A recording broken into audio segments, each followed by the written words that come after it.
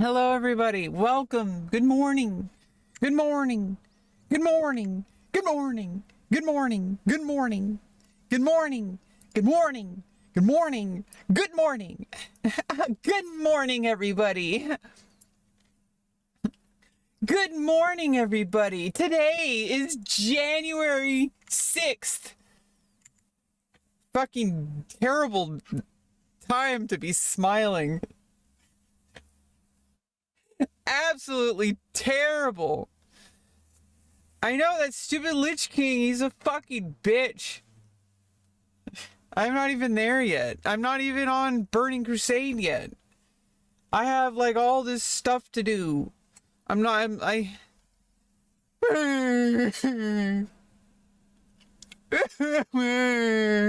Lich King is an asshole. I can't even get to him yet. Oh, what's up, Cole? Yeah, steal his car keys and then key his car with his own car keys. Because he deserves it. I mean, he's like this undead guy, right? Or no, he's like an undead army guy. He was supposed to be like the heir to his kingdom. I know this from the cinematic. He was supposed to be like this like honorable like king. He like inherited his father's kingdom and he was supposed to like actually rule like justly, and then he like got that like helmet or whatever, and then he turned into a dictator and like just created an undead army. That's all I know. Maybe I'll know more if I played the game. But I also know that like there's a whole bunch of stuff before World of Warcraft. There's like Warcraft 3. There's like the Frozen Throne. And that's something that we will play eventually. I do have Warcraft 3 Reforged. We will play through that eventually. Maybe after we hit level 70 and beat the Lich King, we're going to do a stream, a series of streams where we go through Warcraft 3. How about that? Catch me outside. How about that? So let's see. I don't know. How you doing today? How you doing today? Just, I'll be right back.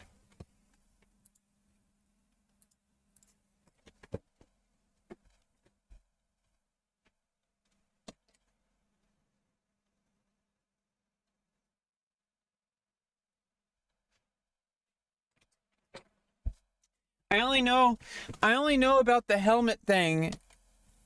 I only know about the helmet thing because I've seen the opening cinematics to Shadowlands before when it came out. So I know that like Sylvanas like destroyed it or something. I don't know. I don't know what's going on. I have no idea what's going on. But what I do know is that we're going to listen to some music and we're going to be grinding World of Warcraft, okay? So everybody who, you know, all the stuff that keeps you down, don't let it keep you down. There's a whole bunch of people on the internet with an opinion about you, and none of them have a life, okay? So you, like, think about it.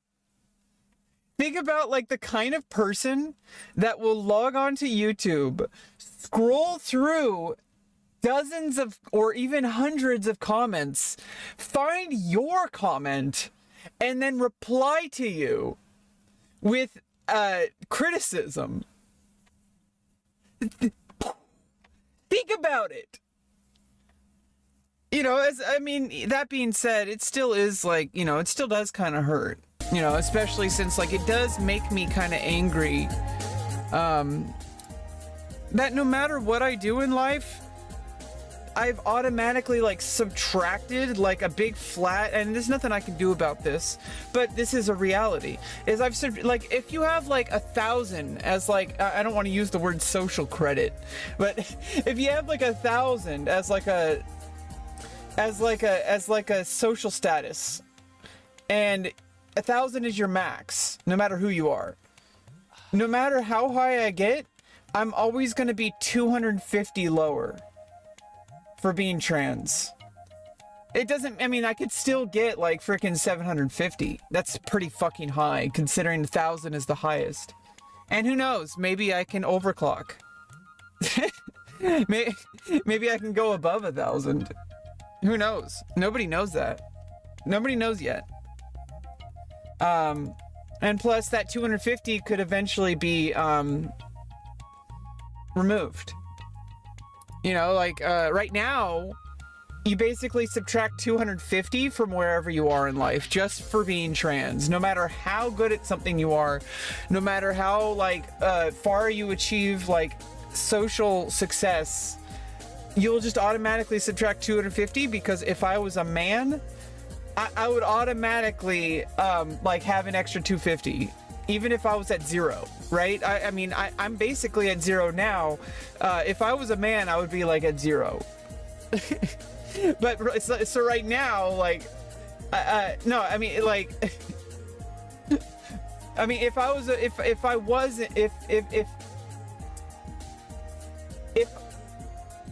a man, I would be at 250. Is what I meant. Is because I'm trans, I'm like at 0. I would be at like 250. 250 is really fucking low to begin with, so it's not like 250 is like a big deal at this moment. And honestly, by the time I get up to like 750, that won't matter anymore. I don't think anyone really needs to get 1,000.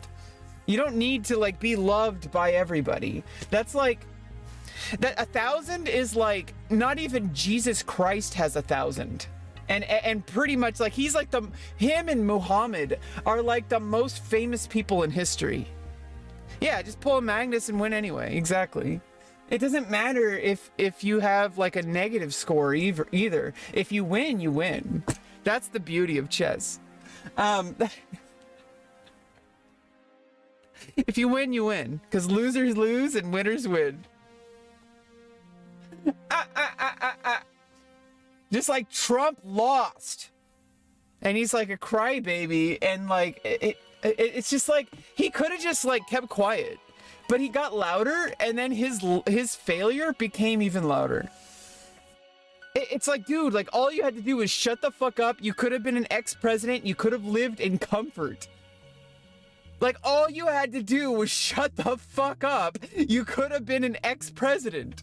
And now you're like the most infamous ex-president in history, and you're like facing criminal charges, and all you had to do was shut the fuck up, and none of those criminal charges would have been made. Like all you had to do was shut up. What a loser. And the people who follow him are also losers, because they're following a loser. Like, goddamn, how much is he paying you to be a loser? He must be paying people. Either way, January 6th is a terrible event. You know, as much as I'm like smiling and making jokes and shit, obviously we have to move on. Not to quote Donald Trump, but we have to move on, okay? You can't always be sad. You can't always be like, you know, that way the terrorists win, you know, like in Counter-Strike. That way, because they want to induce terror. They want to induce like this like fear that like I can't live life because there's terrible things happening. You have to be even more ferociously happy, you know, to counteract those acts of terror, because otherwise they win. They want you to feel like dejected. They want you to feel afraid to leave the house. They want you to feel, and you know, this is something that's like, obviously, like I said, 250 subtracted from wherever my status in life is. But I can't let that ruin my life. Okay? Like even if everybody in the entire planet was throwing tomatoes at me, the minute I stepped out my house, there was somebody throwing tomatoes at me, and it's the cops who are supposed to be arresting people for doing that.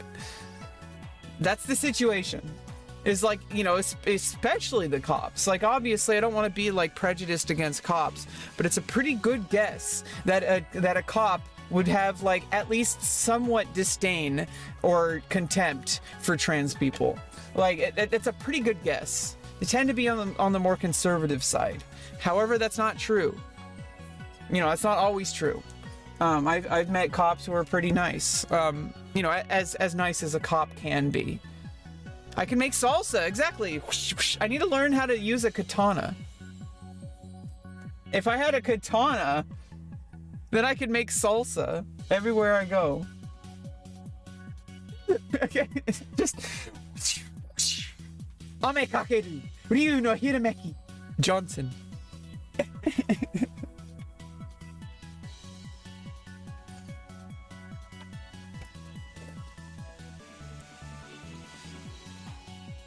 No, seriously though, like, I can't let that keep me down, because the people, they have this preconceived notion that has been drilled inside of their heads by media, and I hate like sounding like this, but this is the truth. It has been drilled into people's heads, including my own, through media, especially movies and TV and just general like gossip and like you know, like news stations, that trans people are mentally ill, that we need to be feared, that we are absolutely like disgusting. You know, for example, Jim Carrey even mentioned how he would never do something like Ace Ventura 1 again. Because like the whole premise of the movie, you know, like the whole premise of the movie revolves around transphobia. Like, at the time, we all laughed at it. And some people still laugh at it because they, you know, they're heartless people who just like say like, I'm allowed to laugh even if times have changed, and I'm gonna laugh even harder now because I get to laugh. Why are you ruining comedy? It's like, because comedy is based on the current norms, and if times change, your comedy gets stale. This is why Dave Chappelle is a terrible comedian now. He used to be a good comedian. He could have rolled with the trans jokes in a very different direction. He could have like actually adapted his understanding of trans people and actually like started to become like an actual comedian and like make actual jokes that would actually help with trans rights. Because we need jokes. Because nobody cares about us because we're not funny. We're just sad. And that sucks. Why would anybody want this? I don't know where these people come off.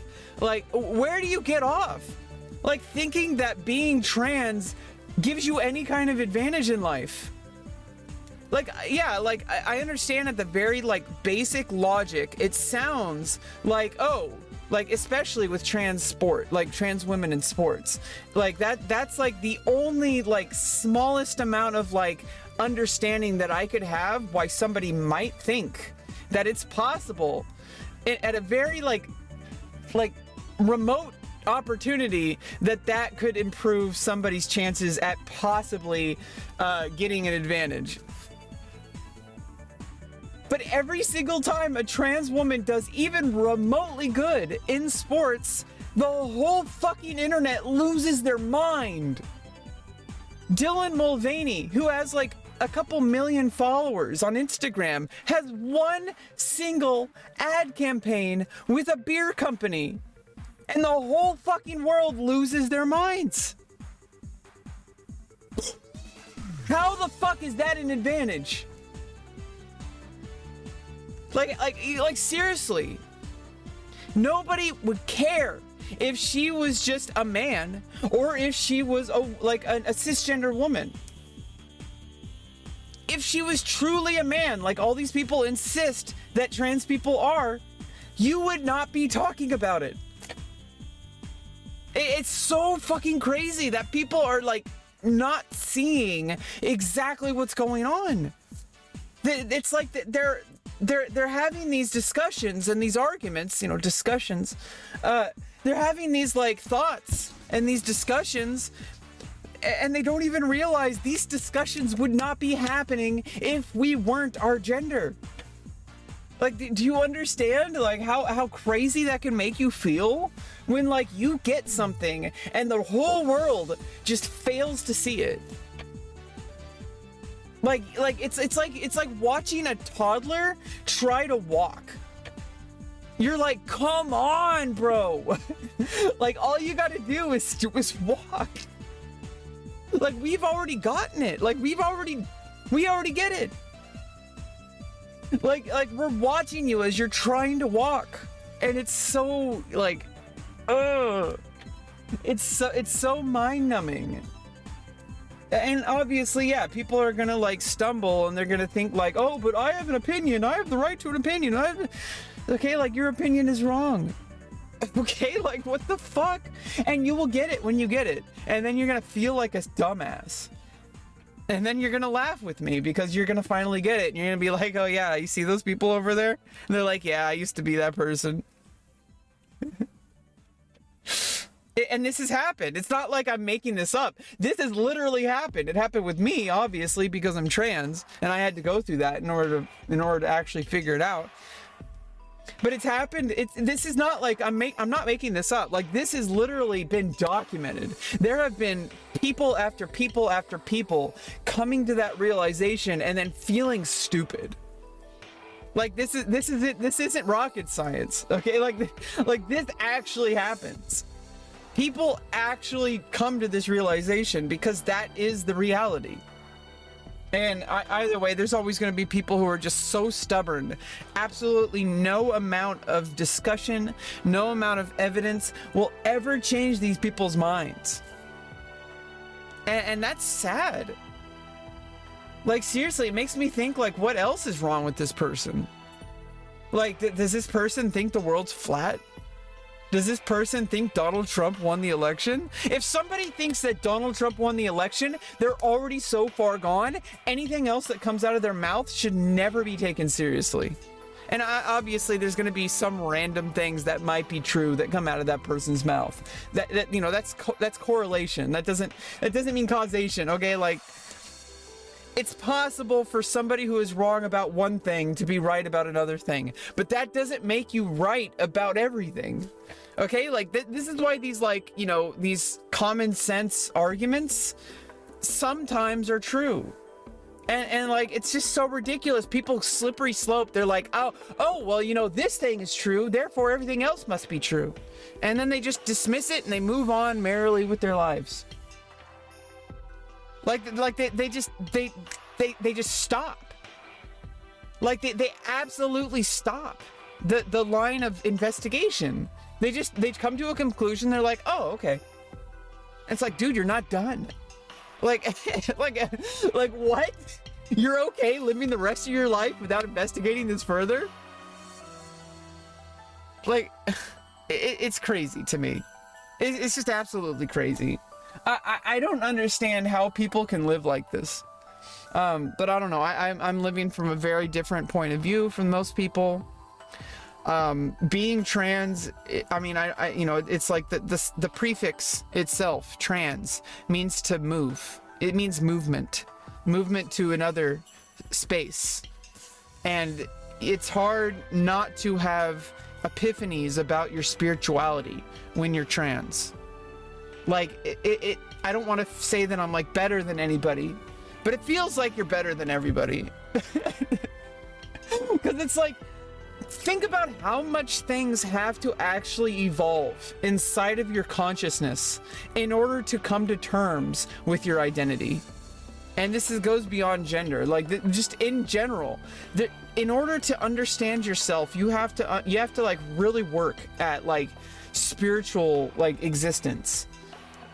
And in order to understand your gender enough to be okay with permanent medical intervention, you have to have such a solid understanding of yourself to know that this is what you need to do. And anybody who thinks otherwise, oh, people are being rushed into this. People are being, you know, groomed into this. No, we're not. We're being groomed to do the opposite. So if it were possible to groom someone to do anything, we wouldn't be transitioning. Like, clearly there's something deeper at work. Like, clearly, like, it is so much easier not to go under transgender medicine. Like, not to undergo transgender medicine. It's so much easier not to do it. Like, there's clearly a reason. Like, you have to know who you are at such a deep and profound level to know that I know this is difficult. I know this is scary, but I need this. I need permanent changes to my body, because if I never change this, I will never be happy. And it's not even about being happy. It's like, I will never be okay. And you have to wait years and years and years where you have so many opportunities to back out. And every single time you're like, let's do this. This has to be done. And I'm going to have my final surgery that, you know, obviously it's another irreversible surgery. And I'm more than okay with that. That's the whole point. It's supposed to be permanent.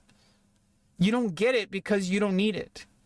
Like, I wish people would understand, just because you don't get it doesn't mean that I'm crazy. Doesn't mean, you know, this has been investigated for like over, you know, multiple decades.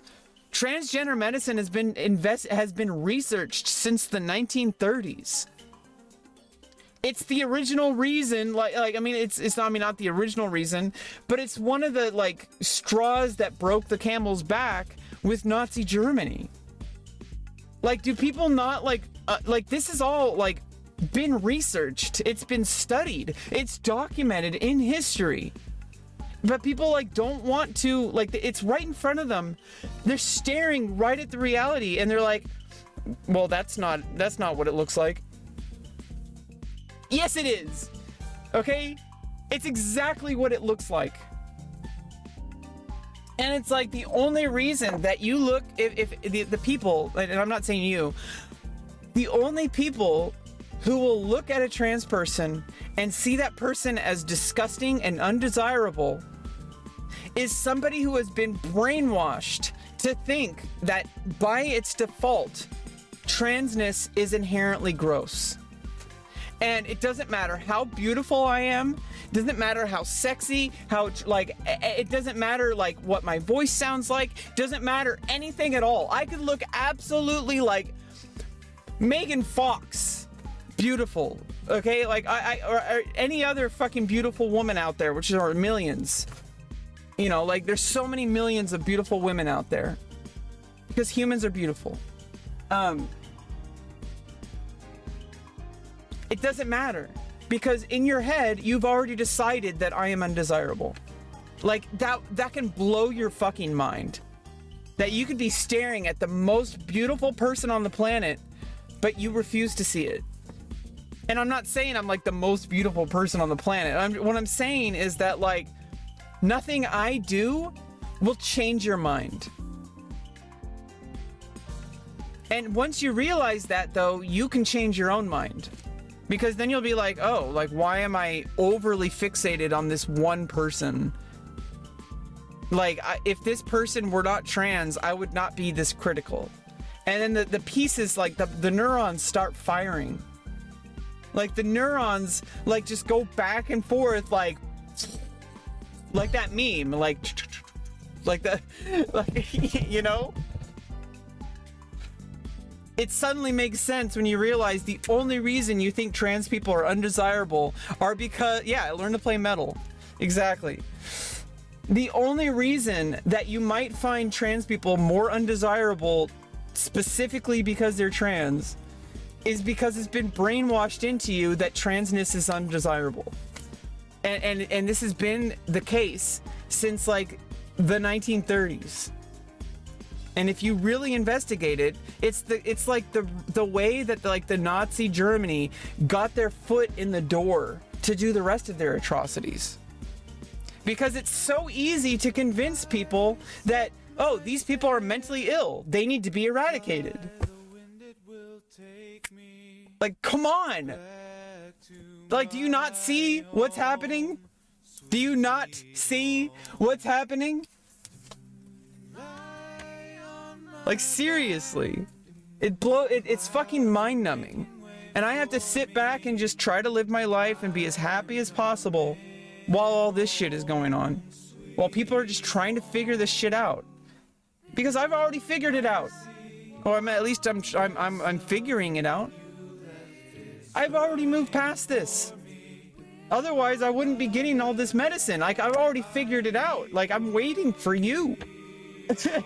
Like, you guys are on the internet arguing about whether or not I should be doing what I'm doing. I already know I need to be doing what I'm doing. And medicine agrees with me. Like, seriously. Speaking of which, I need to take my estrogen. And then I need to log on because I need to start grinding. Because I have some levels to make. I have work to do. I gotta get level 80.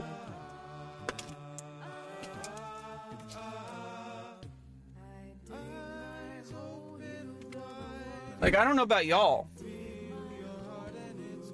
But I'm here to get level 80, not defend my existence with every single, like, potential guild member that has to be filtered. You know?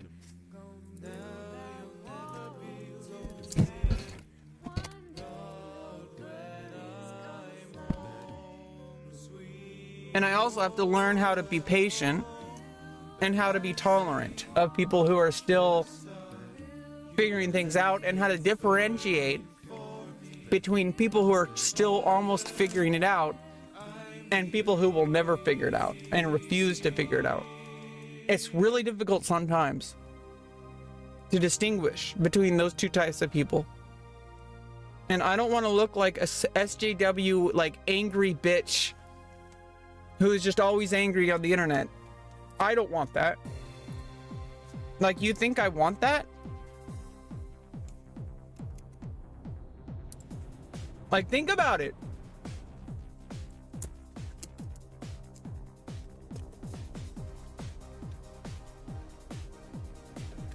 I'm a person too. Why would I want that image?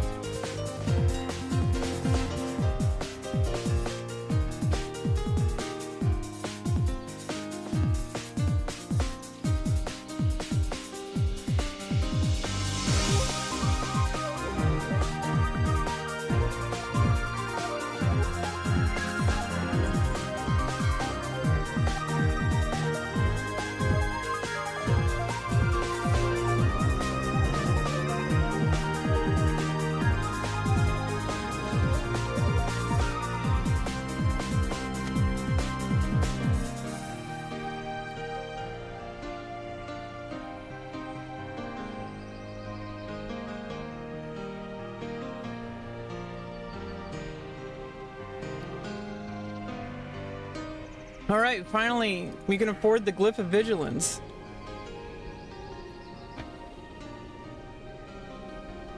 We got Glyph of Blocking, we got Glyph of Thunderclap. Now we got Glyph of Vigilance.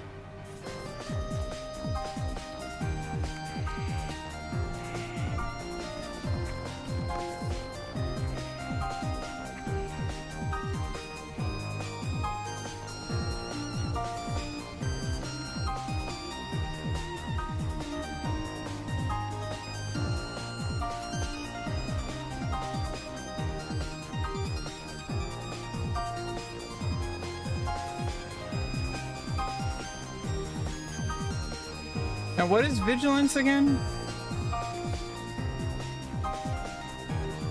It says your vigilance ability. What ability? What's vigilance?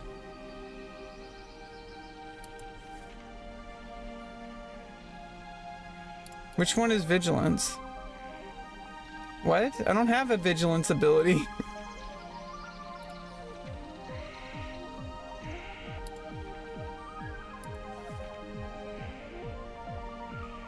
What? Is it a talent?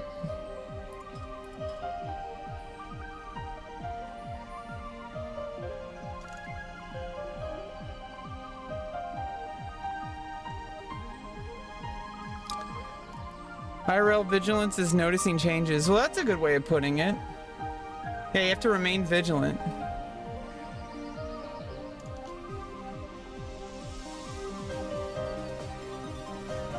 I'm always vigilant. I have hypervigilance, actually. IRL. It's really hard sometimes to distinguish between what is autism and what is just me. It's really kind of hard. I don't think there's a difference. Because all the stuff that makes me autistic also makes me me. And so it's one of those things where it's not like an illness. It's not like a disease. Like, it's just literally like my brain is autistic. But also, like, not every autistic person is the same. And so, like, does autism really, like, yeah, it makes me different. There is a tendency, there's patterns of brain activity. That's how we diagnose autism, is like that there's a difference. But, like, do those differences, like, inherently make me disabled? No. But, like, do certain things that stem from autism make me disabled? And that's what the judge decided. You know, it's why I was declared permanently disabled, which is really debilitating. Makes you feel like garbage. But it doesn't mean that it's going to be forever. My therapist... Oh, there it is. I haven't learned it yet.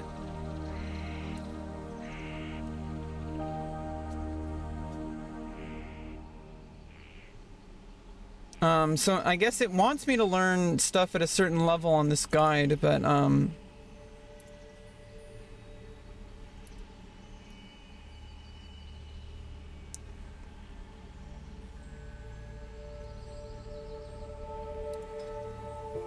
like, I should have learned vigilance. Focus your protective gaze on a group of raid target, reducing their damage taking.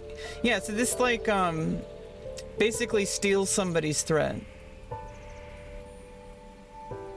It's honestly kind of like a Final Fantasy XI ability that Thief has, which is basically the rogue of Final Fantasy. It's like an ability like that that Thief has in Final Fantasy XI. It basically takes away their enmity or threat and puts it on you. And then you can use Trick Attack, which transfers your enmity to an ally. You saw a video from 10 years ago?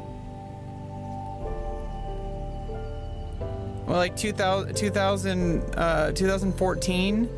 Yeah, I had an old channel that I can't even delete because it's like an old email. Where I was like learning Japanese and stuff, and I was like homeless. Because 2010 to 2014, I was like between homelessness and couch surfing with family members and friends. Like, it really sucked, honestly. As terrible as things can feel sometimes now, I am actually like, I've really advanced forward in my life.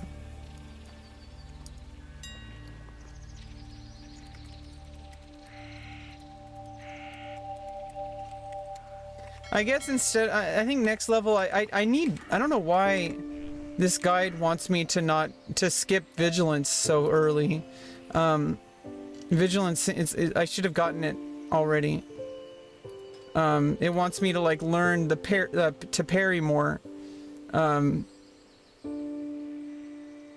obviously this is just while I'm leveling, but like this is a good ability to have while I'm leveling. So I didn't know that I should have gotten this. Each time they are hit by an attack, your taunt cooldown is refreshed. Like, this is such a good ability. It lasts 30 minutes. Like, why did I not get this? Why did it want me to skip that? It must be like seeing if you're paying attention or not. Oh well. Yeah, let's just start finding groups. Let's start grinding. We got some grinding to do. I gotta hit level 42 so I can get that vigilance. Because I don't want to reset my talents. I'm just gonna I'm just gonna get to level 42 and then put the talent in vigilance. Like, it's a 30-minute like buff. Like, why would I not have it?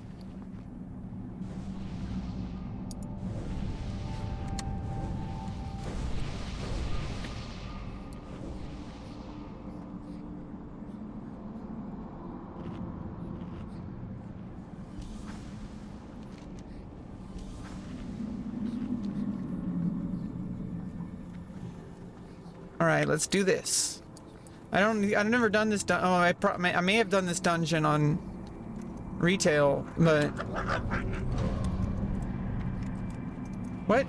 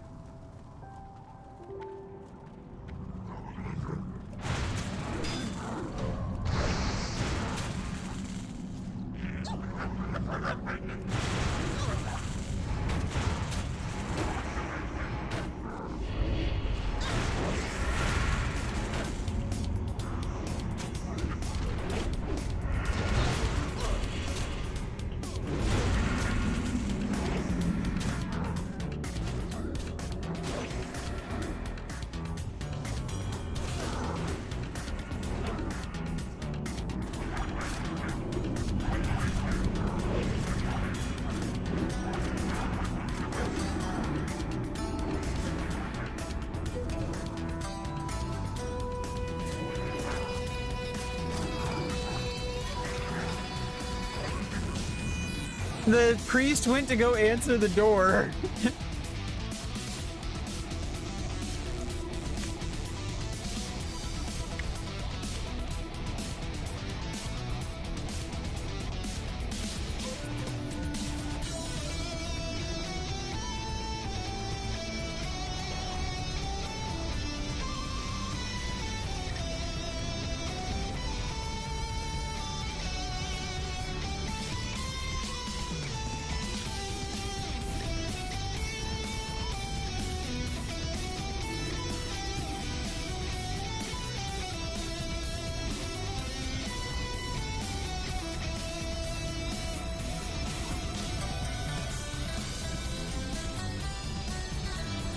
Yeah, I've never done this dungeon.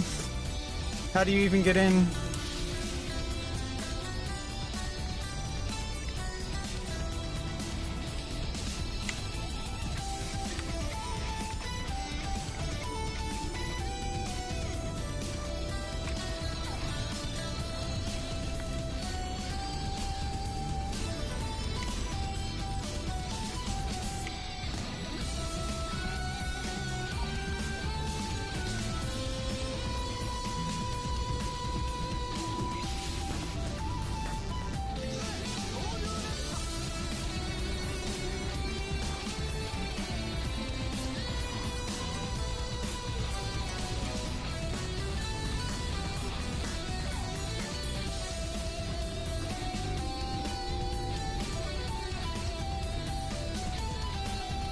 What a great way to start the day. Good thing we're not playing hardcore. Jeez.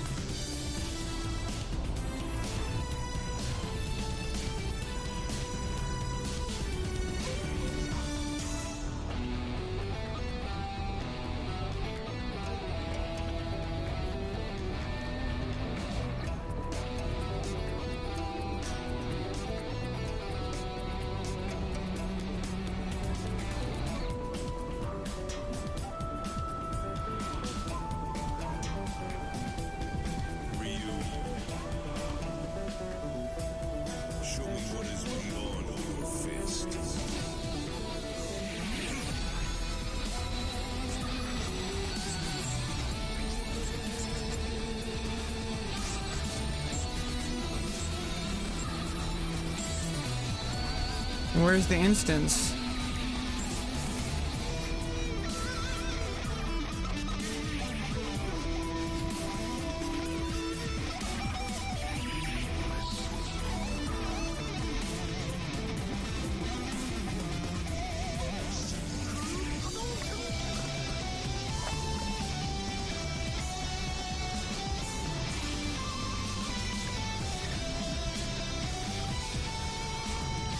It's definitely a maze.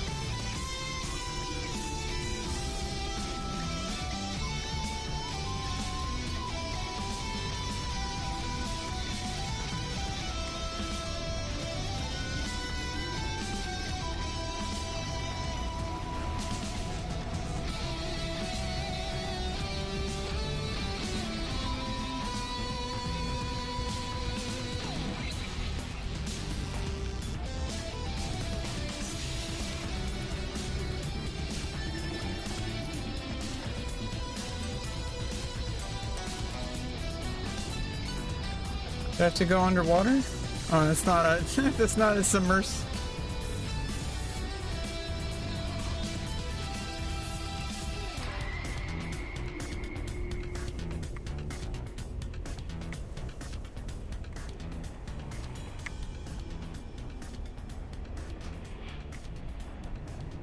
Oh, is this it?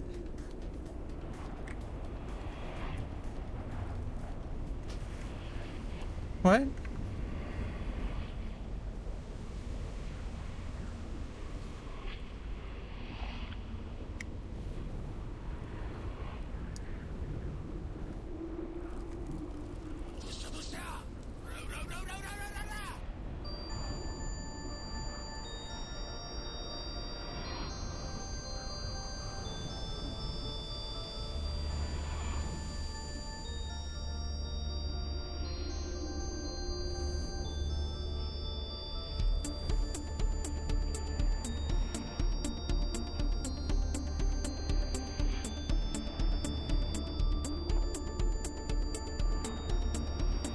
Yeah, I'm like apologizing, but so is the healer. I think I just found the entrance, even though that.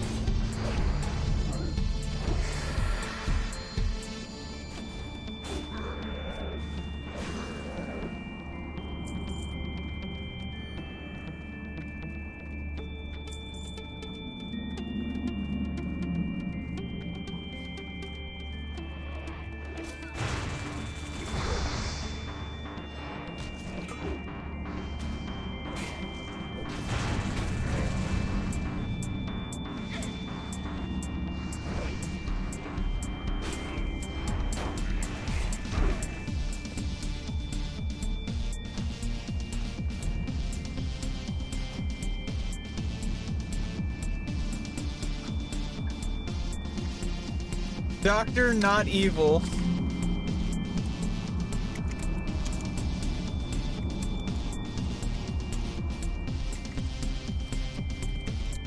Doctor Not Evil.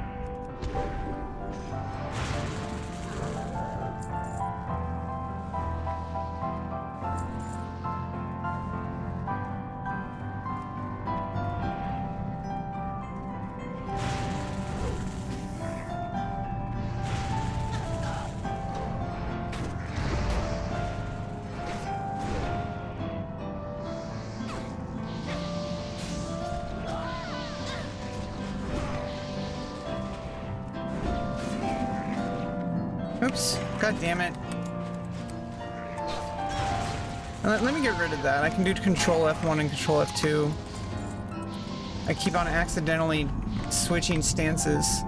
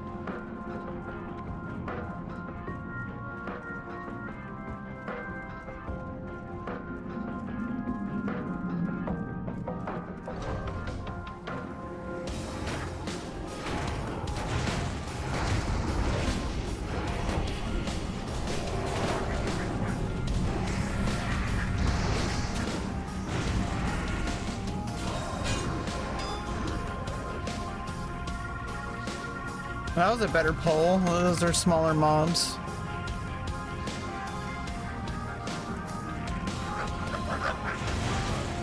Yeah, I think the satyrs need to pull more thread on those. Those are the bigger mobs.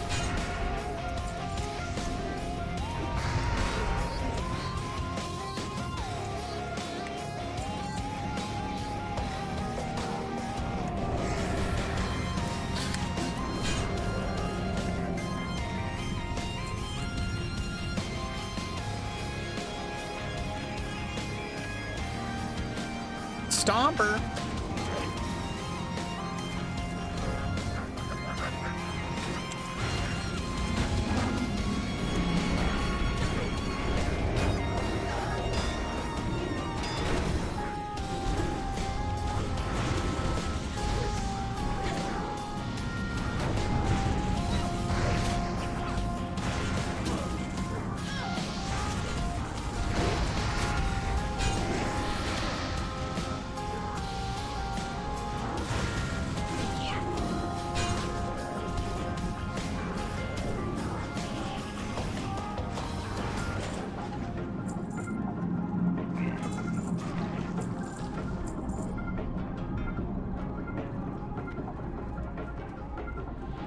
Yeah, these are kind of tough pulls.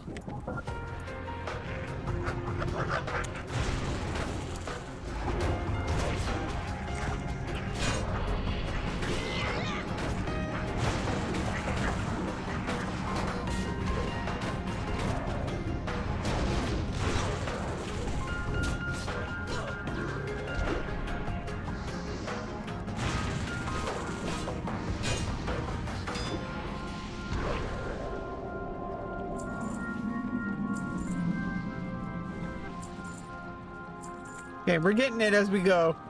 We're kind of doing it live.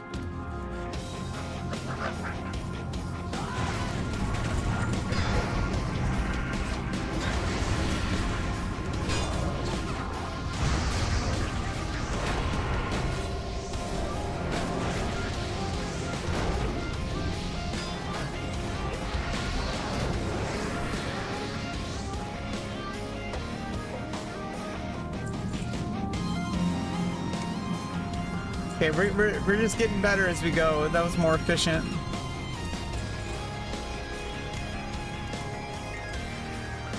Okay, here we go.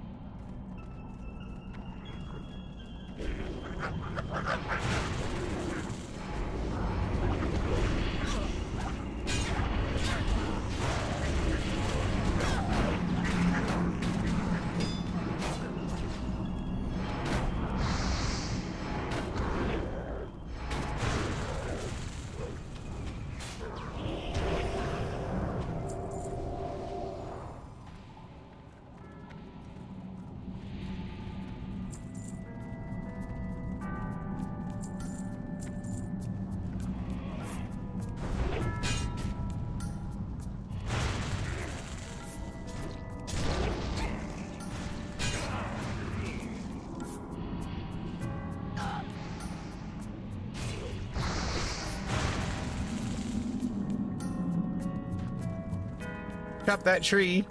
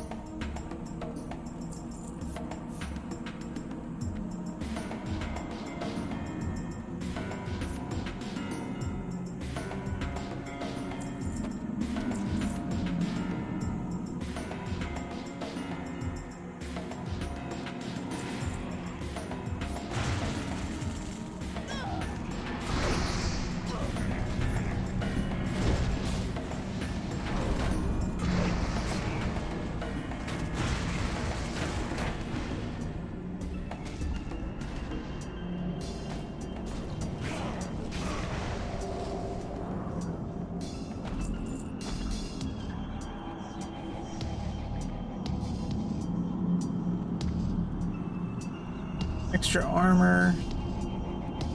Okay, I can use with I could go either way with that one. Don't really need holding a tab a different. Yeah, I mean I try. It's just it's really kind of a lot to try to deal with. I'm pretty new. I'm sorry. Yeah, I usually just look at who is targeting who, but it's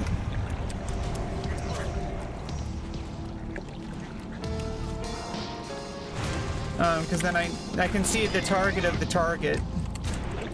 Like if you see down here in the bottom right, I can see the target of target. But sometimes it's a little hard to manage.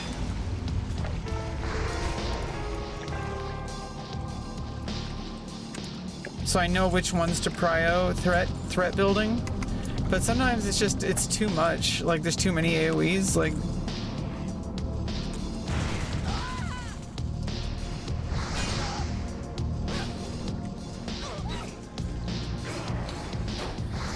yeah, I mean, I'm only level 41.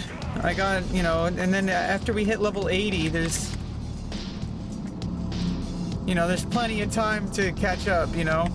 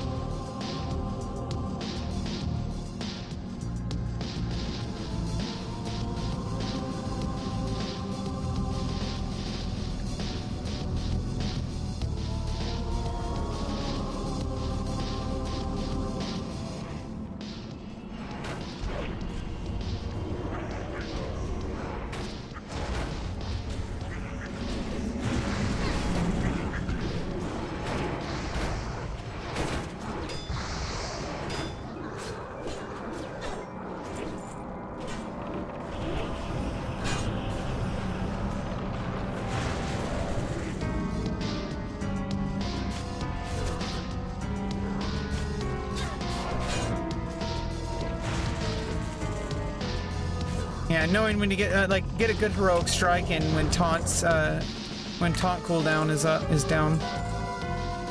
Yeah, I already have way better leggings. Yeah.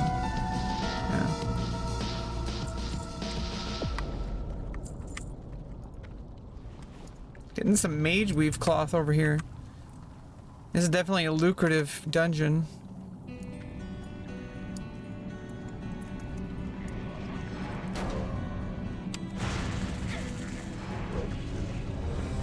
What? Was that the boss?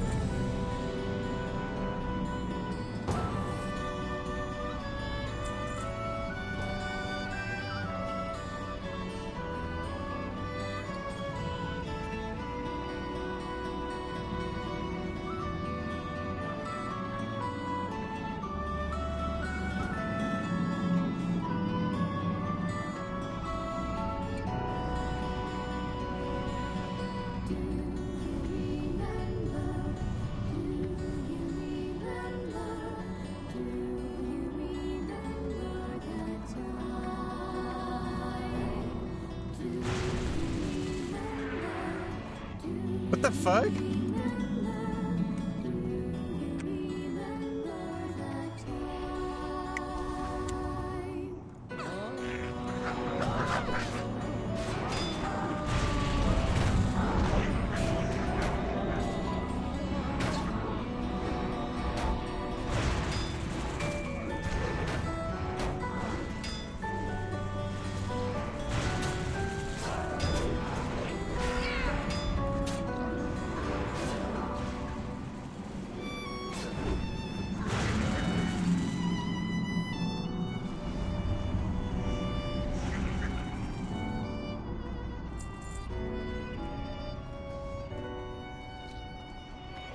Jesus.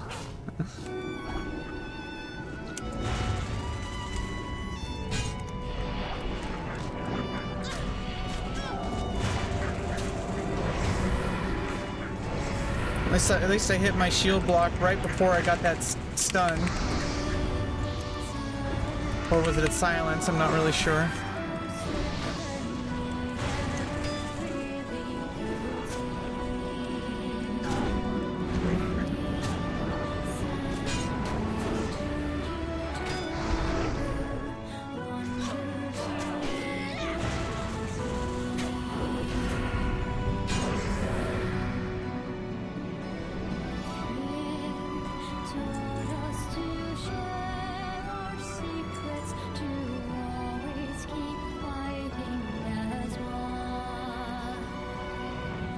The Farlock is just like, fuck!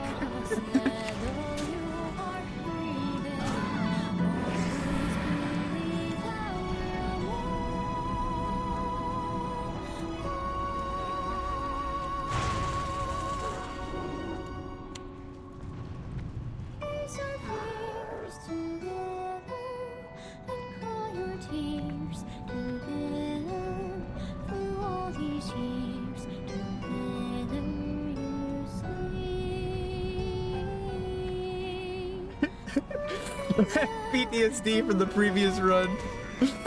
I was thinking the druid was AFK at the entrance.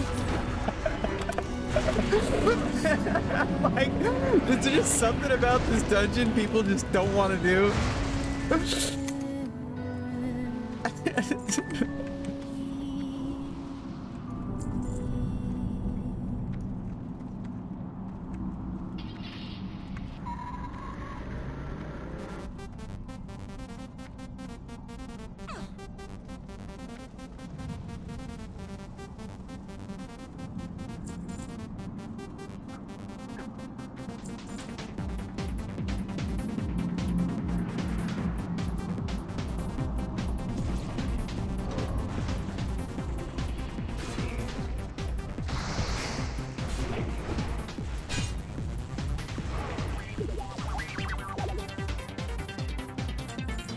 Maradon, yeah. I mean, we did it relatively quickly. It's just kind of hard to navigate. And there are some kind of hard pulls. Kind of, it's a little bit misleading. Like, it seemed like the pulls would be easier, but they're actually, like, really tough.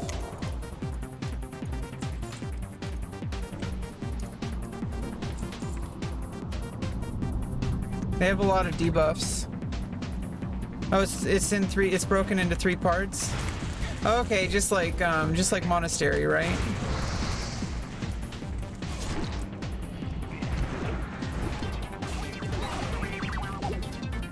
I'm guessing. Yeah, purple crystals is the first part, right?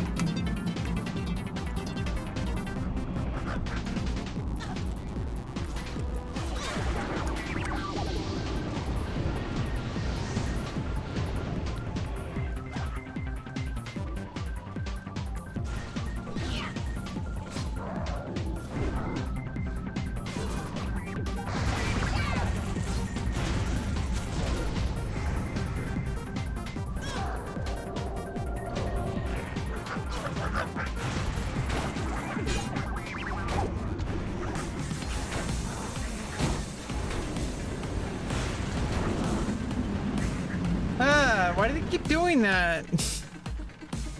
I need them to hit me in order to get threat and to do damage. Or you're like making them scatter.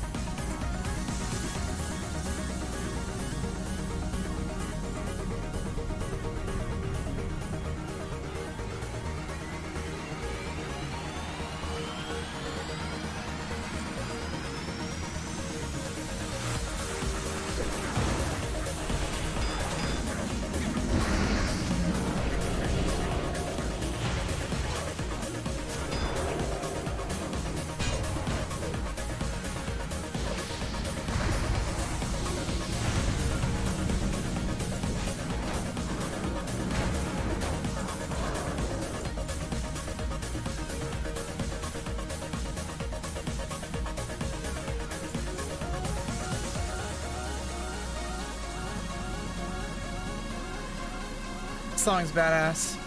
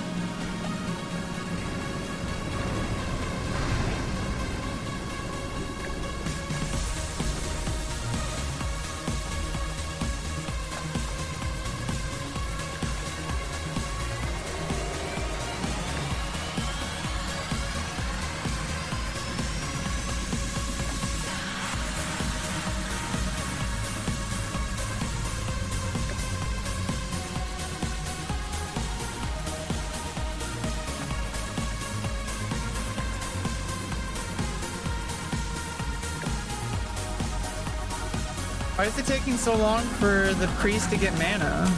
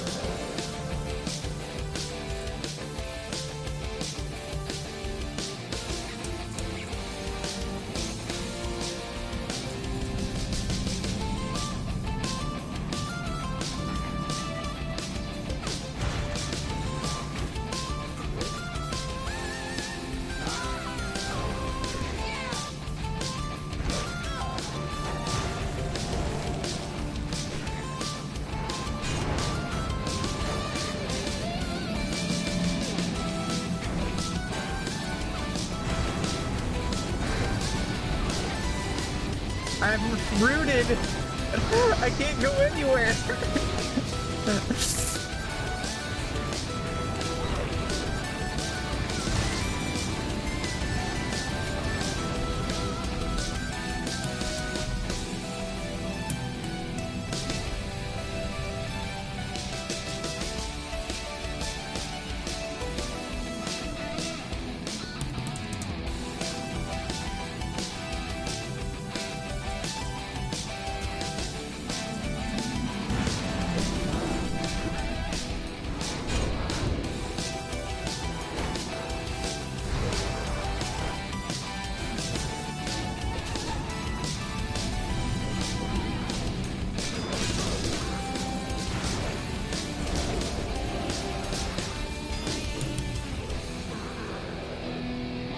Yeah, I got a good retaliation on.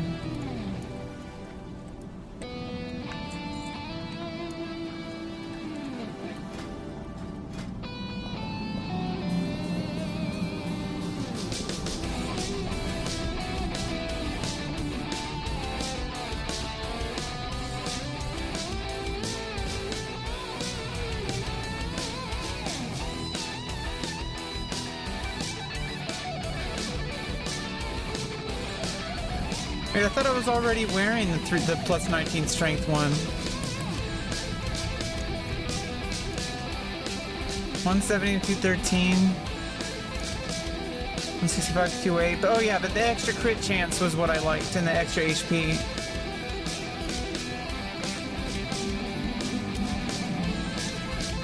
Phew! Yeah, I mean, that part of the dungeon isn't so complicated now. I'm just... Holding threat is a little bit of a challenge. I need to make something to eat. Next run, I'll hit level. Actually, I think I can finish the level just by going to Iron Forge.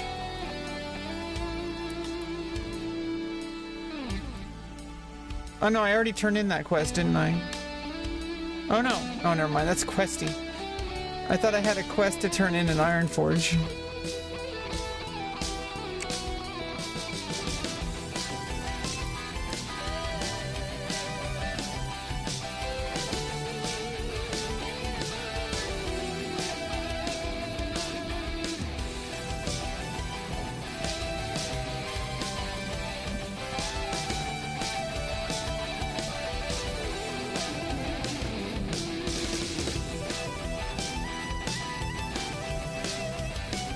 Okay, I'll be right back. I gotta make something to eat.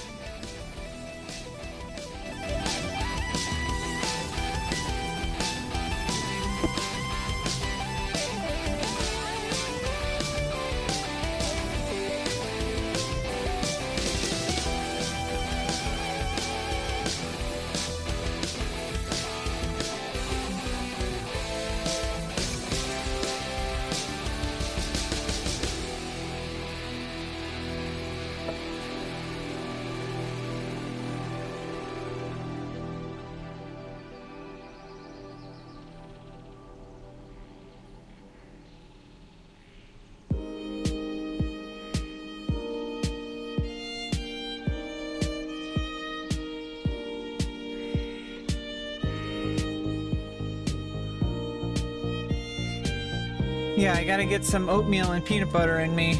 I just had like low blood sugar this morning. I had like three bananas. Like in the morning I was like down to 55, so I had like 2 bananas. And then later I woke up and I had a banana because I was low blood sugar again. Managing blood sugar, I mean, I can't risk taking less insulin because the whole reason my surgery got delayed was because my A1C was a little bit too high. And so I got it down to 6.7 in a month, and that was at the beginning of December that I last tested it. It should be even lower. But I can't risk going back up, even if it's like down to 6.5 or below, which is like healthy for non-diabetics. So that's the healthy range for A1C. Oops, I've been talking over the music. I can't risk going too high blood sugar, so I have to take the same amount of insulin I've been taking, because taking this insulin regimen and doing the exercise and diet that I've been doing, it got me down from 7.2 to 6.7 A1C, and my surgeon delayed my surgery back at the end in November, and that's when I got the news at the beginning of November. The surgery was supposed to be November 27th, but now it's going to happen in March, which is frustrating, but it's actually like really beautiful. Some people wait over 9+ years to get this surgery. I mean, I've technically waited like 17 years, but I've been working on it directly to get it for 4 years. Like most people, a lot of the time, especially depending on the country, like I think like people in England, for example, in the UK, like with NHS or whatever, they have to wait like 9 years just to get like, you know, a surgery. But I've gotten on HRT, legally changed my name, had facial surgery. Well, before that I had orchiectomy, had facial surgery, and I'm about to have my vaginoplasty, all within less than 5 years. Which is insane. It seems like it's like a lot longer. Yeah, it's gonna be a fun Saturday. It's gonna be a great. I've been thinking about it all night. I didn't want to stay up late playing. I just like I need to get a good solid sleep, because this weekend I want to grind and grind and grind, and there's no reason to rush it. I need to get a good night's sleep, because that, you know, my health is important, and also it's not going to feel good to just like play just because I want to. Like, you know, you have to have like balance. But yeah, the fact that I'm about to have vaginoplasty, even though it got delayed a few months, that's what happened with my facial surgery, to be honest. It's the exact same amount of time. So I've already done this, so I just have to do it again. You know, it got delayed from... It got delayed from November, and then it didn't happen until the end of March. That's what happened with my facial surgery.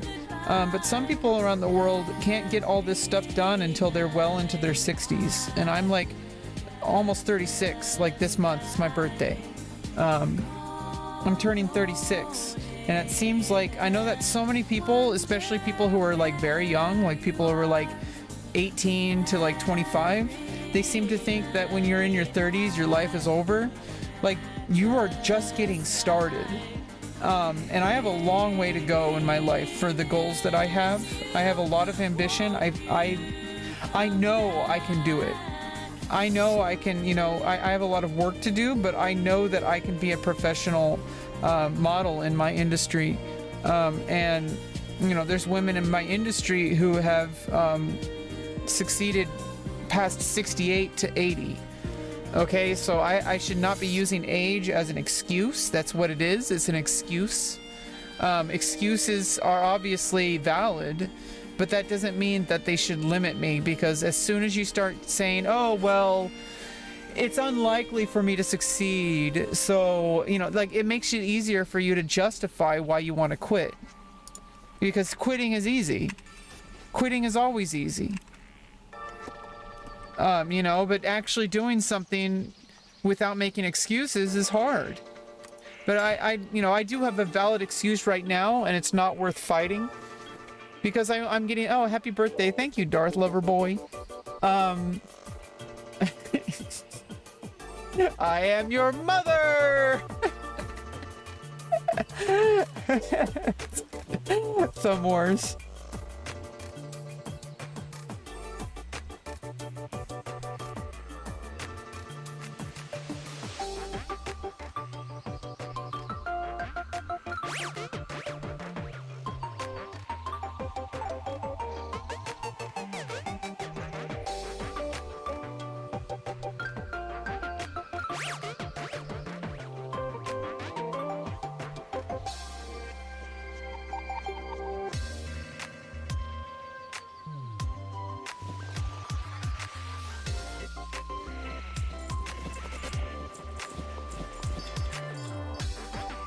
But yeah, I'm so lucky.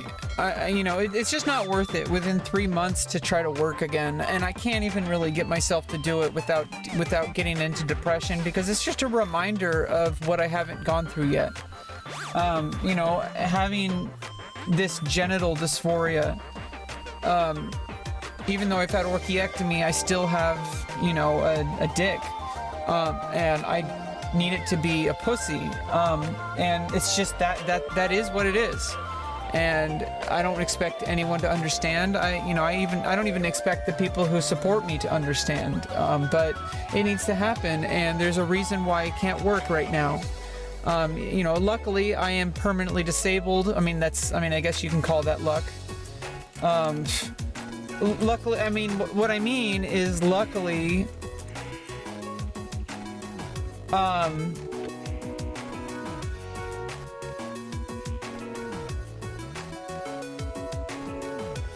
luckily I have a monthly income because of that. It took me like 2 years. That was also something I've been doing because I'm autistic, and part of transitioning got me into therapy and helped me get my diagnosis and stuff like that, and it helped move me forward to being able to have an income of some sort, which is able to, you know, get me by right now. So luckily I don't have to be working a job right now, and I really want to, and I know in my industry I want to start working. I could be making money right now, but just because I can make money doesn't mean it's the best for me. Because my mental health needs to be really in a good state going into the surgery, and I know this. I'm too smart to do things just for money. I'm too smart. I know that it's difficult. It's not even just about the money. It's about the fact that I'm not earning money. That's like a mental thing. Because I want to be capable. I don't want to be disabled. I don't want to milk the government. I know some people think that that's what they want, but you think you want it, but you don't. Said the thing again.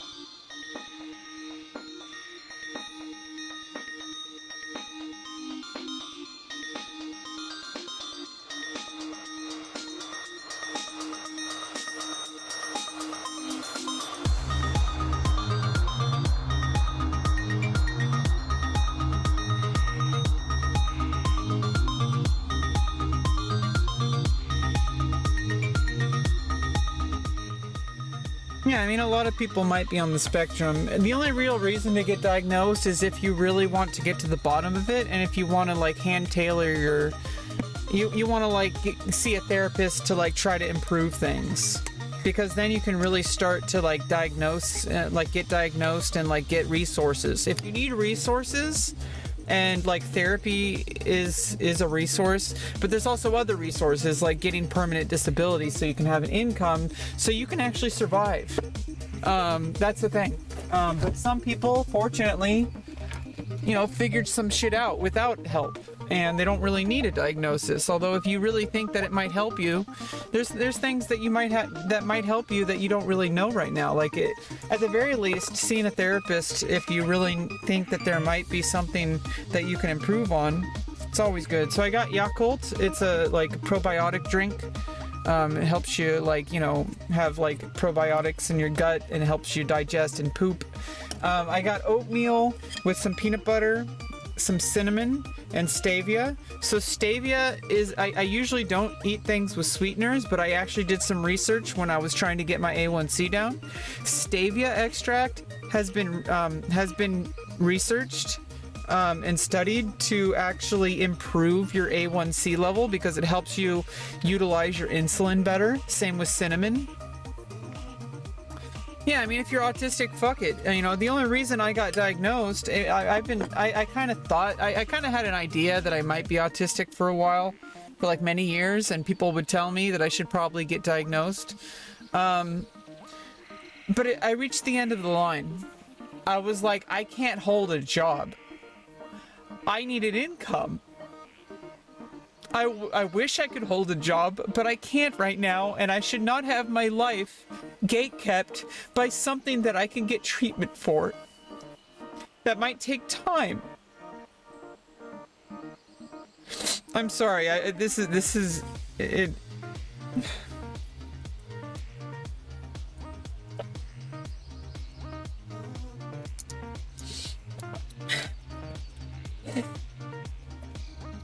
I have a lot of PTSD surrounding this. I try not to use my mental illness as a crutch. I try not to use the fact that I'm autistic as a crutch, but there are real things happening. I am very strong, and I like to be self-sufficient and self-reliant. I like to be strong and capable. I like to be powerful. Kind of why I like to play tanks. I like to make sure that I get the job done that needs to be done. That's who I am. I am a tank. Okay? Like that's me. I take care of shit. You know, I could just, you know, like not that playing DPS is like, you know, easy. You got to get good gear, and you got to know your rotations, and you got to know you know, everybody has to know like how bosses like the mechanics and all that kind of stuff. But you know, it's a little easier to be a DPS because all you have to do is just wait for the right time to start pumping. You know, but being a tank, like you really have to be on top of things. You know, everybody ideally should be on top of things all the time. You should always be taking your role seriously in a raid and stuff. You should probably stop watching me. No, keep watching me so that you don't play Warcraft. You can just watch me instead. No, take care of yourself. If you know, I mean, as much as I, you know, appreciate your company, it's really helpful having people to talk to. You know, you got to take care of yourself, and I'm going to do okay even if you're not here. You know, any support, you know, even just being here just now, even if you never come back again, I appreciate it. But I hope you do, you know, I hope you can take care of yourself. I'm not responsible for your own life. I'm taking care of my own life, and right now World of Warcraft is like the best possible thing I could be doing in order to get through this like final stretch of my surgery. Like I said, I've investigated every single avenue of trying to be productive, quote unquote, trying to work. It just can't happen. It just won't happen. I just can't seem to get that to happen. I can't work anymore. Not until after I've gotten through this huge ordeal. I have a surgery to go through. It's a multiple month long recovery. I will not be able to have penetrative sex for at least 3 months. You know, and I won't be able to ride a bike for 3 months, you know, for similar reasons. and then that's just the bare minimum. That's not to count like the multiple months that it'll take to even be prepared to, like, you know, do things in my own pace with my own, you know, at my own comfort, to start working again. And that's just on my own, let alone going out there and working with other people, working with agencies, trying to audition. Like, that's a whole other ball game. Am I going to be mentally capable to pull that off, like right after the surgery recovery is like the bare minimum? I don't think so. It might take up to a year before I can start getting out there and auditioning. You know, I could probably start working within 3 to 5 months. You know, going back to my my cam site and like doing OnlyFans. But you know, that's going to be really slow, and it's going to be like a more like, you know, it's at my own pace. That's the kind of the whole appeal of doing OnlyFans, is I don't have to do anything that I'm not comfortable with. And also, you should never do anything you're not comfortable with in this industry. But you know, it's like there's a lot more moving parts involved if I want to get like into more professional roles. And I am scared to death of it because I have never done it before, and I don't know if I'm going to succeed or not. But I'm going to try, because if I don't try, I definitely won't succeed. That'll guarantee that I don't succeed. So, you know, why not me is the real question. Why should I not be successful when other women and other men as well, when many other people have succeeded there? And I have analytics to prove, and actual, like, you know, income generation to prove that this is going to work, that I'm pretty good at what I do. It might not seem like it because I don't really bring it here. I kind of chill here. I don't really put on that I don't really put on that cap here. It's a different side of my life. I like to keep them separated. Okay, I mean, you know, I don't do like, not that there's anything wrong with it, but I don't do like hot tub streams. I'm not that kind of streamer. I'm a sweaty gamer streamer. Okay, like that's not because of any kind of moral objection or anything like that. It's just, that's just not who I am. I just don't do that. I'd rather take my time on my stream to relax and not work. If I'm working, then I'm working. And I don't always want to be on, because it's very exhausting to do more sexual content all the time. Like, you know, even though it's enjoyable, like, it's not always enjoyable, and it's sometimes, especially if I'm on like Twitch, like, that's definitely not very enjoyable. It's just like sitting here and smiling and looking pretty. Like, I know I can do that, but like, it's really exhausting. Like, I want to be doing something. Like, I want to be like grinding World of Warcraft or something, like, because I'm a sweaty nerd.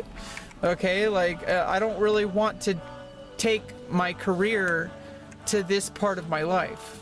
I want to keep them separate, and maybe that'll change one day if it can make me a lot more money, but right now it's definitely not a good thing to do, because it's not going to really translate to money. I don't have that kind of following at this time, but I do want to, like, you know, I would think that time, that energy would be better spent actually like pursuing things within that industry rather than bringing it over to Twitch and stuff. I personally believe that it's way better to do like a cam site to funnel people into your OnlyFans, because I'm comfortable doing like really sexual things all the time, because I'm a hypersexual kind of person. You know, maybe it's partly due to being autistic, but I have a, you know, I see sexuality as kind of platonic. I just see it as like a normal activity. I don't have any shame around it. I mean, it took me a long time to get rid of that shame. It took transitioning and living as female to finally be comfortable expressing my sexuality in public.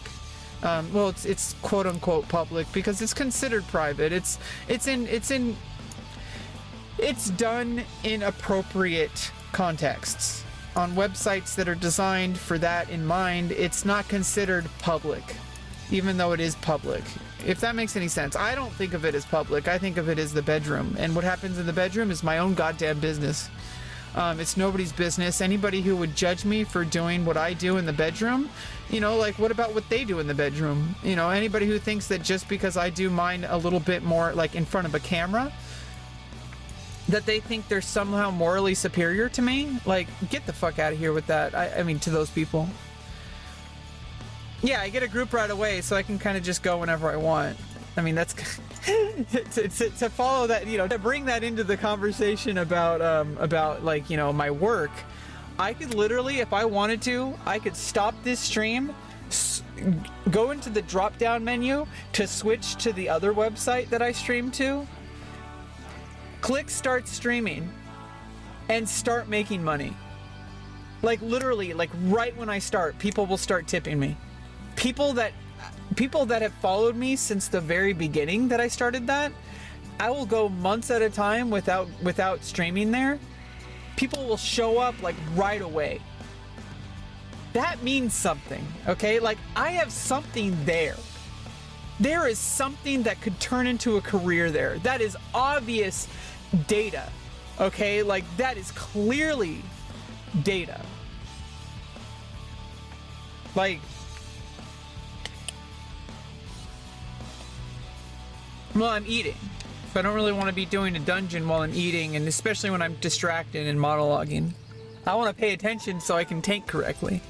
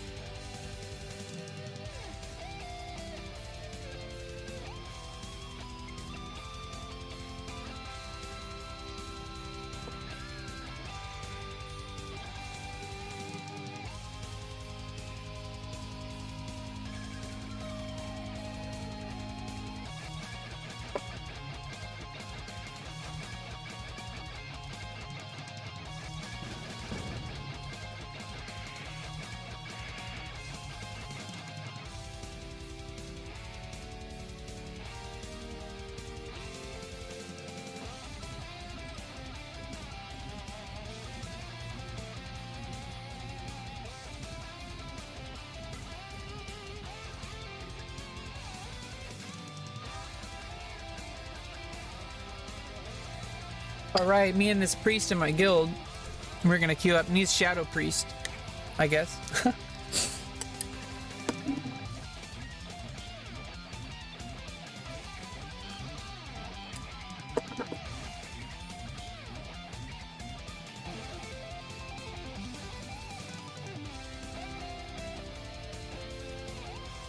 Yeah, I'm gonna be on all day, so I'm telling him not to rush. He's got stuff he's gotta do.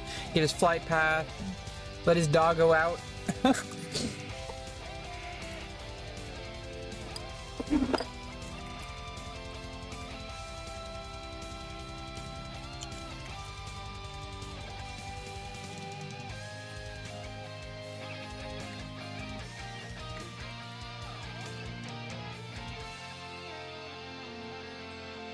It's this Alterock Valley event.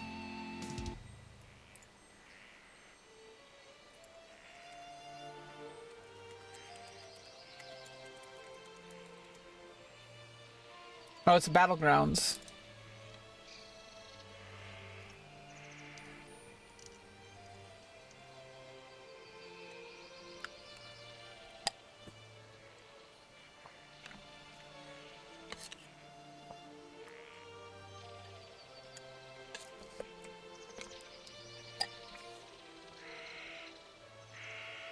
I have to go to Valdraken? That's in Dragonflight.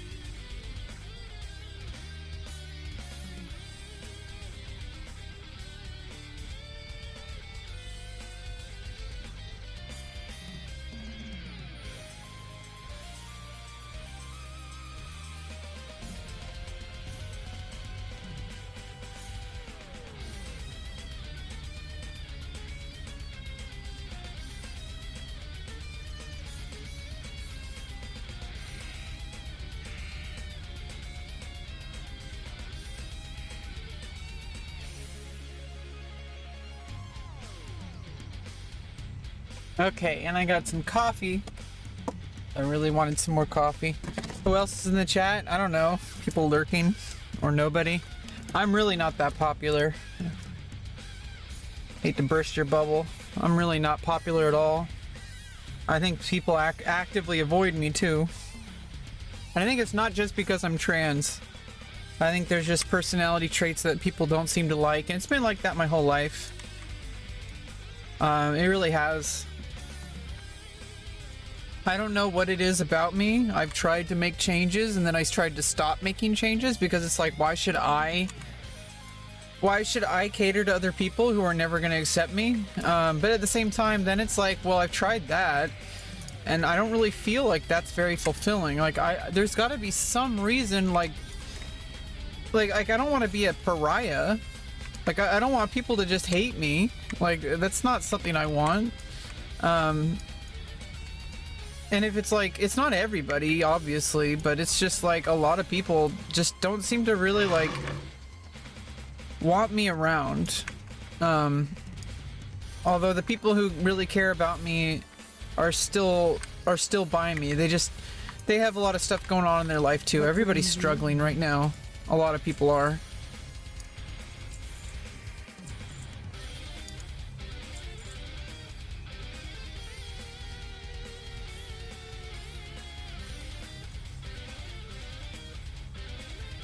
Farewell.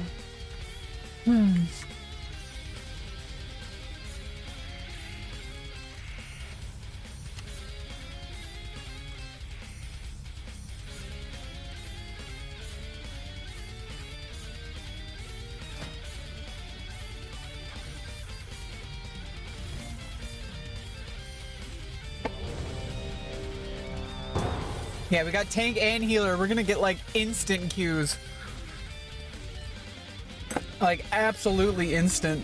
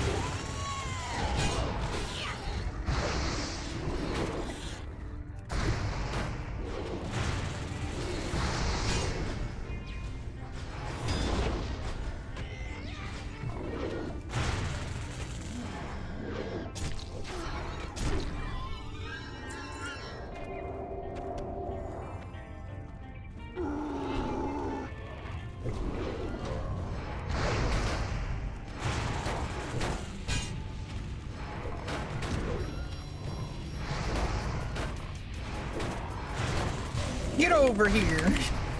Okay, let's jam.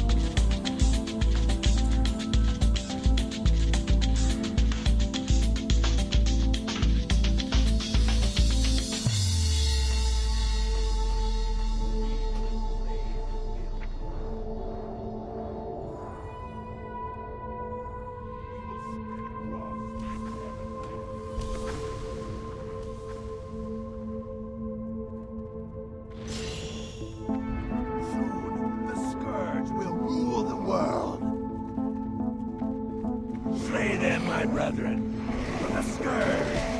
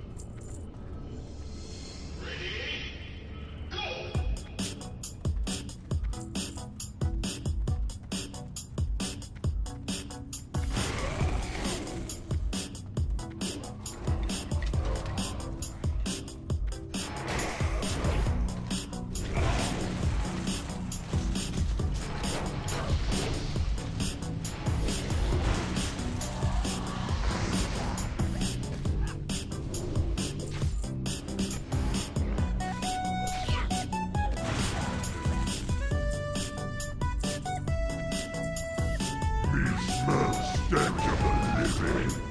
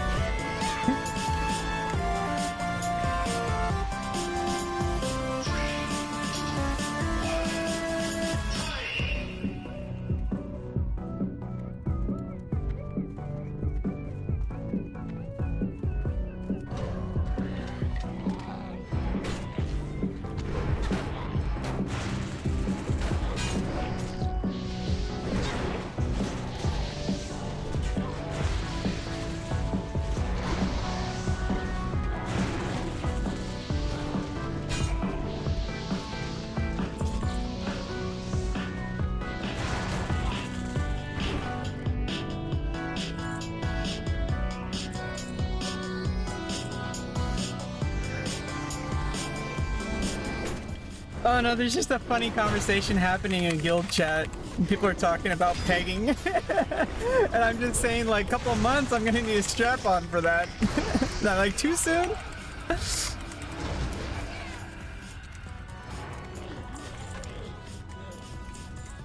And then the guild leader's like, use it before you lose it.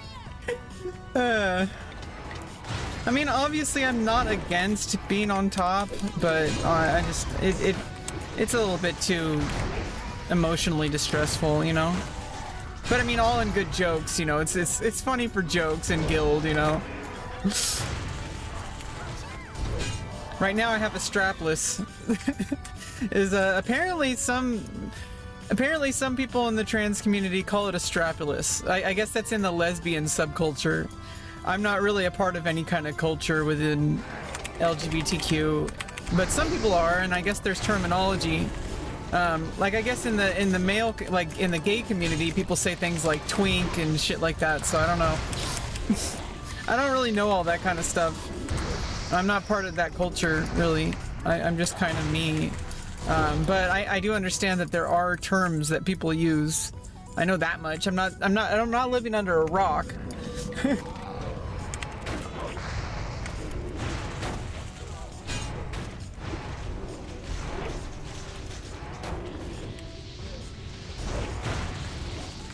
But I read an article once, and they were talking about like a trans woman's penis is really just a strapless strap-on, like in a lesbian context.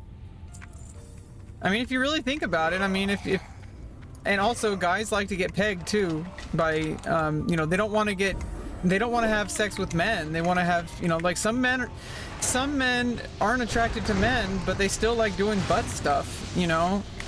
And what better way to have like your girlfriend or your wife, you know, whom you trust to, you know, not hurt you or anything, and that you would, you know, really care about, to do that with you, instead of somebody that, you know, you don't really know, or somebody that you don't trust, or with a man which you're not attracted to if you're a, you know, a straight guy or whatever. It's perfectly fine. People make it into such a big deal. Honestly, I understand like male culture kind of like, you know, I understand that part. I was raised into that, okay? Like, it basically, like, anything that's remotely, like, even, like, suggests that you might be gay suddenly makes everything, like, evil or bad. And it's like, I want to do what in the butt? No, I'm actually a bottom. So, like, I don't really want to be on top. But if it was someone I really cared about, you know, I'm gonna need a strap on in a few months, you know, like, I mean, it's gonna be longer than that, but you know what I mean? Like, I'm not gonna be able to have the equipment by default, but you know, there's a thing called a strap on that exists. If it was someone I really cared about, and they really wanted me to top, I feel like that's a conversation that two partners can have, you know, like, if I had a boyfriend or a girlfriend who wanted me to be on top, and we were both comfortable with each other, and I was willing to put aside my discomfort with that role, because it is a gender dysphoria thing for me. And any partner that would know me that much and that I would trust that much would also know that about me. And so that's like a personal thing that like is really nobody's business. What people do in the bedroom is between them. And you know, like if it makes you happy, it makes you happy. And it's always about conversation and about consent. You know, I don't know why people think that, you know, there's something wrong with having their wife do them up the butt. You know, it's like it's their business. Yeah, male culture is incredibly gay. Yeah, well, I mean, the thing is like, that's masculine, you know? It doesn't make you gay to be masculine. But I understand there is like I guess like sports especially, like the whole grab ass thing, I never felt comfortable. I mean, it kind of explains some things. Looking back, I should have known that I wasn't male a long time ago. I've never felt right. And maybe it's just something to be said that maybe most men don't really fully feel comfortable with the culture. It's really kind of invasive, and there's a lot of like really inappropriate things that are just casually just like brushed aside, like people's comfort and like grabbing people's asses or their nipples. Like if you did that to a woman, you would be like arrested for sexual harassment. But for some reason, so many men out there consider that to just be normal if it's another guy. And that's really messed up. I'm sure there's a lot of men that would really not appreciate that. You know, would feel very assaulted. But it's just, you know, a lot of men are just made to feel like, oh, just lighten up, it's just a joke, you know, like whatever, you know, be a man, whatever. I kind of understand that because I was around it my whole life, and so it's like I kind of get it. I don't really get it, but I kind of get it. Like, I've never understood men. Like, I've always felt different, and I've always felt like alienated in multiple contexts. I always felt like I was supposed to, you know, like there was something wrong with me because I wasn't like any of my friends. I wasn't like my brothers. You know, I was like, you know, obviously it took a very long time for me to actually understand what it was, because it's like, you know, your first instinct is just think, okay, well, I'm just an individual and there's nothing wrong with me, I'm just different. But it's like when the evidence really starts to add up and like you can't really deny it anymore, that's like, it's a thing.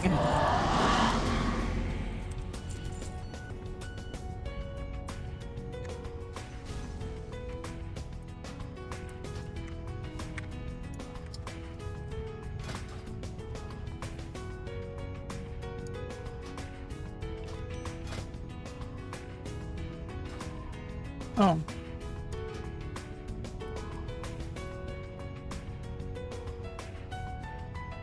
But yeah, I mean, I know because I have two older brothers, and I don't want to talk too much about him, but my oldest brother, he's still trying to escape that really toxic culture of like invading people's boundaries. He's doing a lot better, and last time I saw him, I didn't talk to him for 2 years. He had to overcome some transphobia. It was really tough. Like, I just couldn't talk to my brother for like 2 years. But he's starting to, you know, like everybody in the family was kind of getting on his case, like, hey, like, don't act like this. Like, not just about that, but just like about other things. I don't want to get too much into it. It's really personal. And it's about him and not about me. So I generally don't like bringing that kind of stuff on stream.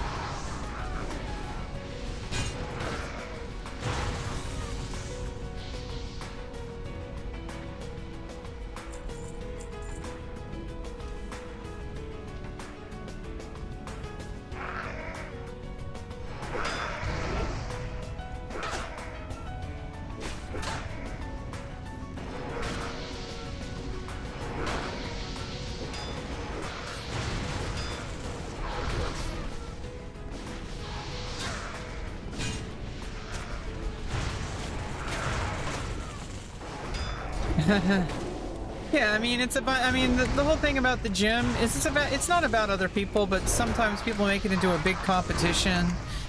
You know, it's your personal preference whether or not you feel comfortable in a gym. I don't really feel comfortable in a gym.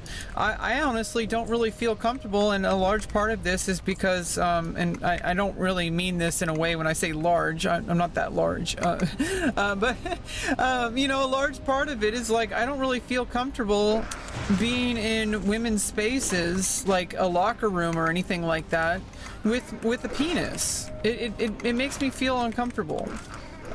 Even if it doesn't make everyone else uncomfortable, it makes me uncomfortable. And I just like, you know, it's like people shouldn't be looking at my genitals, so that's a thing.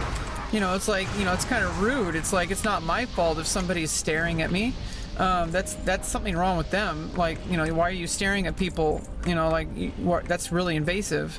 Like it's like my private parts, you know, it's like, but you know, it's like the people are gonna see it, okay? Like, even if I'm like, you know, not like, you know, waving it around, you know what I mean? So it's like, some people don't really wanna, we missed a boss?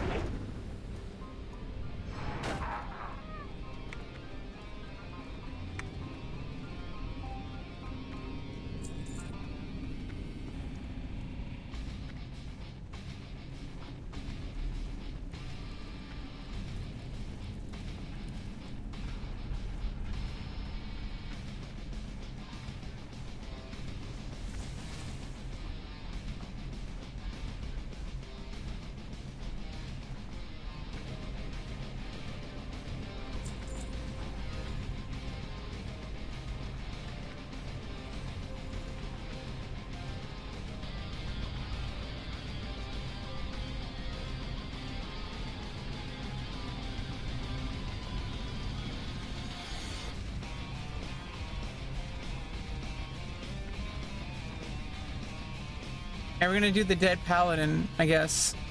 That's what Mafu needs. I just don't really know my way around dungeons. Yeah, and you know, like, nobody should like make you feel like there's something wrong with you for not wanting to feel uncomfortable. You know, like, that's totally fine. Like, you don't have to go to the gym. There's ways to work out without going to a gym. It's just some people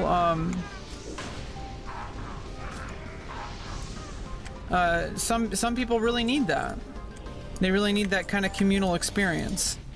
But you know, it's nobody's business whether or not it's nobody's business whether or not you are comfortable with doing something or not.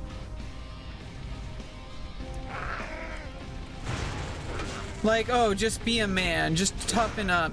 You know, it's like, that's not their business. Like, you get to do things at your own pace. It's your own life, it's your own body, it's your own comfort. It's kind of messed up when people are like, oh, you should just get over it. You should just be stronger. Like, no, that's extremely insensitive. Like really?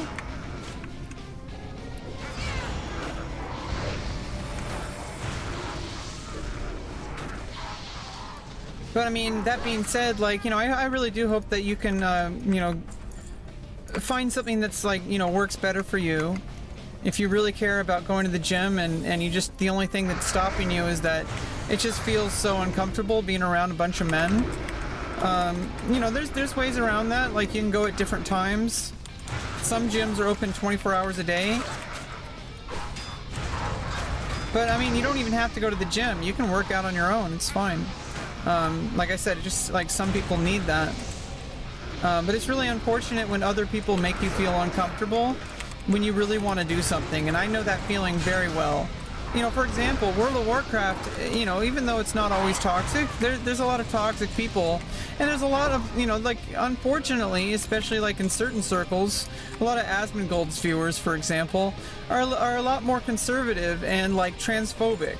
And what am I supposed to do when I'm trying to find a guild? Like, this guild seems really chill so far, and they know I'm trans, and they're you know, accepting of me.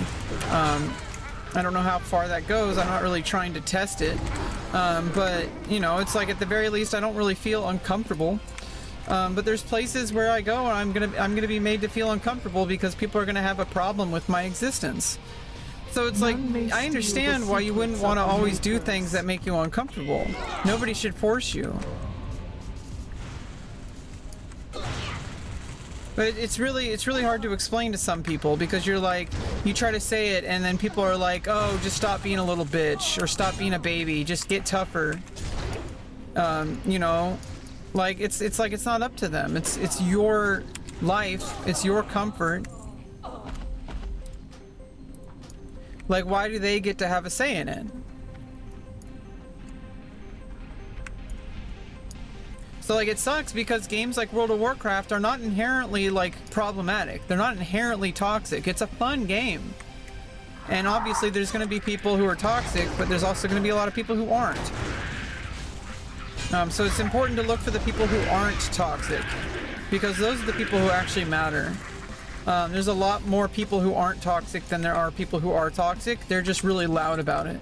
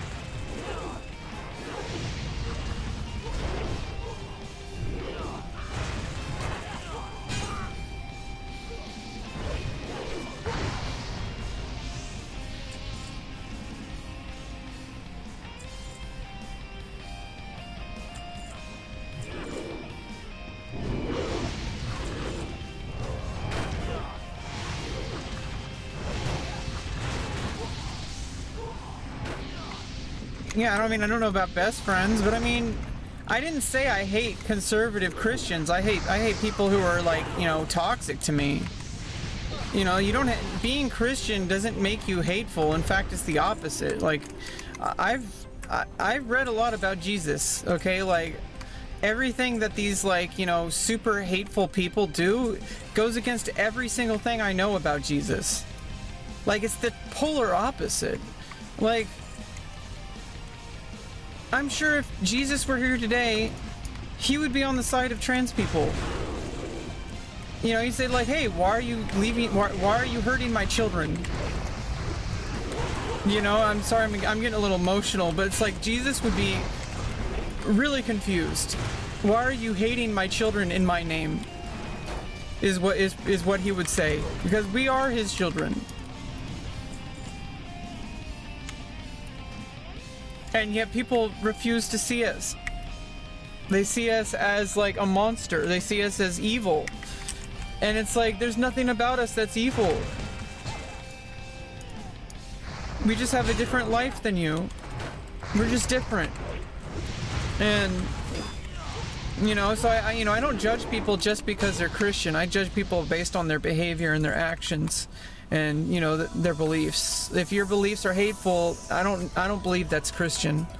I'm not going to accept that as Christian, because that goes against everything I know about Christianity and about the Bible. And I'm not really religious. I've just read the Bible before, and I understand different religions a little bit. And I'm a little bit more tolerant than I used to be. Because I understand that, like, not everybody is the evil that I think it is. You know, I don't just dismiss someone, and you know, even a lot of churches have stepped away from those like super extreme hateful groups things. They have denounced it because it's like, you know, hey, like, we live in a different time. Our understanding of the world has changed from 6,000 years ago and 2,000 years ago, if you count, you know, for the the New Testament. But like, you know, our understanding of the world has changed, and if we had this understanding back when it was written, people wouldn't have been saying the things they said back then. People wouldn't have been doing the things they've been doing back then. You know, it used to be perfectly reasonable to, like, you know, stone your wife to death for cheating on you. We don't live in that time anymore, you know? So like, why do they hyperfixate on gay and trans people? And you know, it's like a lot of cherry picking. It tells me they don't really read the Bible that they claim to. If they have read the Bible, they wouldn't believe these things, because I've read a lot of the Bible, and nothing that they seem to be all about is in there. Like, I absolutely see nothing but acceptance and love, and you know, it doesn't mean like, you know, just letting everybody walk all over you. It means staying strong and caring for each other. You know, I don't know. It's the opposite of what I see these like extremists, you know, practicing. I don't know what religion that is, but it's not Christianity. And I can bet a lot of Christians are probably really upset about it, because now they get a lot of prejudice because of that. Because people will just immediately think that, oh, I'm Christian, you must be bigoted, or you must be racist. I can imagine that would hurt a lot of people. Like, if I'm going to be honest, I can imagine that a lot of people would be like really upset about that. That, like, hey, they just say they're Christian and they just get met with hostility. I can understand that 100%.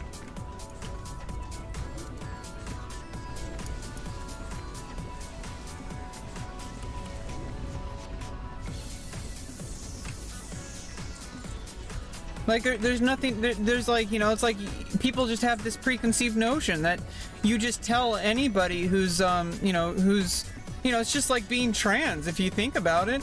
If I have to worry that if I disclose that I'm trans in a group, that I'm going to be met with hostility. And I can understand that there's some people who are Christian, but they don't have the same beliefs as like the really hateful people.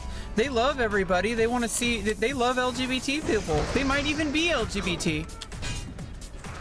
You know, it's like there's a lot more acceptance happening around the church.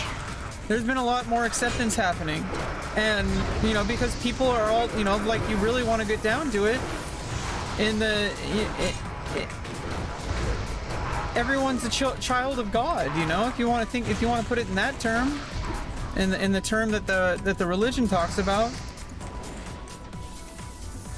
Why would you hurt your children, your own brothers and sisters, your own siblings? Some people are non-binary, and yeah, you may not understand it. I don't particularly understand it, but I'm not gonna, like, you know, just dismiss people just because I don't really understand it. I'm gonna keep an open mind and be like, you know, I may not understand it, but I don't have to, you know, this person is clearly upset. You know, this person is clearly, like, you know, feeling alienated. This person is clearly feeling like they're not being like, you know, respected or understood or anything like that. So, you know, at the very least, I can use their pronouns. That's not that hard, right? What does it say in the Bible? To wash your neighbor's feet? That's what that means. Just because they have dirty feet doesn't mean you can't wash them. You know, someone has to wash them. Why not you? You know, if you know, you could just say, oh, someone else can wash it. I mean, like, if you're in a position to wash it, and instead of, like, you know, you could go out and, like, try to hurt that person, or, like, you know, why not wash their feet with them? You know, you have two choices. You can, like, choose violence and hatred, or you can try to, like, you know, understand them and like, you know, have tolerance. And, you know, like, I don't know, there's been a lot of movement in the, you know, I've kind of paid attention a little bit. There's been a lot of changes in the church, in the Catholic Church, and in multiple Christian denominations. There's been a lot of change and a lot of acceptance of LGBTQ, because people in the church are LGBTQ. literal, like, you know, like pastors even. And like the stigma around being LGBTQ,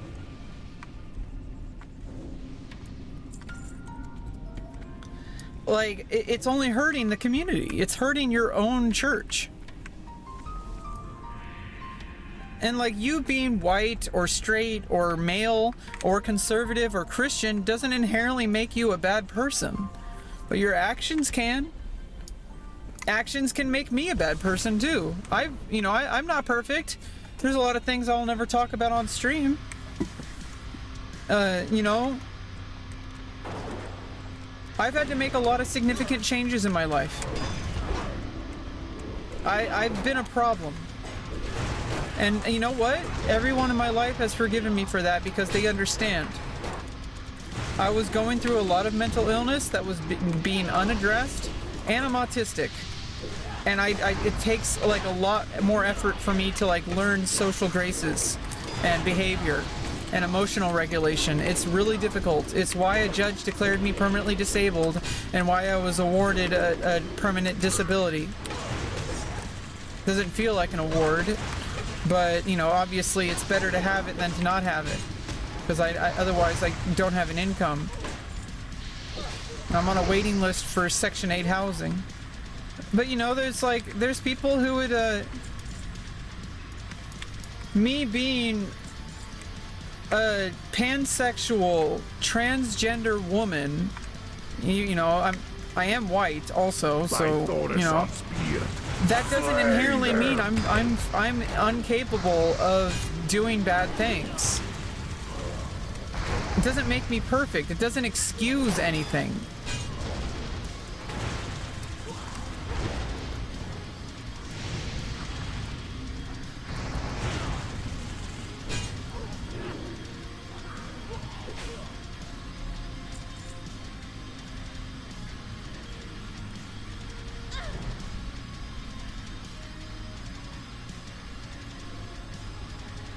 You know, so I think like just judging people just based on their demographic is just all around bad. You know, I don't judge, you know, it's like a lot of people might say like, oh, why do you support like Palestine, for example?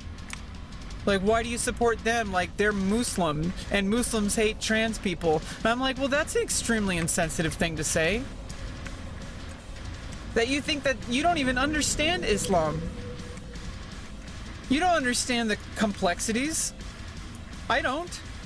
I'm not going to think that just because a lot, you know, there's a good amount of Christian people or Muslim people and also even Jewish people who don't accept trans people doesn't mean I'm gonna like just immediately think that they're my enemy. Like, people's actions matter. And if somebody is like, you know, has given you no reason to think that they are hateful to you, then why would I jump to that conclusion? Just based on their demographic. That's exactly what they're doing to me. Why would I do it to them? You know, it's unfair. You know, it sucks. I mean, that's the reality we live in all around. And, you know, a lot of the time it's just like, on average, I have a hard time feeling comfortable in church. This is why I don't go to church. But I understand why people go to church. And I can understand, you know, that not all people who go to church are bad people. In fact, a lot of them are pretty good people.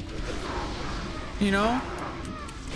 Because they just, you know, a lot, you know, the kind of church that I support is the one that just really cares about, that thinks Jesus was a pretty cool dude. And I think Jesus was a pretty cool dude, honestly. And he would have been on my side. He was on the side of sex workers. And, you know, I'm like a sex worker. You know, he's on the side of like people who are like, you know, diseased, who are downtrodden, who are hated. He would have been on the side of trans people if he were here today. And maybe that is the second coming of Jesus. Maybe that's what people have been waiting for. Maybe it's like, hey, trans people have been downtrodden since those times. Honestly, a lot of, you know, different cultures accepted trans people, but for a lot of cultures across history, especially Western cultures, like trans and gay, like LGBTQ people have been pretty downtrodden on. And maybe that's the second coming people have been waiting for. That we need to embrace people for who they are and stop hating them just because they're different. You know, I'm pretty damn sure Jesus would be on the side of trans people.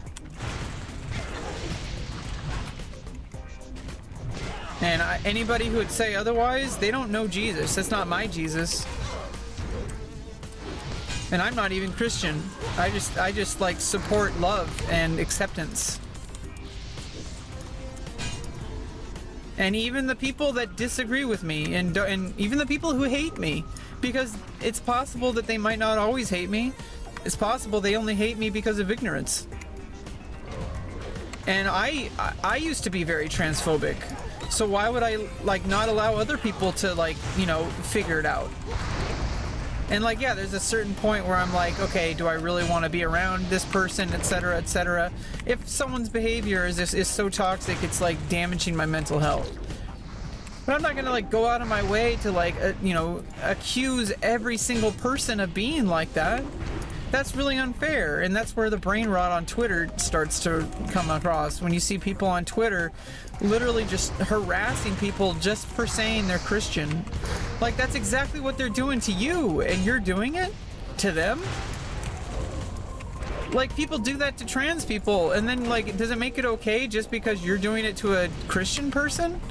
That's just as bigoted.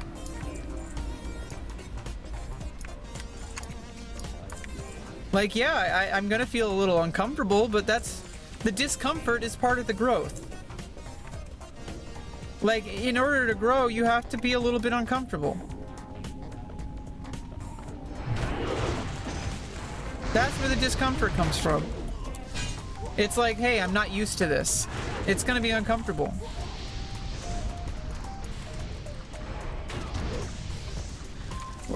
You know, or it's like, you know, just because somebody else has different beliefs than me, even if their beliefs are that I'm not a human being worthy of love and respect, even if that's their belief, I can understand at least the fact that that person came to this belief for a reason. That there's a logical like course of like thoughts that this person has had that led them to that belief.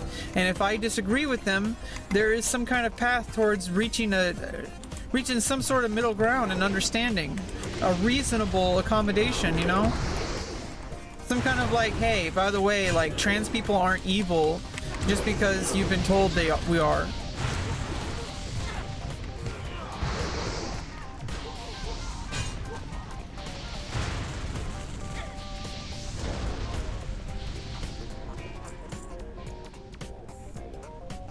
And I understand, like I've had not a very good experience with people claiming they were Christian.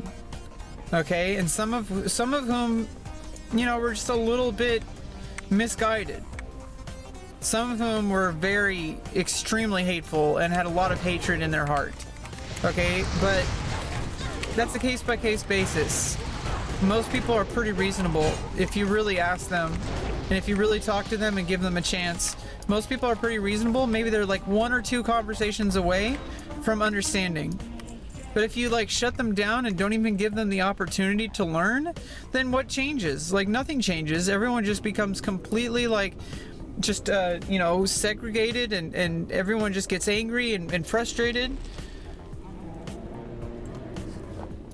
Some people might just be 1 or 2 conversations away from understanding, including myself. Who dares the wrath? I'm not saying I'm like somehow like better than other people.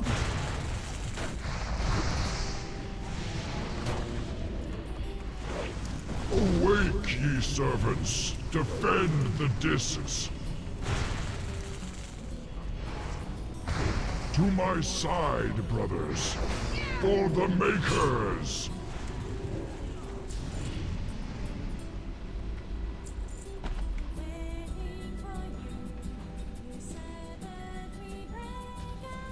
You know, an extra 50 armor. Oh, it's intellect and spirit. I really don't need it.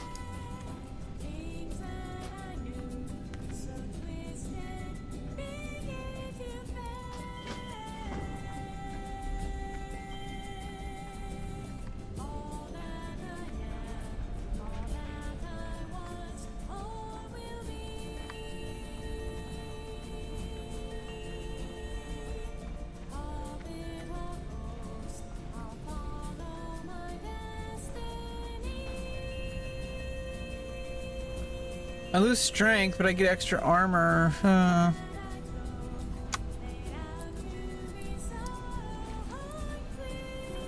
Yeah, I did this last time, but I didn't have the quest.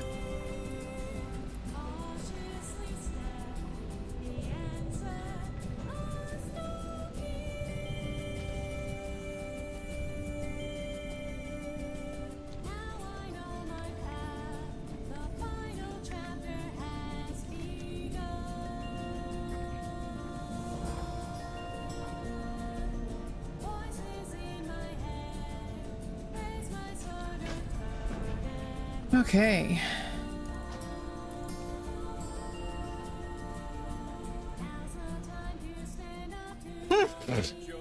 Try some battleground unless you're a pussy. Well, I'm trying to level up. How do you even do battleground? I don't think I can.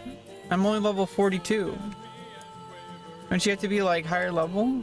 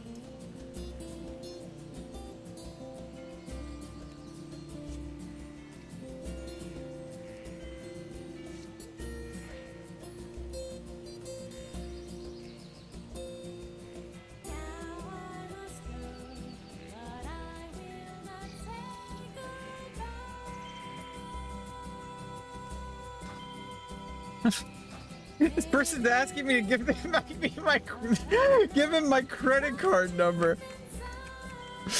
What the fuck?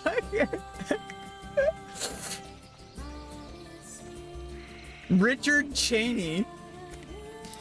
You can queue with the PvP icon? Where? What PvP icon? I have unread mail?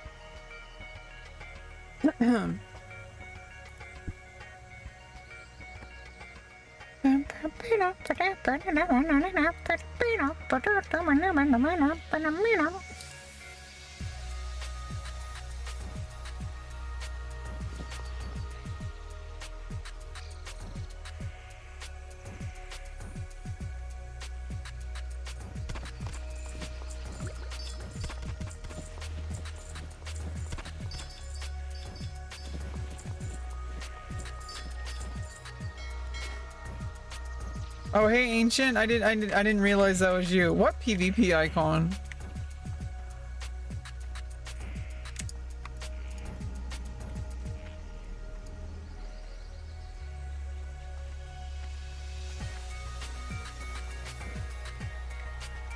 Plus, I'm just trying to level up. Not really ready for PvP. Hola, Clayton. How are you doing? Greetings. Do you seek instruction in Art of War? No, I already know everything. An alliance icon? How may I help?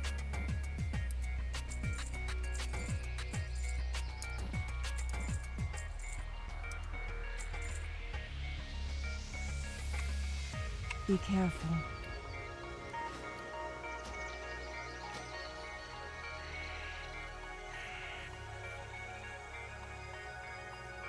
Feel free to browse.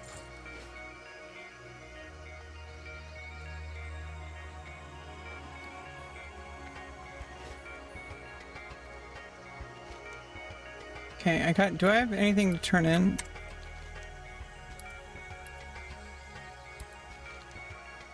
I got Modan.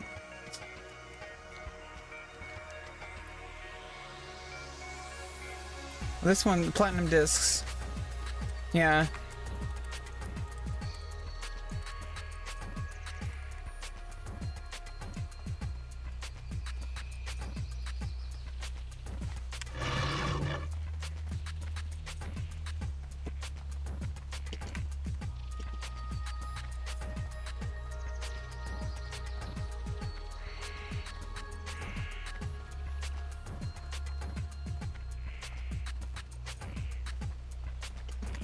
Might just set my I might just set my in to Stormwind.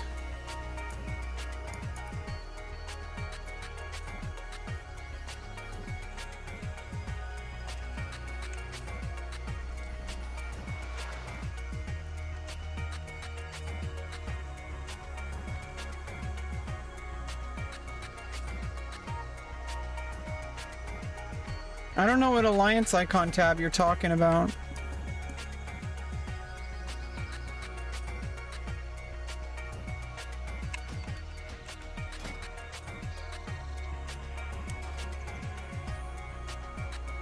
Oh, no?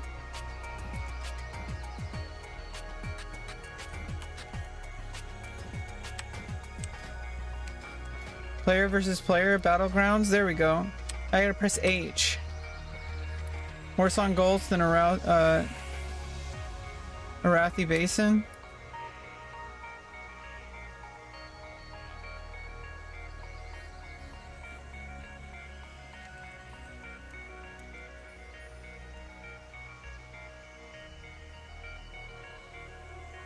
Dalaran?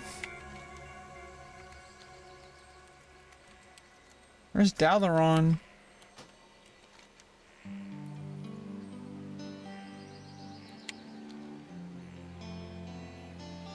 Oh, in Northrend.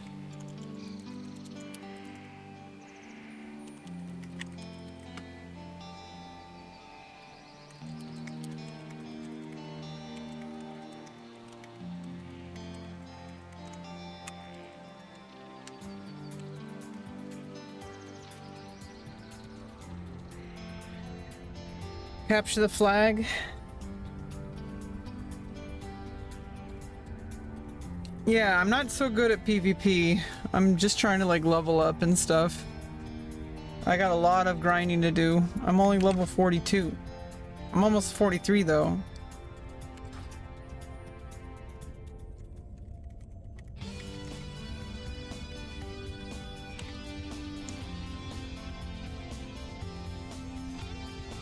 I'm just grinding dungeons till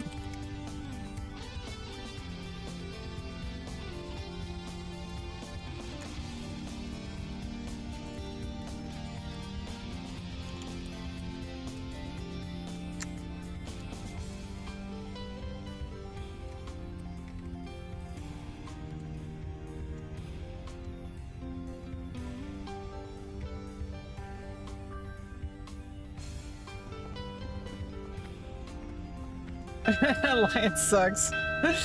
Yikes.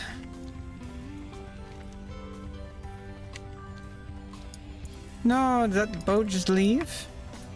The boat just left. It's okay. Mafu's taking like 10 minutes.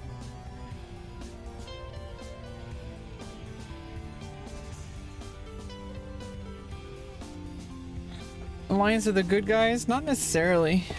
Depends on your perspective. The Horde aren't inherently bad guys. In fact, like the orcs, like, you know, weren't they like running out of resources? There was like no water left, and then they went through a portal to like try. They did try to conquer like Azeroth through a portal or something like that. But then the portal closed behind them, and they got stuck here. And then they're like, you know, they kind of they were kind of desperate, right? I mean, they're running out of water. I mean, what would you do? and you know, like, obviously existence is kind of brutal. There's a lot of war, and everyone like kind of wants to look out for their own self-interest.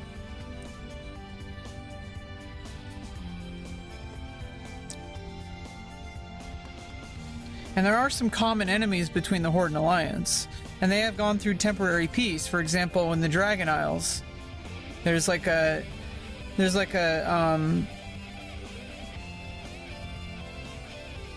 kind of ceasefire agreement in the Dragon Isles.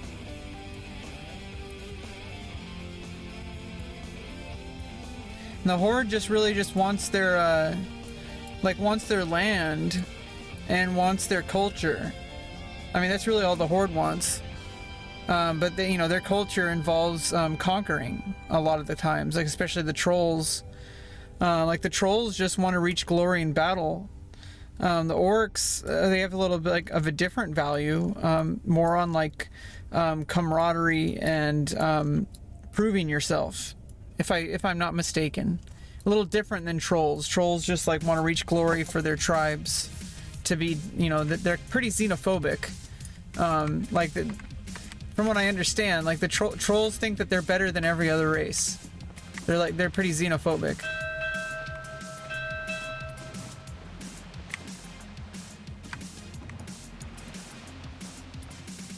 So, you know, like, where does the Alliance get off thinking that their way of life is the only way to be, and that everybody else should live that way? That's the same kind of thing. Obviously, yeah, like a lot of the things are about, like, you know, peace and harmony and that kind of stuff. But to like, you know, assume that your way of life is just the default better than everyone else, that's kind of like, it's almost like, you know, kind of like Star Trek also. Like there's a lot of races, a lot of species in the Star Trek universe that see humans and like the Federation, which is like the Federation of Planets. They see that as like, you know, kind of encroaching and like imperialism, even though it's like, yeah, it's everyone's better off if everybody protects each other. Like you know, that's like, it's the best solution we have. It's like, yeah, somebody has to like basically say like, hey, like lay down the law. But, you know, at what cost sometimes? You know, I think sometimes when you destroy a culture by injecting your own, you know, that's just imperialism. And like, who's the Federation to determine what other species should, how they should live? But obviously, in the end of the day, the Federation has like some pretty good ideals. They're not perfect. They're far from perfect. In fact, it's not a utopia. If you really like get into the Star Trek lore, like it's anything but a utopia. There's so many like so many things going on that are really shady. Especially if you like consider like, you know, like Section 31, for example.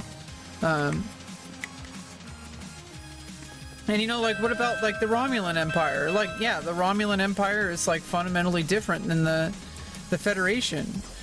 And the Klingon Empire. But that doesn't mean that you can't, like, you know, get along. Which is kind of what Star Trek explores. It doesn't mean everybody has to be you. Not everybody has to be part of the Federation. And, you know, likewise, not everybody has to be part of the Romulan Empire or the Klingon Empire.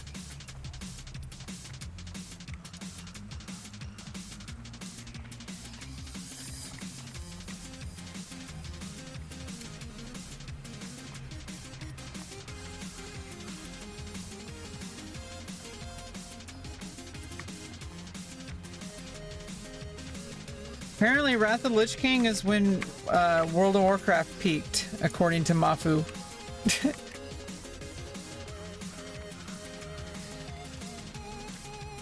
I think this is a good time to join. I think like hardcore, like I got in towards the, you know, near when Season of Discovery. What? I thought I already had the red wool bandanas. Oh no, I had the red linen bandanas.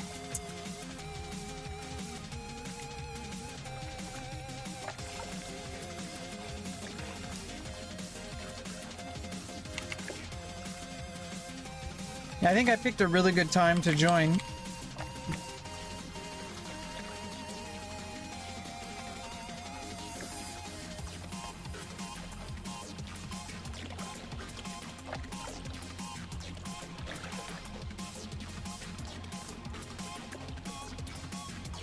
Yeah, I really get to catch up because Cataclysm doesn't really come out. It doesn't come out until like September or something like that.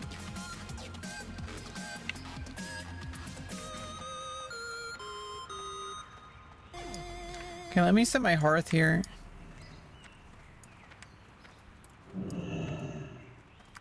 Welcome to my inn, weary traveler. What can I do for you?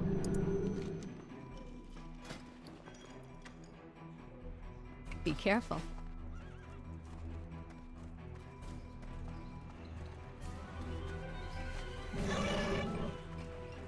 Back to Stormwind. The old Stormwind Hearthstone. Same old, same old.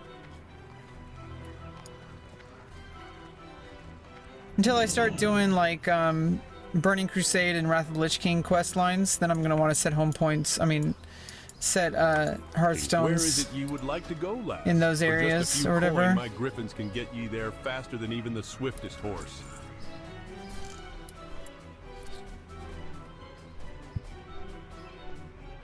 So yeah, I mean, like, there's arguments for, like, how the Alliance could be bad, which is obviously, you know, the Horde, you know, it's like nobody is inherently evil. Some people really are. They choose the side of power, which usually leads to evil. I mean, look at the Lich King. But people do what they do because they believe it's the right thing to do. And, like, this is the concept that's explored in a lot of storytelling. It's basically that, like, there's no such thing as, like, true evil. Some things really are. Some things are also you have to protect yourselves from because they've gone to the point of no return where you just can't help them. And like you just have to protect yourself and your loved ones from them. That's the reason why you fight. That's the reason why there's, you know, battles. It's because sometimes that's the only option because you can't reach some people. But it doesn't mean that, you know, there are people you can reach. You know, not everybody who's your enemy is evil. Like, you know, if you were in their position, if you had the same experience as them, you'd likely be standing right where they were. You'd be in the same exact kind of shoes as them. And they would be in the same shoes as you if they were in the circumstances you are, in a lot of the cases. I think, obviously, some people are just inherently, like, fucked up. And they just want to see the world burn. And it doesn't really matter what circumstances they would have gotten to that conclusion no matter what. And I think that's like a lot of what storytelling will explore is that dark parts of human nature that's inside of all of us.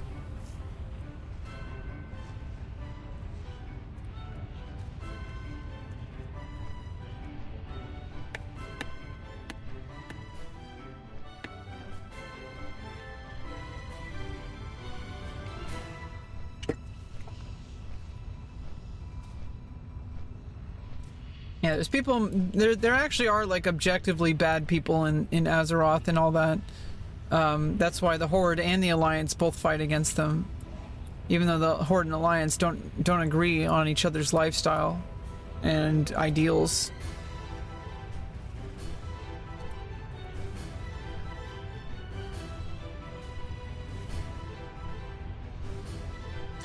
But yeah, this is like a perfect time to be starting on WoW because it's like Season of Discovery just launched in November. Hardcore is still going strong. Wrath of the Lich King is like about to get some new content. And then Cataclysm coming out in the summer. Dragonflight, now they're adding in the next patch, you can use dragon riding everywhere. Even though it's a little slower, dragon riding is still insanely fast. I think it's like 660% of movement speed, even with the 20% reduction. And War Within is going to be coming out. Like, there's a whole bunch of stuff going on in WoW right now. And obviously, for someone who's brand new to the game, this is all exciting and amazing to me. Maybe it's the same old as somebody who's been playing for 20 years, and then people get their hopes up, and then they're like, oh, I've been playing for 20 years, of course this isn't what I wanted it to be. Like, they get excited. You see that, like, people get excited for like an update or like a new expansion, and then they get disappointed, and it's like, well, of course you're disappointed. You've already experienced most of what the game already offers. This is just, you know, slightly different stuff. It's the same shit, but to some of us this is all brand new. You know, you got to play for 20 years and loved the game, and you know, obviously had frustrations at certain points. Your mind? What do you have there? Oh, yay. You found this where? No, really? You spoke to whom about what? No, really? My fine adventurer, you may have just made the archaeological find of the year. By the gods, who am I kidding? The find of the century. If these discs are what I think them to be, then this could be the very key we have been looking for. This may well prove outright once and for all the legitimacy of the dwarves' enchanted creation. This object is an incredible find. The ancient titans, or the creators as these discs refer to them as, are the link to our enchanted creation, if the lore stored in here is correct. We'll need to invest as much research time into this as possible. As for you, heroic adventurer, take this voucher to Denita's stone mantle at the vault. It grants you what I think is a fitting for such a tremendous find. Return to me directly when you're ready. There's much more to do for the Explorers League.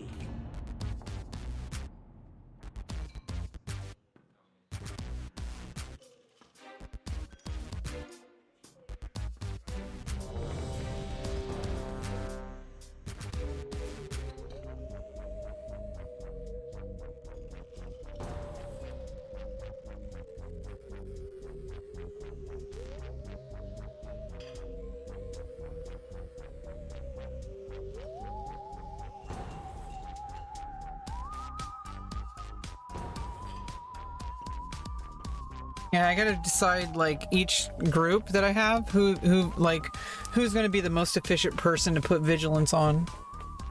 Luckily, I have the glyph also.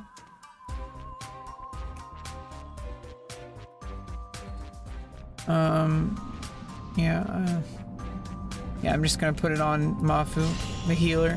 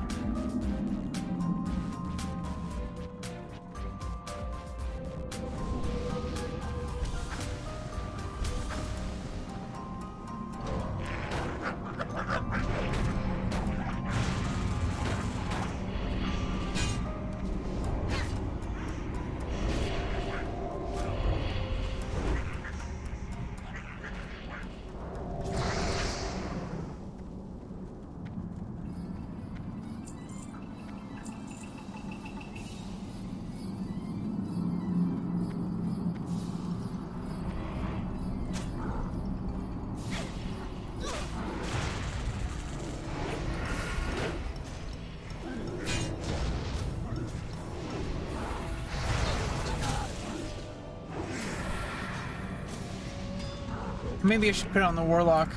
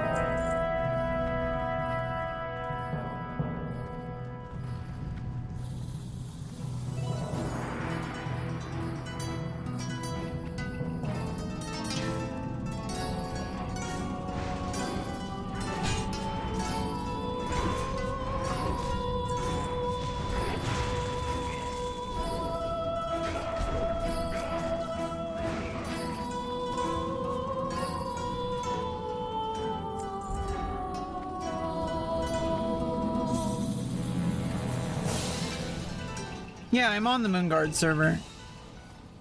I was told by a friend from the stream that it's very friendly LGBTQ, so I joined.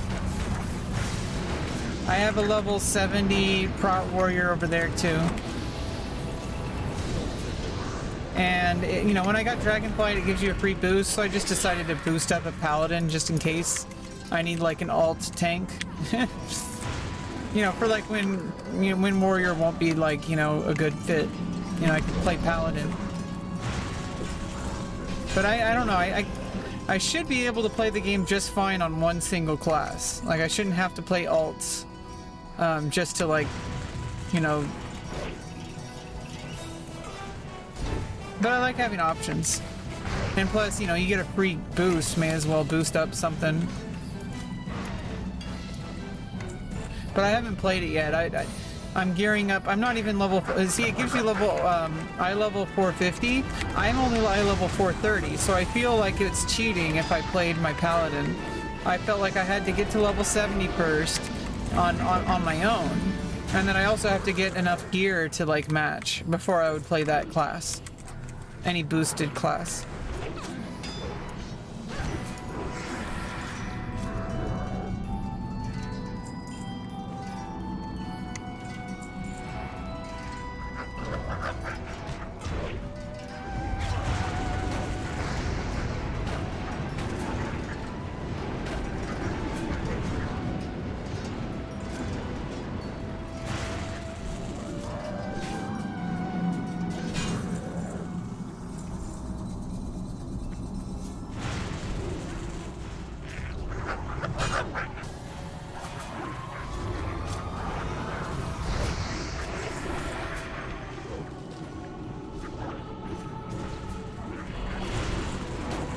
I mean, for people like us, I don't really know what that means. I just know that, like, if somebody recommended I go there because it's more LGBTQ friendly, I'm like, okay, that's probably a good bet.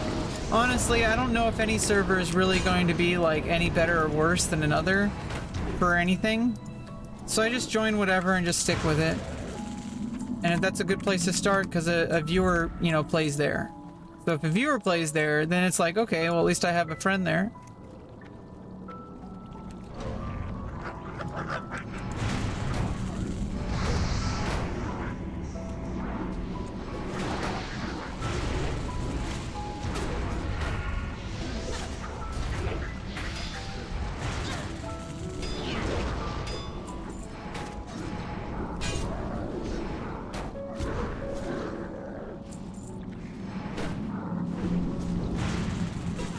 I also think in general, like, there's like, I have mixed feelings about being in like specifically LGBTQ spaces, because it feels like segregation to me. I haven't been to Goldshire. I was warned not to.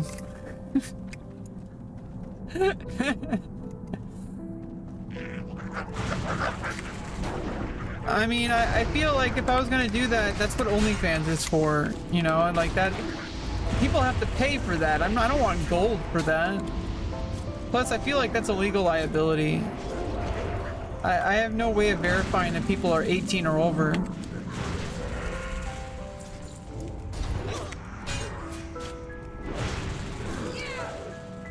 Whereas on OnlyFans, you have to at least, you know, like verify your age in order to interact, in order to actually subscribe to someone.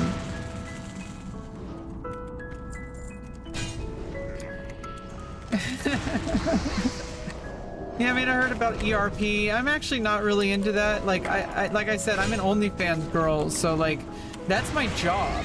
Why would I go do that in a game? I just want to grind out and play the game. I play the game to play the game. I don't play the game to do OnlyFans. Like, that's my job. Like, why would I do my job here? What the hell?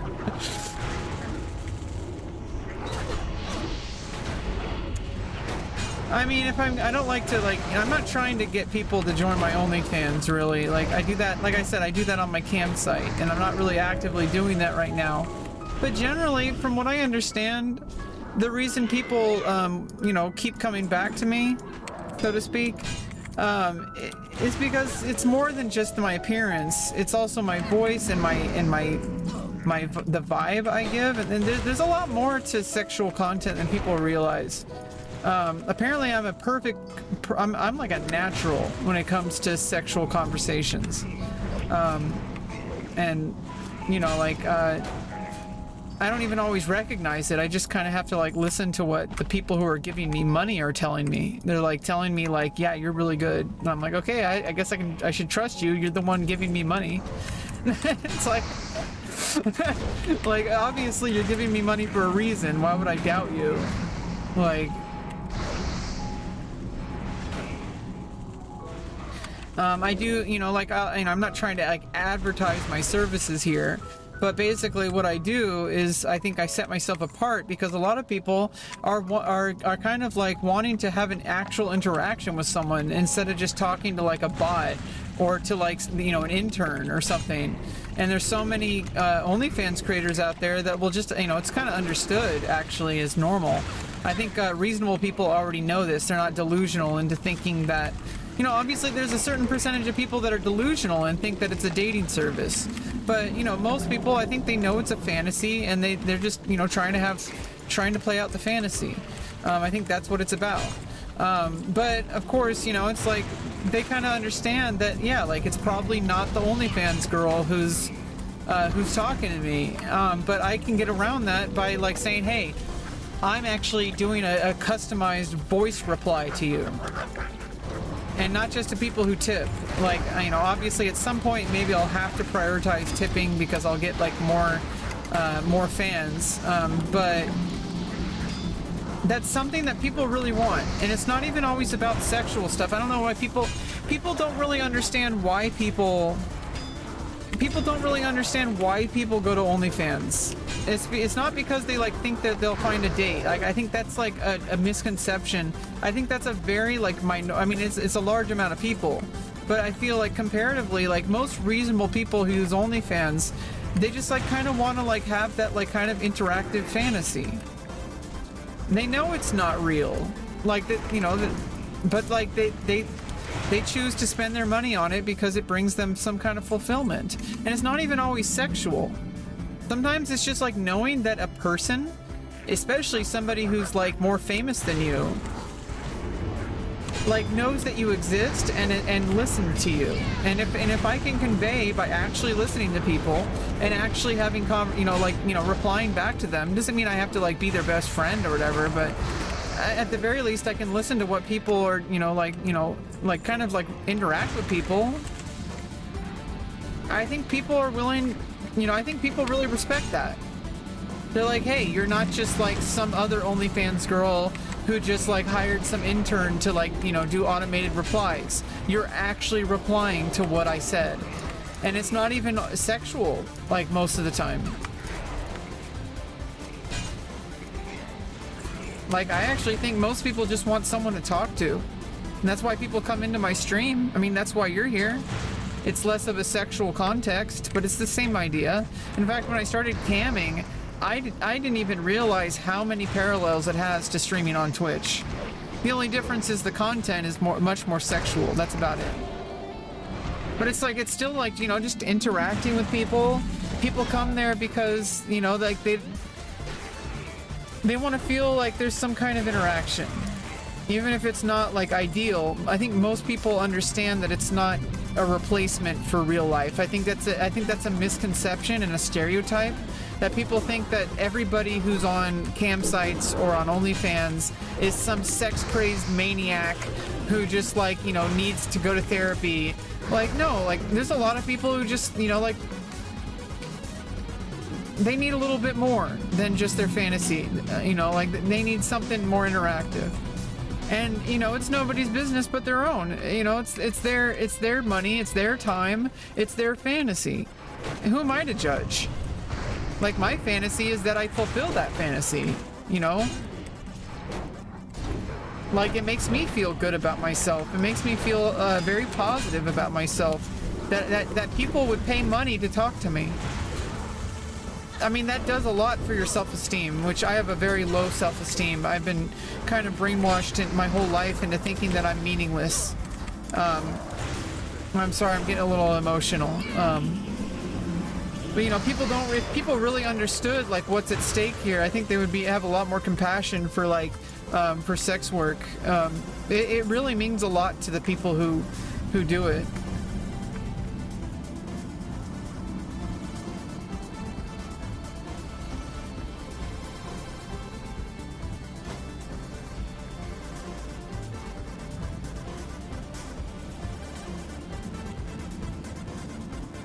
My super chat button? I don't know if I have super chat enabled on YouTube, but you can, if you really want to support me, which, you know, don't unless you can afford it and you really want to support me. I do have, I don't know if you see this link. I do have a donation link and you can do TTS for Stream Elements. It's greatly appreciated. It's definitely not necessary, but it's always appreciated.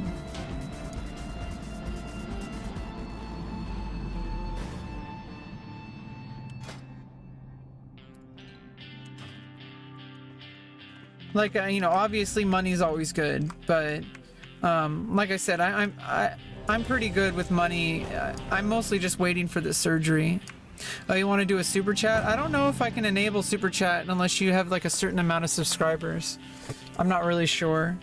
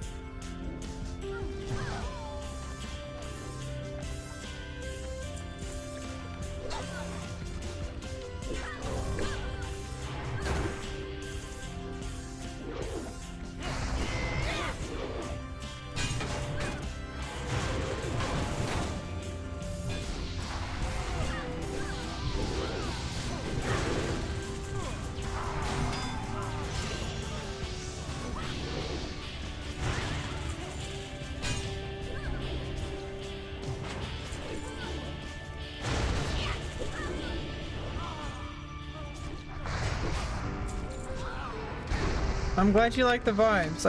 I generally try to keep relaxing vibes. I mean, life is already so kind of frustrating, and I try not to bring it here.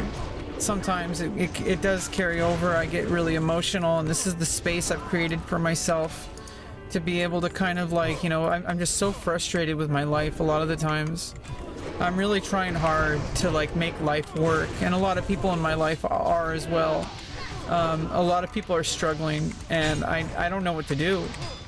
I mean, I'm already doing so much. Like, I am doing stuff to advocate for my own life that most people never achieve. So I'm doing a lot. A lot of people never get this surgery, even though they know they need it. They just can't. They can't navigate the medical system. They can't I've managed to be able to do it because I didn't have a choice. And I guess I have a strength about myself that is able to do that. And I'm not trying to say I'm better than others. What I'm trying to say is that that's how important this is.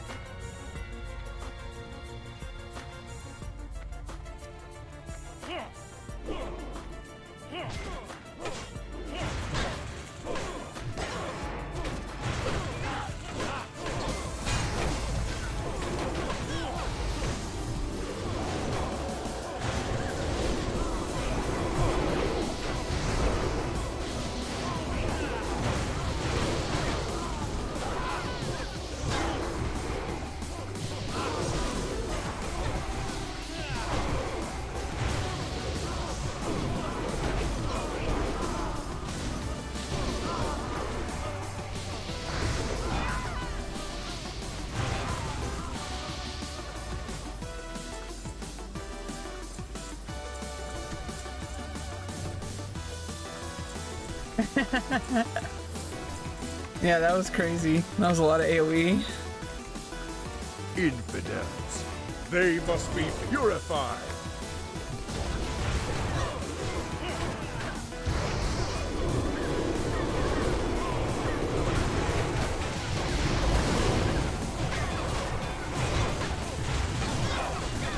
Oh no, I was trying to use my potion. I got stunned. Well then.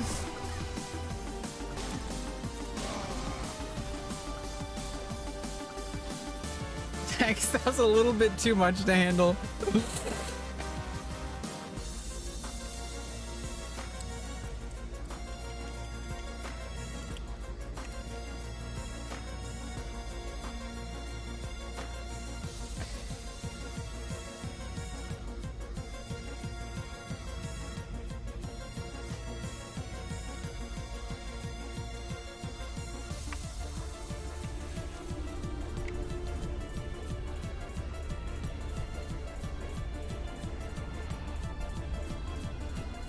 Happens. I mean, I always try to see what I can do, what I could have done better. I probably could have used more stuns. I probably could have used I probably could have, I mean, shield wall wasn't ready. I probably used I think I could have used shield block.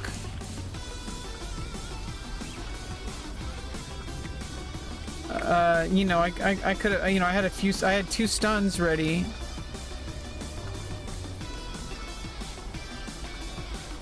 I could have used Gift of the Naru when the fight started, and it would have given me some regen. And then my potion was that close to being used. I got stunned for like a couple seconds, and I was like 0.3 seconds away from using a potion. If I had done any, even if I had gifted the Naru up, that would have kept me alive just long enough to hit my superior healing potion.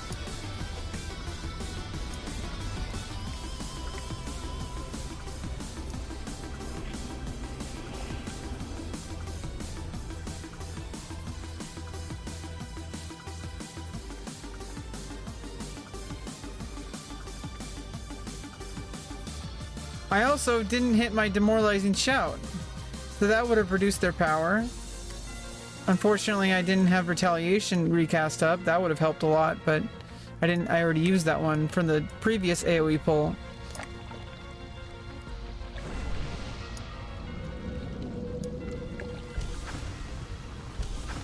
So I mean, yeah, there's things I could have done to survive longer.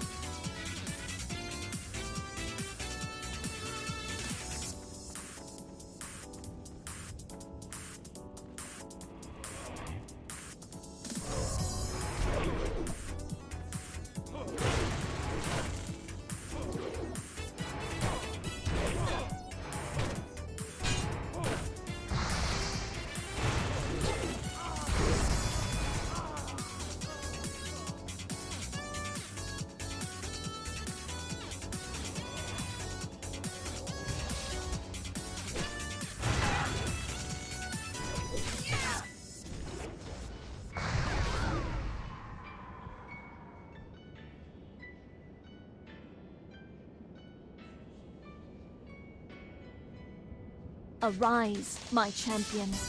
At your side, milady.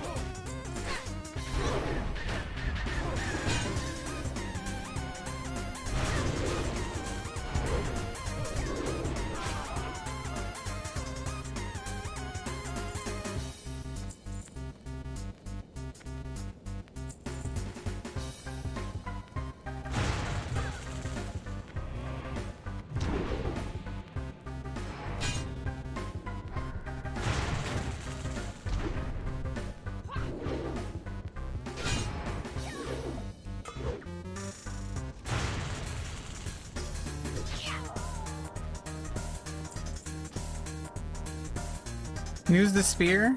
What spear?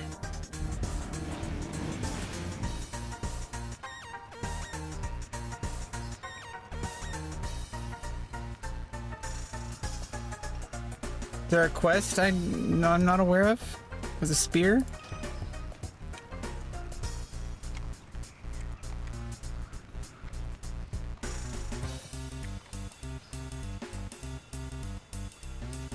How are best deals in all of Stormwind, my friend? Won't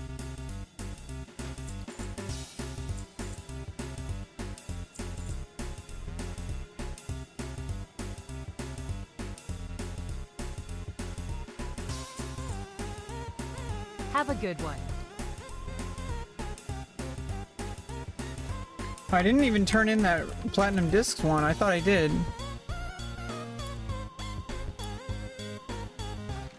I thought I turned that in.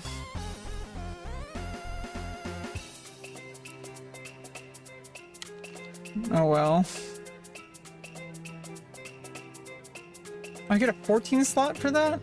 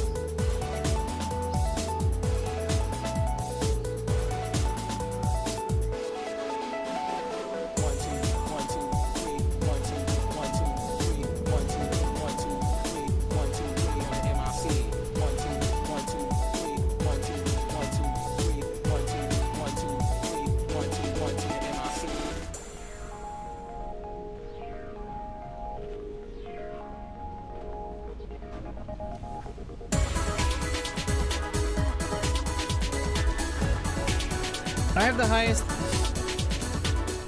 have the highest item level in the group.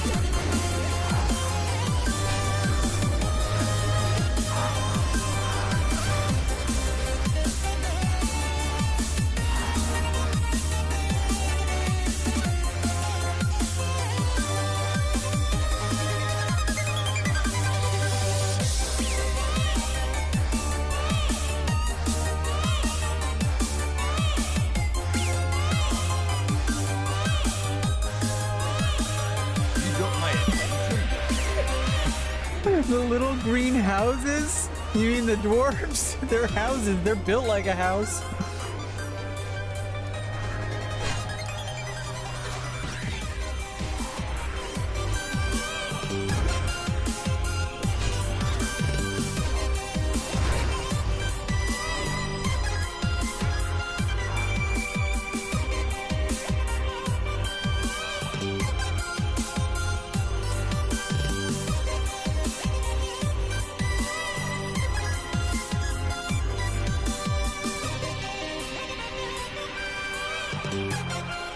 Great to meet you.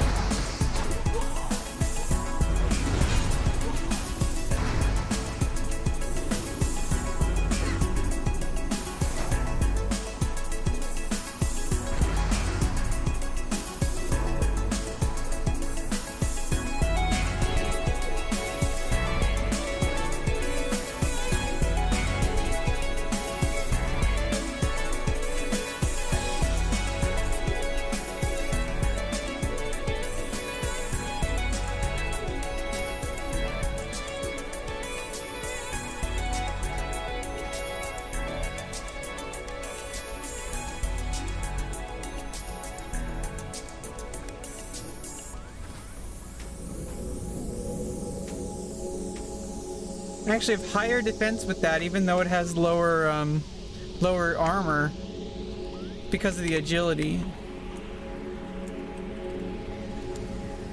That was quite a pull.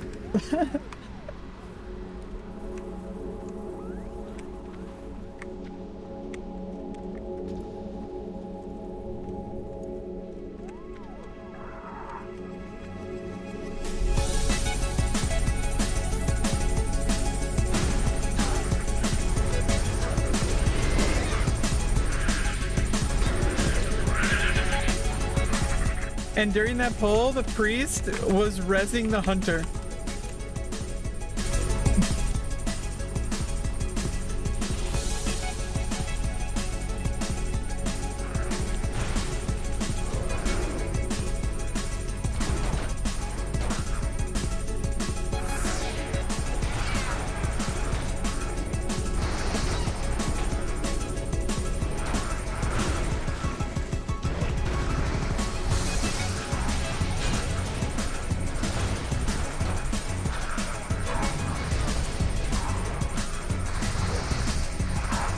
I think someone leveled up in the middle of all this.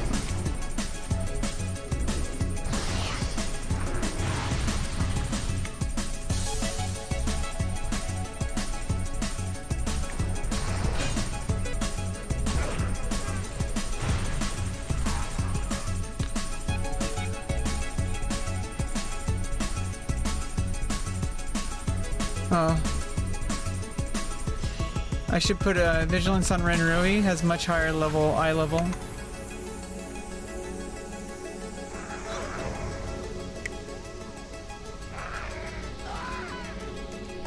Work per hour.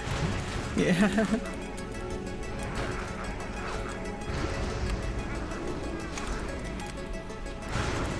The priest is a male. Male human priest.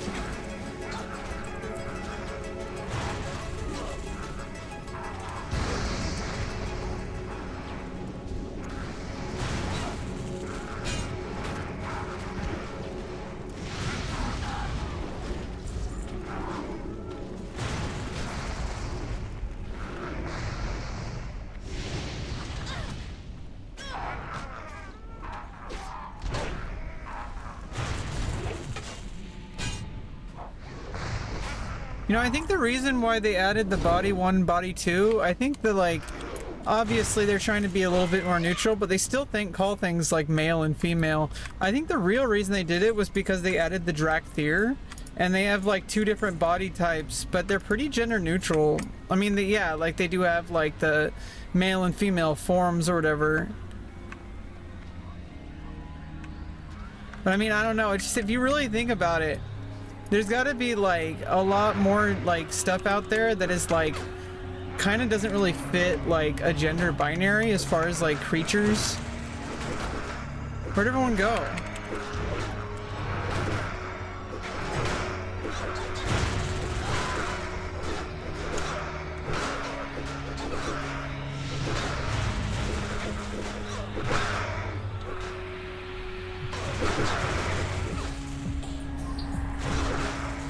God damn it.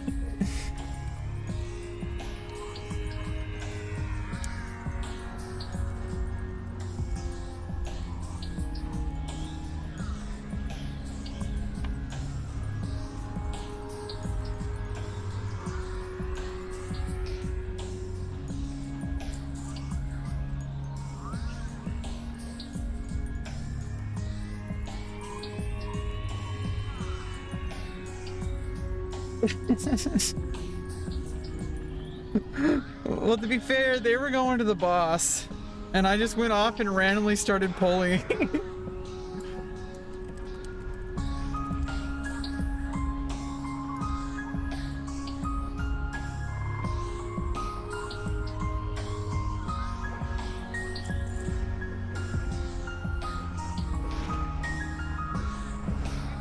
And that was a big pull too. With nobody there. I almost made it to them. Yeah, right, almost. Yeah. I was so close to surviving there.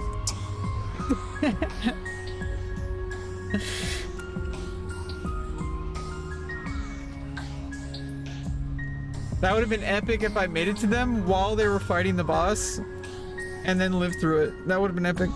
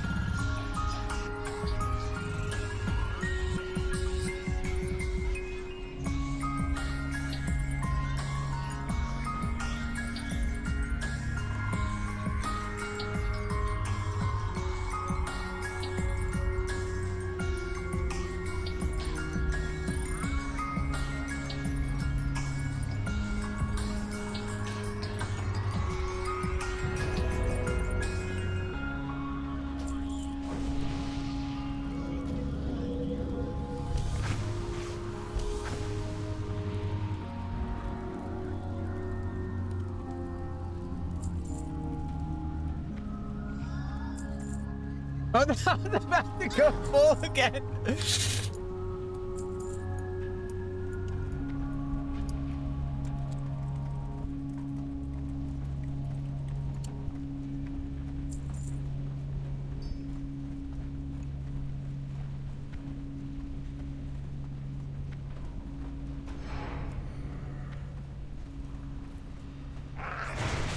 Me, Grimlock, king! King of dog shit.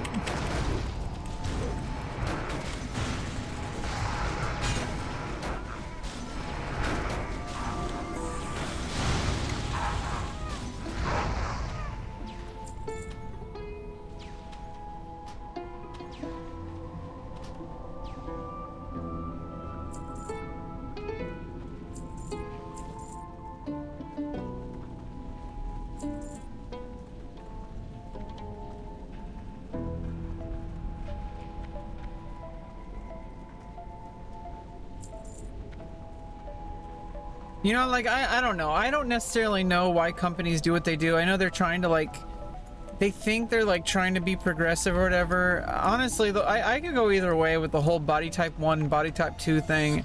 But I also think it's really weird to get mad about that. Like, dude, it's just a fucking, like, name change. Like, okay, like, maybe they have other reasons for doing it. There might actually be, like, just more, like, what about when they add playable races that aren't like, that are like agender? They just have different body types. Like, they don't even have male or female.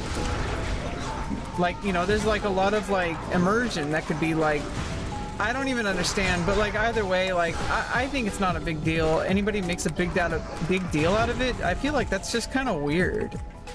Like, dude, who cares? Like, the company's gonna do whatever they do. You know, like, yeah, there's people on the internet who are just like, you know, constantly wanting everything to be changed. Whatever, you know, like if they get what they want, like, why is that such a big deal? Like, why don't you just enjoy the game? It doesn't change the game whatsoever, but it does make a few people who are angry on Twitter happy. So, like, I mean, who cares? I mean, you're never gonna make them happy. People who are angry on Twitter and wanting to change everything are not going, like SJW types who are going after the wrong fucking battles, are not going to be appeased ever. So I think it's kind of weird when companies try to appease those types. But I can kind of see, like, okay, well, maybe I don't know the whole picture, and maybe nobody else does either. And like, it's just weird when like people get mad that there is like some kind of like what they call woke or whatever. To me, that's really weird. Like, dude, like if it wasn't a big deal, then why are you getting so mad about it? Like, if you didn't care either way, then why do you care now? You know, oh, they changed it. I wanted it to be the way it was before. It's like, okay, why? Like, who cares? Not a big deal. If it's not a big deal, then why are you so, like, these people like making such a big deal out of something being quote unquote woke, whatever the fuck that means. Sometimes woke can just mean that they want it to be racist and it's not. Like, they're like, oh, there's like a black character in a movie That's woke. It's like, okay, yeah, obviously sometimes that's like really obvious what people mean when they say woke. Sometimes people just think woke is like companies like being really dog shit stupid and like catering to Twitter mobs. Like, yeah, I can understand why that is stupid, but also like, who cares? It's just a company doing whatever the fuck they want. If they kill their company or they kill their stock, that's their own problem. You know, like, how is it hurting you? And they're like, oh, but we're the viewers, we're the fans, they couldn't do anything without us. It's like, really? I think that's pretty egotistical to think that you have that much sway over a company. I think if they're gonna drive themselves to the ground, it's their own fault. And like, and also maybe it doesn't drive into the ground. Maybe it doesn't make a difference at all in either direction. And it's just their own personal decision to like try to pursue some kind of social justice issue. And I can understand the whole like the anime thing. Like that woman who was like, I have a vagina, deal with it. And it's like, okay, well, first of all, some men have vaginas, but you know, and some women have penises. Okay, but besides that, that's just like really fucking like diminishing feminism down to like body parts, and that's fucking ridiculous. Feminism is about much more than just what body parts you have. It's about the you know, the actual material value and rights and respect that women have, you know, with like social currency and like just like respect in the workplace and all sorts of shit, equality in like, you know, in life. And it's kind of ridiculous to diminish feminism down to whatever your body parts are. That's kind of a slap in the face to all the women who made voting possible, like in the 20s. But at the same time, I can understand why like an anime translation is an inappropriate place. However, with like, I don't even know the full story about this Star Wars thing, but from my understanding, it's like a new project, which means there's a creative director, and the director wants to bring that project into a different direction than other Star Wars projects, which means that this is a creative project that is separate from other Star Wars.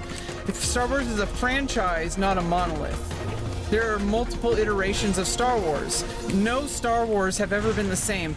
The first 3 Star Wars are very different than the next 3 Star Wars, which were very different than the next 3 Star Wars. And that's just the movies. All the TV shows, those are all unique individual storylines with their own messages, with their own themes. First of all, it is just a fucking TV show. Like, who the fuck cares? But if a creative director is going to take it into a direction to quote-unquote make men uncomfortable or whatever, then that's different than the anime example. Because the anime example, it's a pre-existing product that somebody is bastardizing in order to push like her own personal agenda. Not to say that her agenda is wrong, but that's the inappropriate use of her job title. But a director who is a creative director or a writer for a new project, that is precisely what a director is supposed to do, is to take an idea into a creative direction. And like, you know, let the box office decide if it's worthy or not. Let people vote with their dollars. If it's bad, then people aren't going to watch it and people are going to give it bad reviews. You know, you shouldn't decide that like up front. Like it's just kind of ridiculous. Like, a creative director has every right to either make a masterpiece or make a shitter piece. Okay, like they're the creative director. They're the writers. That's what they do. That's what any writer does. And it's their own decision if they want to do something that's risky. And they were given the reins to like a huge franchise, so they do have the name recognition of that. However, the fact that they were given the reins in the first place means they earned it. And yeah, sometimes there's nepotism and all that, but that's a different argument, and nobody knows what's going on there. So anybody who would claim they know is just like full of shit. You really don't know. You're just making shit up, you know. Side, brothers. For the makers.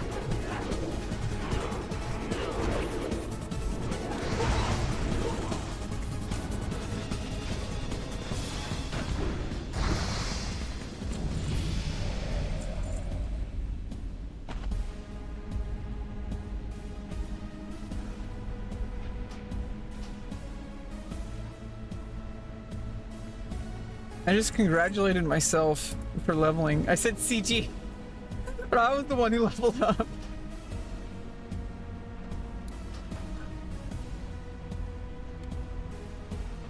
Wait.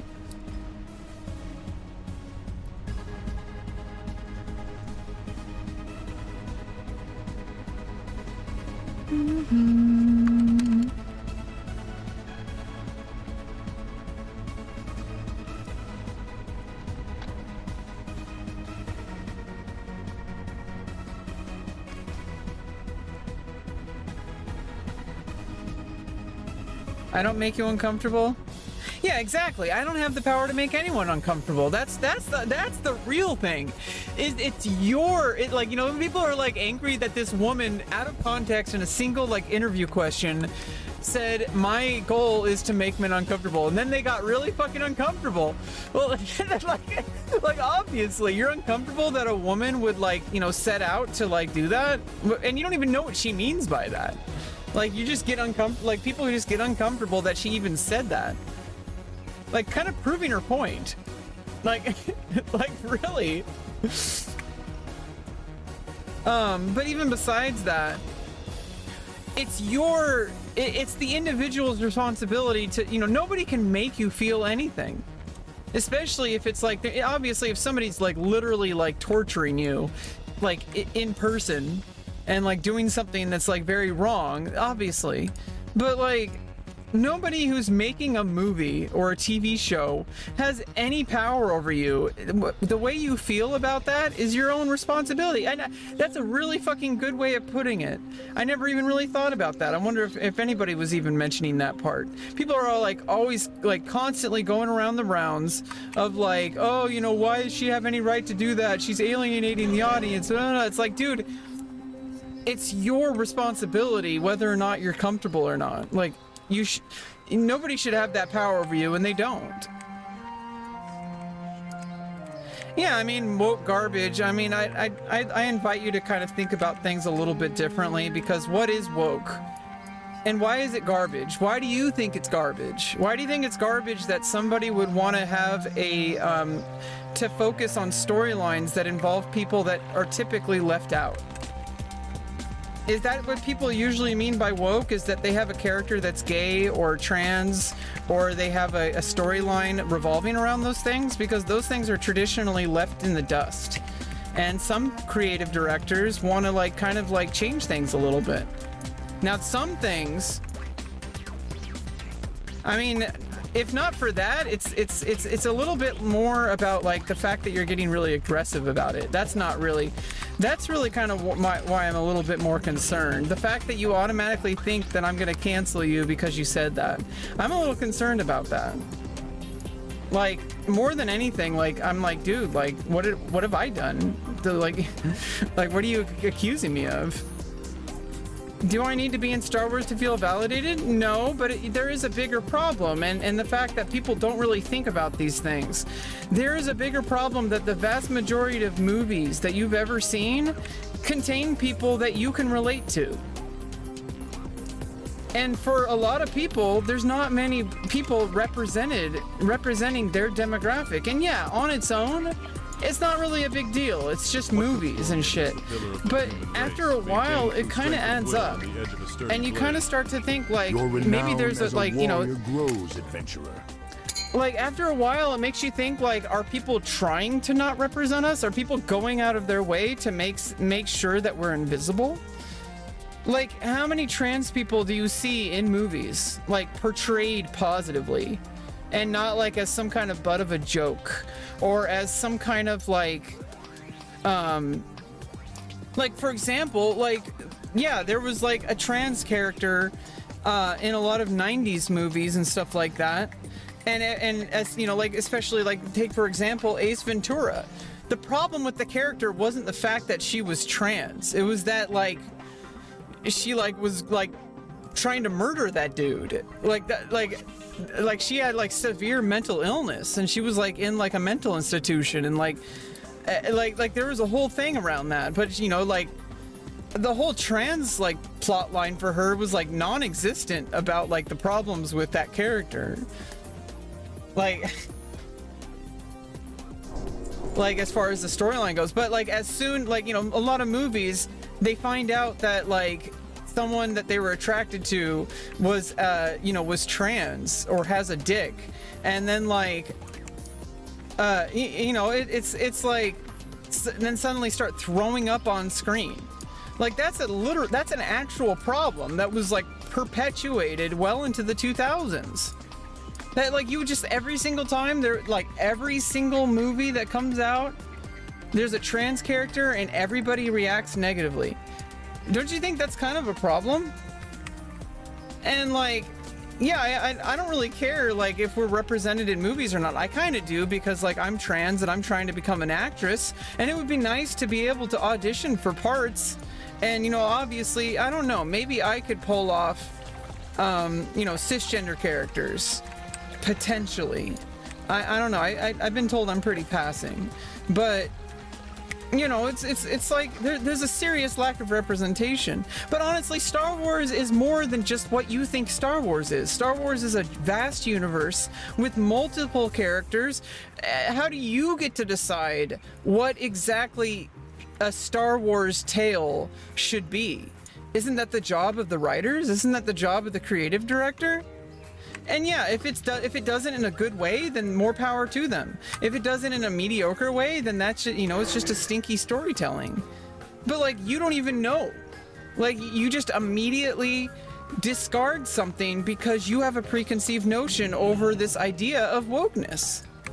Do you see how like ridiculous that can be, and how from my side of the aisle, how that can make me feel that like people are just going out of their way to feel bad, to feel weird about stuff? They're like, oh, you know, this is woke garbage. That's a loaded statement already. Like, you literally just already have a preconceived notion. You've already made up your mind.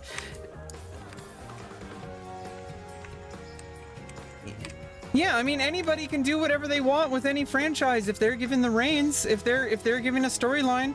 But what's wrong with feminism? Like, what's wrong with making things trans? Like, trans people exist, women exist. Why is that so hard for people to see represented? Like, they can see men represented in all sorts of varying different degrees, and nobody's trying to tear down men. Okay, like there's so many positive male role models, and there's so many positive like male representation in theater, and also negative representation. There's a full diverse spectrum of male representation, and because some directors say, hey, like I want to do my part to maybe change that a little bit, and like, you know, say like, hey, maybe give these other people a chance. Big penis. Yeah, especially, yeah, you always go big dick. Big Wayner Wang Schlong. Exactly, you always go big dick. And she's going big dick, ironically. And not ironically, because some women have dicks. Big ding dong penis. Exactly. That's what this whole discussion amounts to, really. You just like summed it up perfectly. You have an outdated view of masculinity? Well, I mean, that's not my fault. I mean, it's up to you if you want to actually, like, you know, try to get outside of your comfort zone and grow beyond your programming. I mean, look at Data from, you know, from Star Trek. Like, he was like, he had to deal with people thinking that he wasn't even a person because he's a synthetic life form. People, you know, at first he was like, you know, I'm an android, and then as soon as he like started to really find out his identity, you know, he's like, you know, I identify as a synthetic life form. He's not like some kind of he's just a different kind of life form.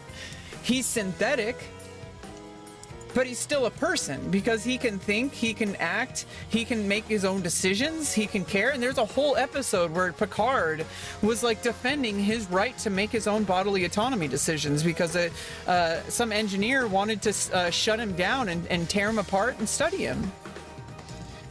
So he had to actually go to court to fight for whether or not Data had the right to decide if he was if he was a person or if he was property.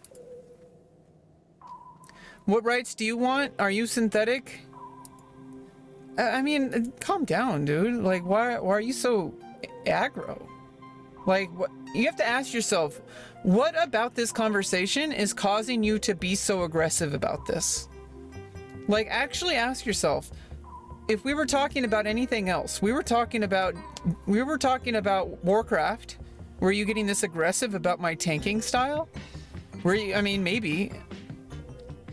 Because you being you makes me feel like I don't belong in society. It makes me feel like I'm less than human. It makes me feel like I am in a hostile environment. That's the difference. It's because you're letting me be me. The fact that you're just like, kind of like, I don't, my existence is not up to you. Do you understand?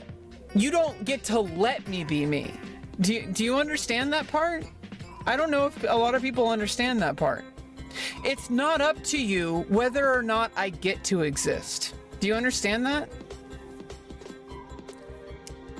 I mean, everybody has feelings. It's not about that. It's just the fact that, like, it boggles my mind how people seem to get extremely focused when it comes to this topic of trans people or women's rights. And yet every other topic that they have like no issue with. They're like, you know, it's a normal, pleasant conversation. But as soon as you talk about this, it strikes a nerve with you. Maybe investigate that. Maybe there's a reason why it makes you so triggered. Why it I'm not trying to make you angry. I'm just literally just trying to explain what's going on. Like, there's a reason why feminism has to exist.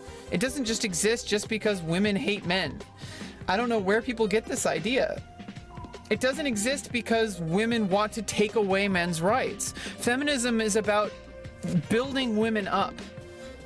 And when women are built up, how does that affect you? How does that make you any less of a man? You're breaking everything? Well, that's not my fault. How is that my problem? I'm angry, breaking everything. A trans person online is defending herself.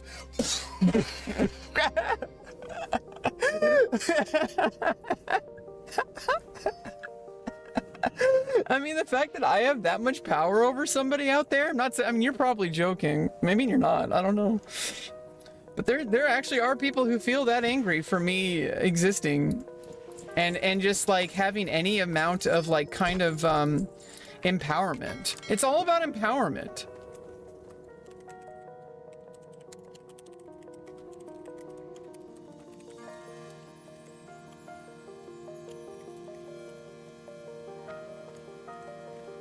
That's really what it's about.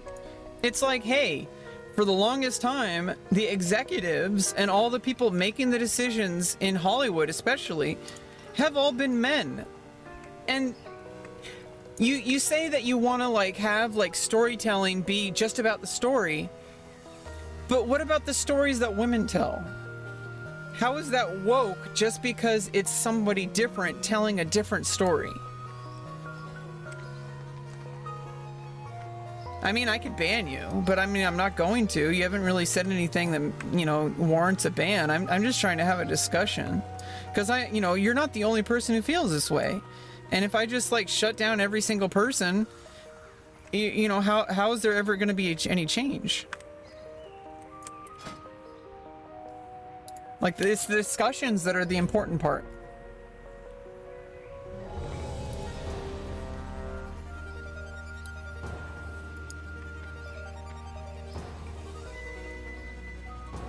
And they are important discussions. I know a lot of people like to diminish things.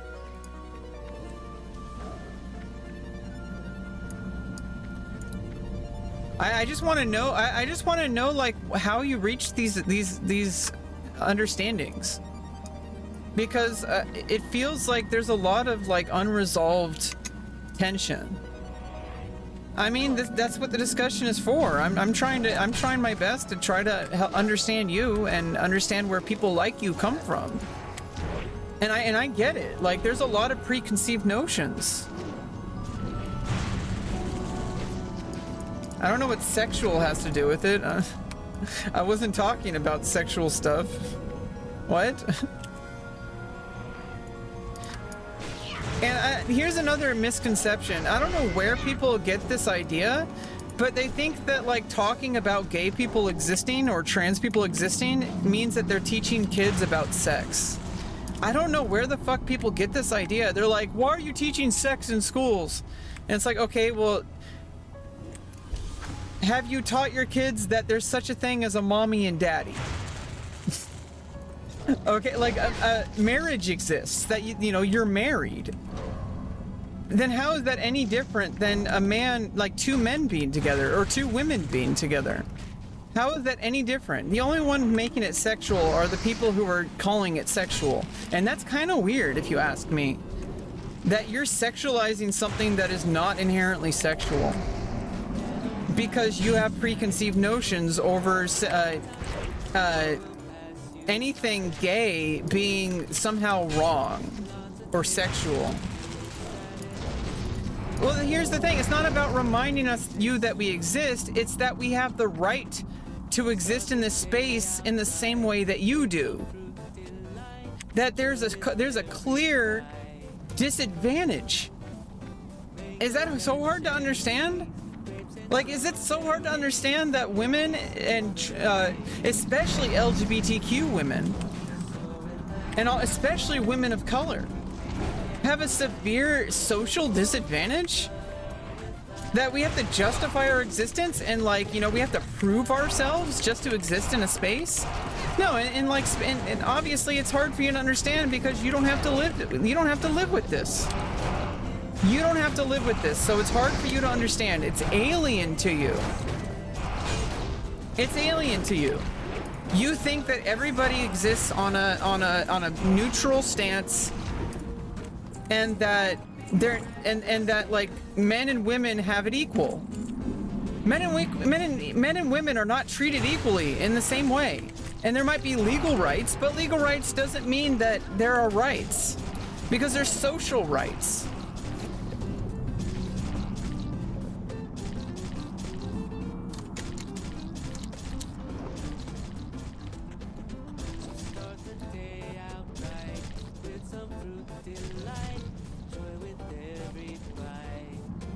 Like, I'm just trying to, like, help you understand that there's things that you are concluding that are not based in anything close to reality. Like, you're concluding things based on your own interpretation of what's going on instead of what actually is going on. The reason why the feminism movement exists is because women have been basically told to be quiet, have been told to stay home and take care of the kids and to become incubators. No, you don't have to prove that you're straight, white, heterosexual. That's you. That's up to you. Nobody is asking you to prove that. That's your own interpretation, and that's up to you, whether or not you need to feel comfortable in your own body. Have you ever asked, maybe you're not straight?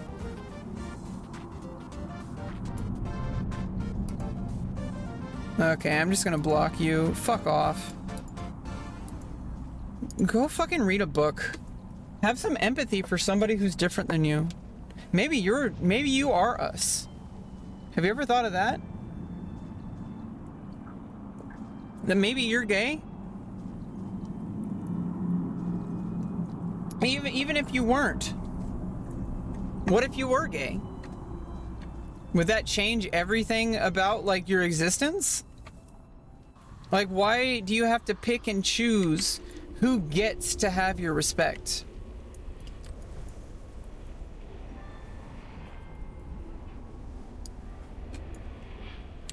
Like, you don't get to decide my value. You don't get to decide whether or not I get to be here. Like, that's what people are so frustrated with. Is that there's these preconceived notions that a lot of understandably hurt men have. But if you don't slow down and try to look at it from a different point of view, you're going to come to all sorts of conclusions that are going to make you upset. And justifiably so, because if those things that you're getting upset about were true, anybody would be upset. But those things are not based in reality. They're based in preconceived notions that you are jumping to conclusions to. Nobody is coming after you for being straight or white or Christian. And if they are, those are the assholes, and I'm on your side with that. I'm on your side when it comes to that, to actual discrimination.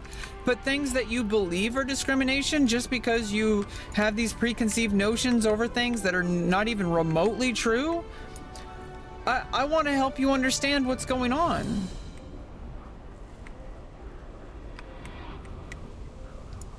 But if you're not willing to do that, then I can't help you, and I'm gonna have to block you because I respect myself too much to have to educate you. I'm not gonna educate every single person. I don't have that kind of power. You do. That's your job. Okay, I can't deal with that. That's a lot of mental frustration. Like, that's a lot of energy that I could be spending caring for myself, that I need, that I'm justifiably doing by taking care of my own needs. And if you feel hurt by that, that has nothing to do with me. Like, you did that all on your own. So, you know, don't come at me with that. I'm just gonna block you, and if that's gonna push you further away and further radicalize you, I don't have the kind of power to stop that. That's all you, buddy. I mean, I invited you in for like, you know, a chance to try to have a conversation, to understand each other, and you chose to go with the path of ignorance and shut down every single thing that I'm telling you. And you think that I'm the one shutting you down, and that's the problem.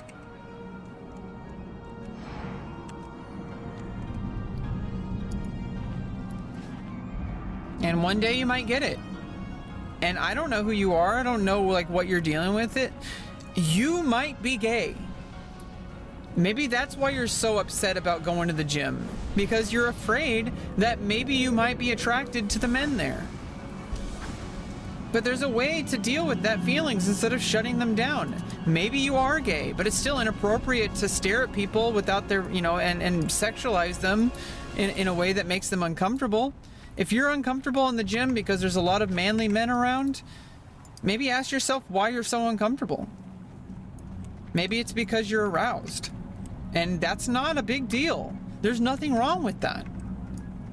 If you aren't, then you aren't. If you are, then you are. If it's such a big deal to you, maybe that's something to explore.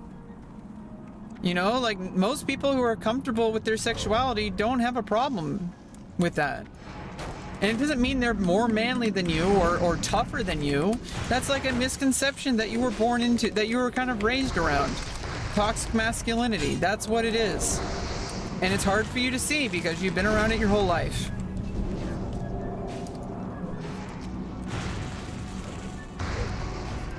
And I don't know if it's a problem that can easily be solved. I know a lot of men have escaped it. And I was never a man, so, but you know, I had to literally transition into a female to escape that. But I was also never a man, so it's like you could say that, you know, I didn't really escape it. I just escaped the situation.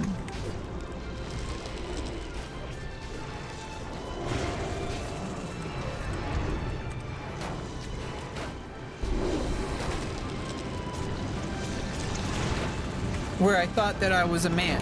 Like, that was the situation. And it was confusing me.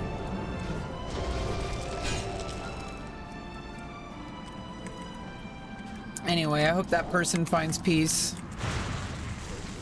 And if you're gay, then I hope that you can be gay and be happy. Because, you know, you're denying yourself a huge part of your existence that makes you closer to God, actually, if you want to look at it in terms of biblical terms. If you deny what God made you, you are getting further away from God. Because God made you gay if you're gay. God made me trans. Okay, so if I'm denying that, I'm denying God. Because why else would God make me this way?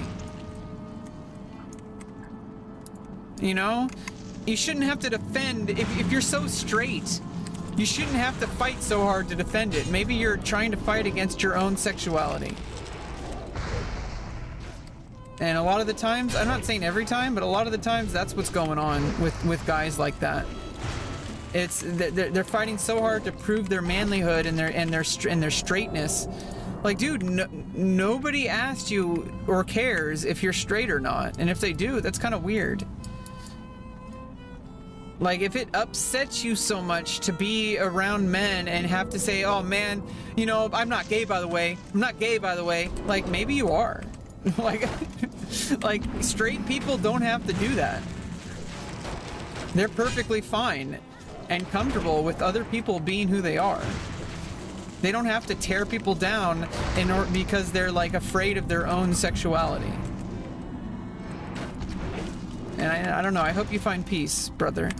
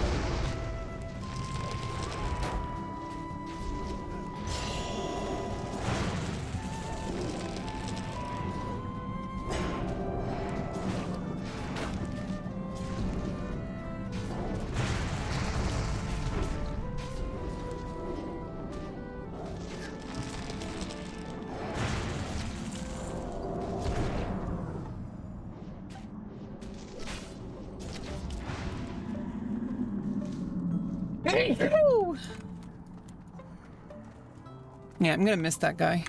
He was actually kind of reasonable for a while. So, you know, it's like, you know, I just don't have the patience. You know, it's like it's a random person on my stream. I don't have the patience for that.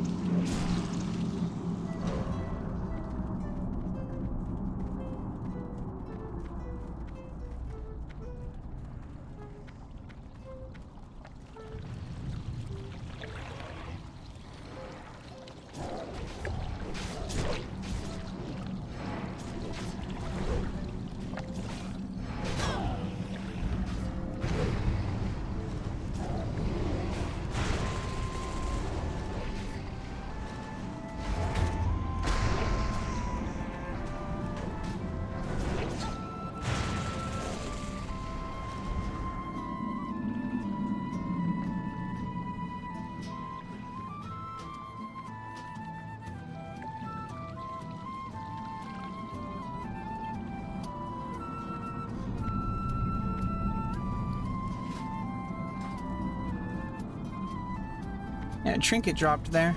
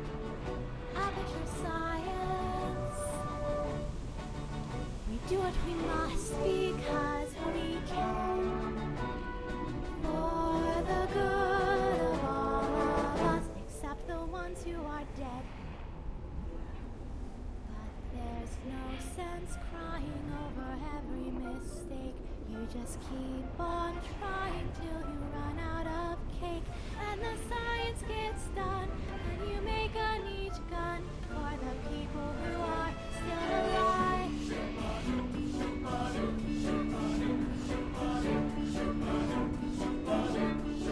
Not even angry, I'm being so sincere right now. Even though you broke my heart and killed me and tore me to pieces and threw every piece into a fire, as they burned it because I have no idea how to get back to the dungeon. Jesus Christ, this place, dude.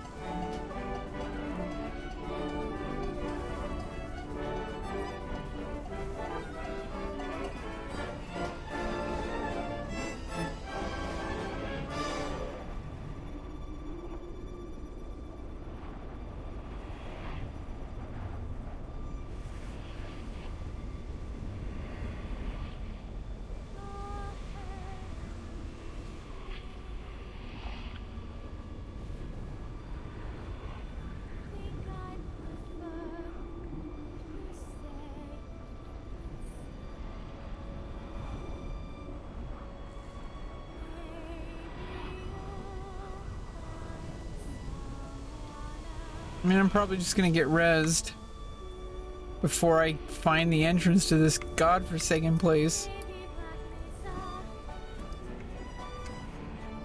that was a joke, haha, that hurts. Anyway, this cake is great, so delicious and moist. Look at me still talking when there's science to do. When I look out there, it makes me glad I'm not you. I've experiments to run, there is research to be done on the people who are still alive. And believe me, I am still alive. I'm doing science and I'm still alive. I feel fantastic and I'm still alive. Holy shit, I just randomly found it. Still alive.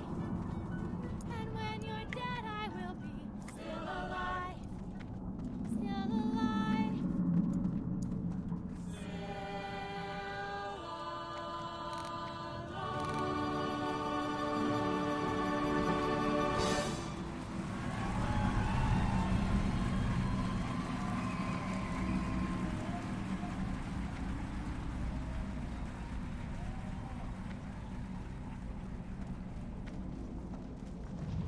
Now I gotta find everyone else.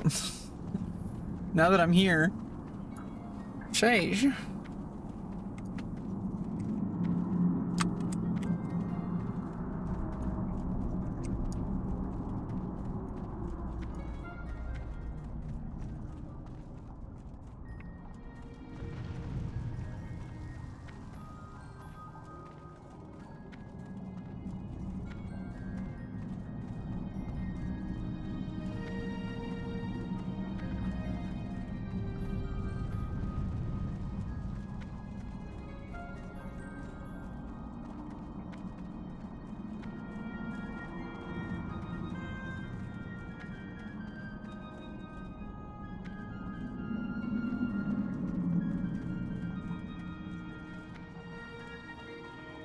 Yeah, people like that are just always looking for some kind of aggression. Like, they're trying to look for a fight.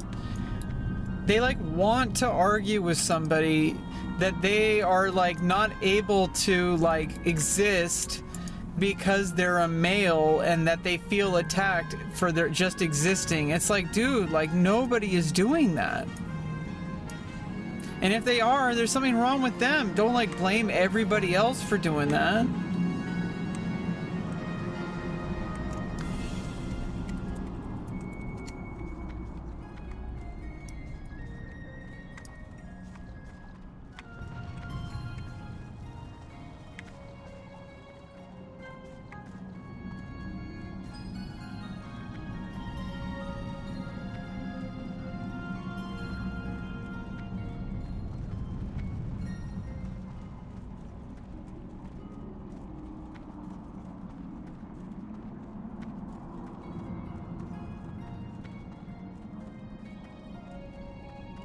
This dungeon is definitely a nightmare.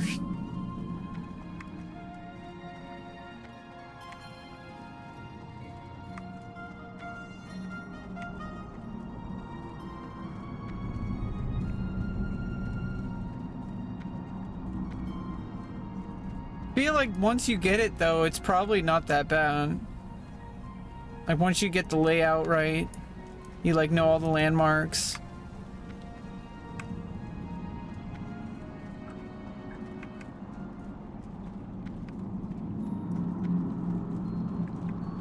I think I'm almost to them. Yay.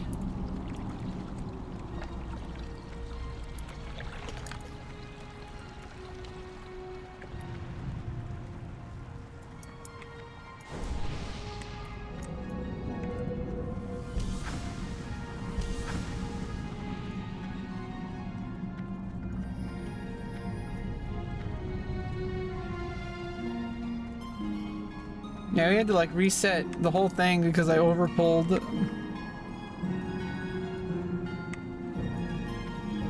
It's really all my fault.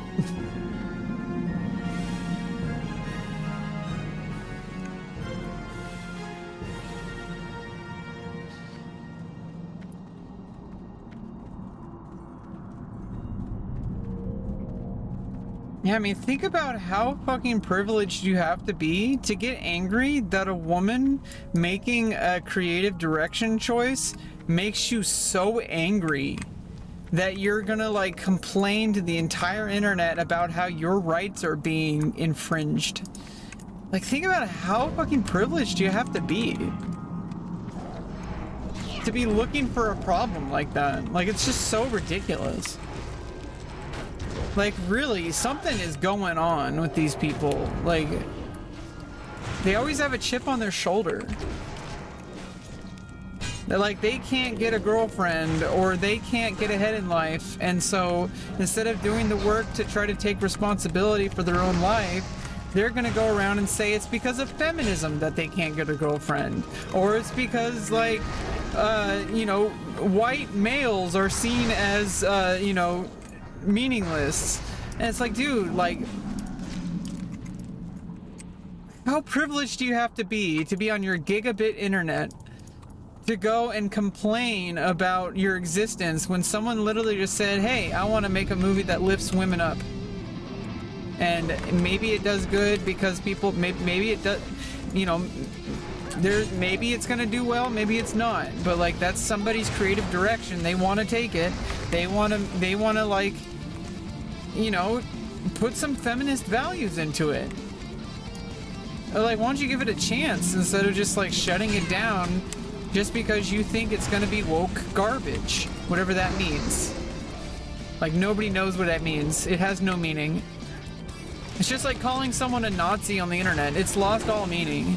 There's actual literal Nazis, and by calling everyone a Nazi, you're diminishing the power of like the actual degenerate scum that go online and follow down those actual white supremacist rabbit holes. Like, those are real people, and they exist, and you're diminishing their evil because they actually are evil people. They want to see people who aren't like them to be dead.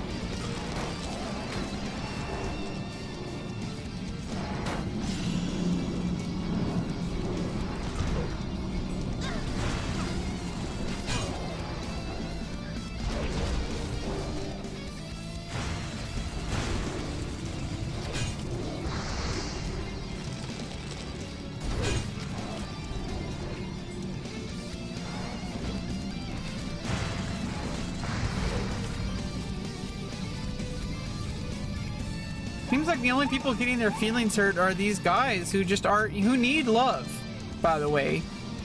Like, these guys are really lonely and they don't feel like there's any path forward for them. They feel like everybody's against them. And yeah, that's terrifying. I get it. Like, anybody would be terrified in that kind of situation. I've dealt with that, like, most of my life. But, like, just because you're scared doesn't mean you should just, like, dismiss everything and shit on everything that you don't agree with. And the things you don't agree with, like, you know, maybe there's a reason why you don't agree with it, and maybe they're not very solid reasons. Maybe if you actually, like, gave things a chance, instead of just shutting everything down and being afraid to, like, admit that maybe you might, like, have certain feelings about things.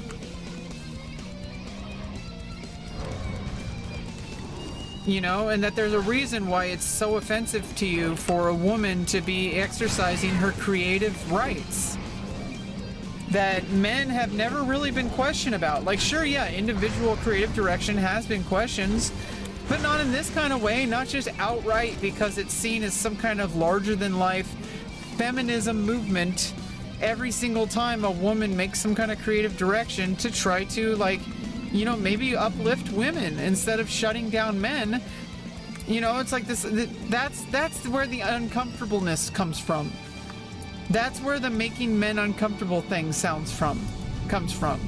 It's because it makes a men uncomfortable just for women to have any kind of creative power.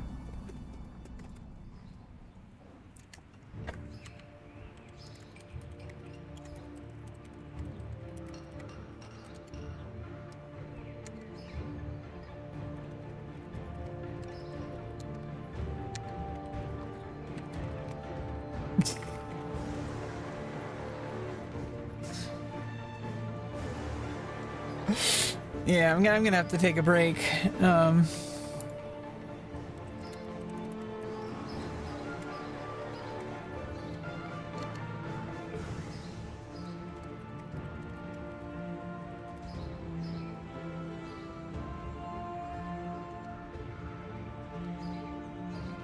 I got level 44 today. We were at like 41, so we got 3 levels.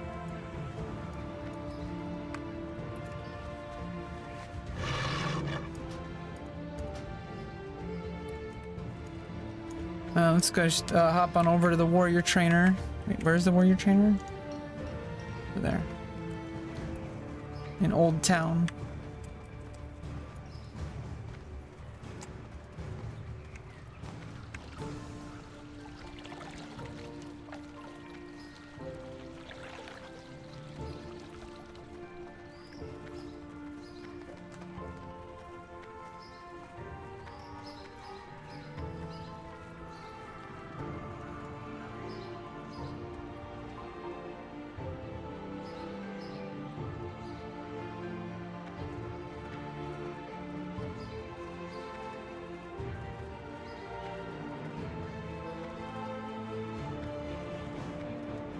Yeah, I guess, you know, this game is trying to teach you reality. Is that when you hit your 40s, things get out of hand. Things start to get out of hand when you hit your 40s. It's foreshadowing. Yeah, I mean, like, 4 more years and I'm 40, but I have plenty of life left in me. I don't really consider myself, you know, getting old. You know, people in their 60s, you know, if you look at people who are living healthy and loving life and, like, you know, not limiting themselves, actually going out and experiencing life, they're well into their 60s, 70s, 80s, and still young. You know, like, there's no reason to be old. You know, obviously I understand if you have some kind of disease or illness or something like that, that can really age you, but, you know, hopefully you don't get that kind of unluck. Well met.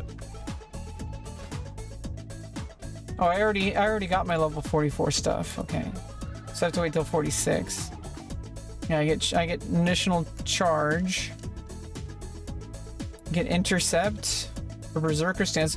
Where the hell is berserker stance? I don't have berserker stance. I only have 2. I have battle stance and I have defensive stance. I don't have berserker stance.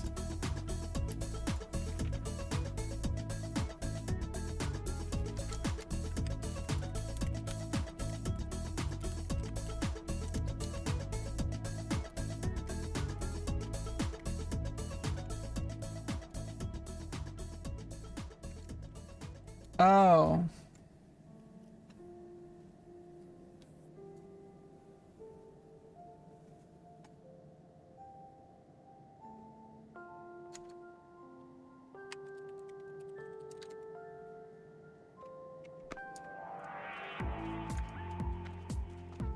Hey there. See you around.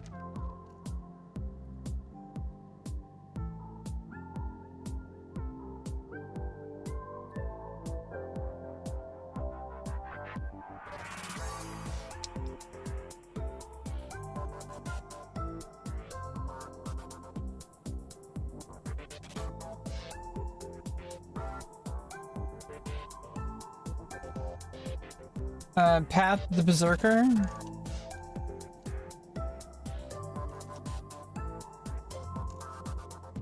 How do you get this?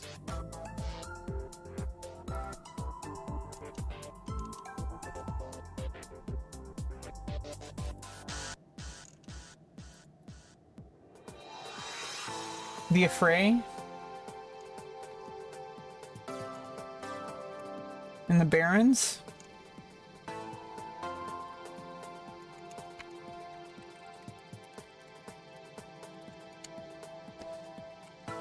Yeah, I gotta go to the Barrens. We can probably take care of that before I log out.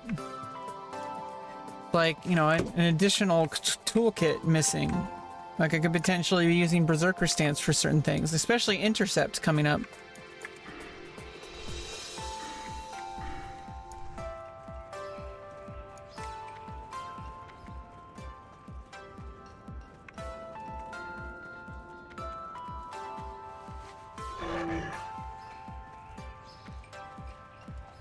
Yeah, so let me go to the Loch Modan and then go to the Barrens.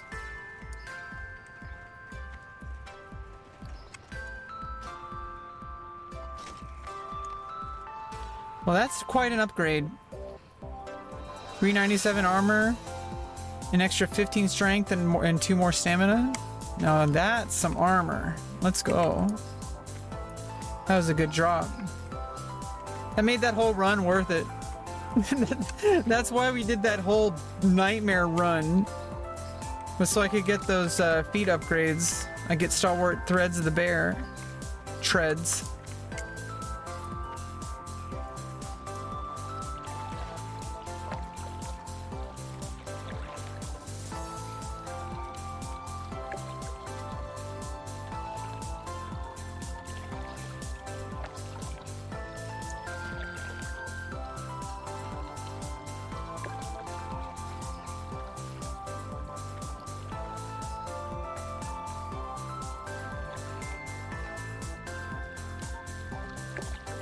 Yeah, I was wearing dusty mail boots.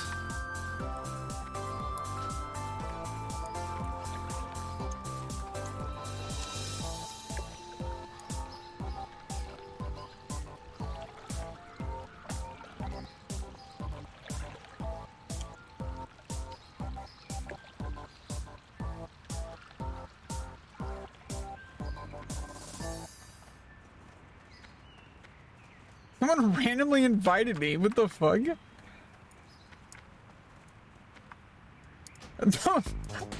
Someone just needed raid status. They just needed raid status, so they invited the first random person they saw, I guess. What the fuck? The other person, Ultima, was like, what the fuck? It was like, hi? Like, what the fuck? We just had an experience. And we all had that experience together.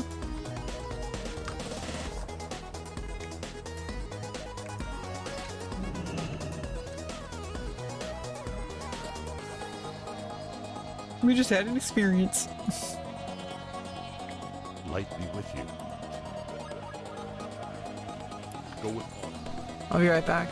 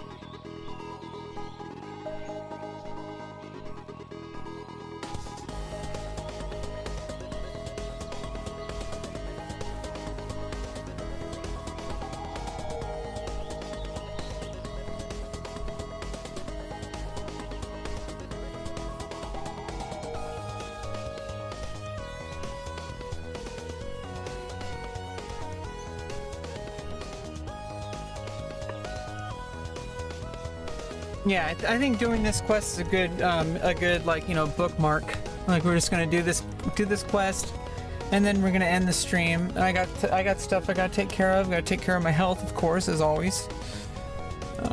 You know, I got a lot of stuff I gotta maintain for the next 2.5 months or so. And it's probably not gonna take as long as I think it is. It just seems like a really long time.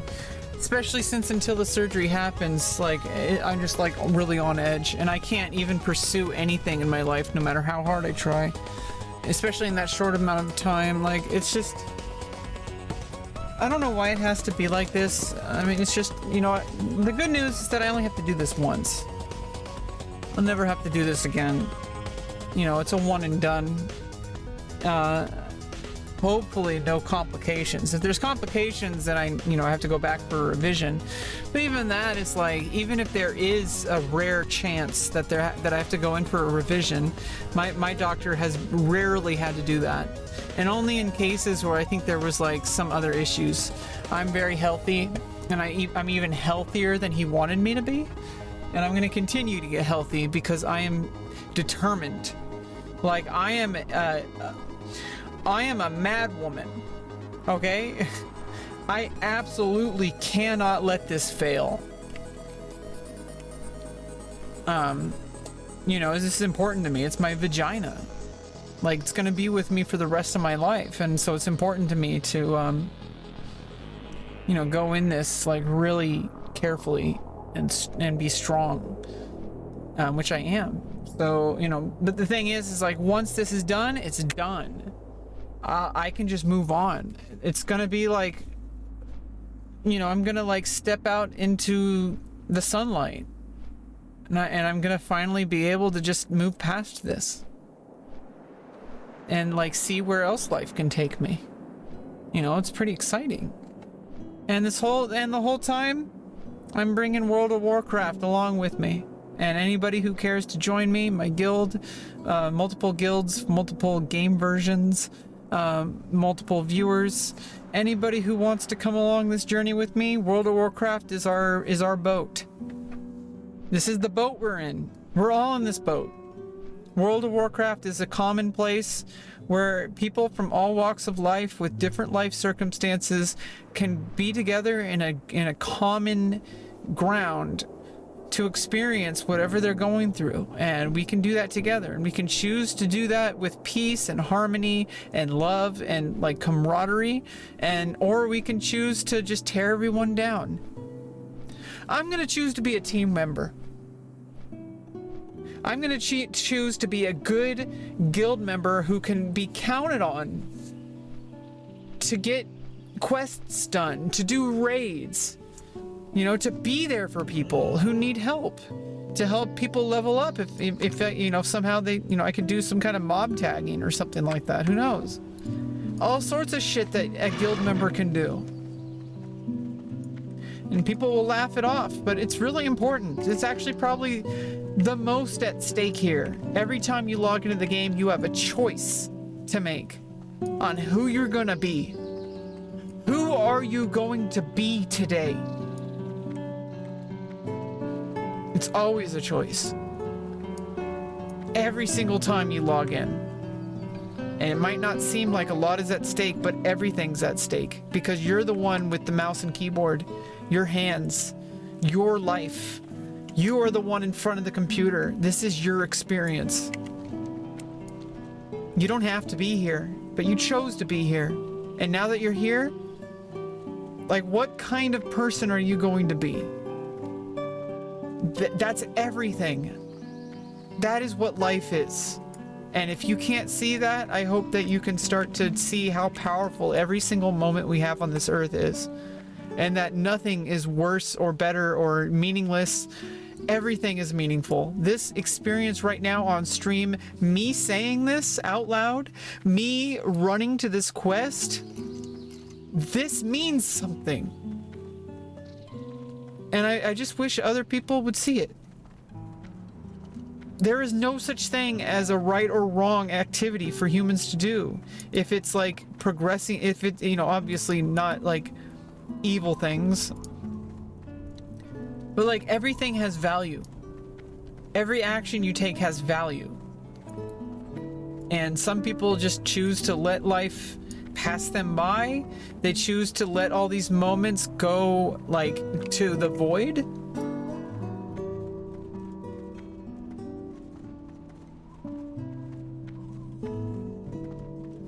Oh, this isn't the Barrens, these are the Badlands. Where are the Barrens? Oh, I have to go to Ashenvale.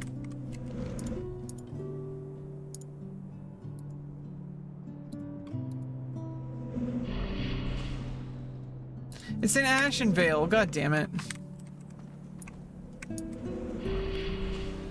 Okay, I have to go to Ashenvale. Oh, there's a quest I need to turn in here while I'm at it. Oh no, that's not a turn in, that's a quest. Great to meet you. Off with you. I took the wrong place. I was thinking of the Badlands. I need to go to the Barrens. Oh, first of all, before I Hearthstone, let's double check. It's in the Barrens, not the Badlands. God damn it.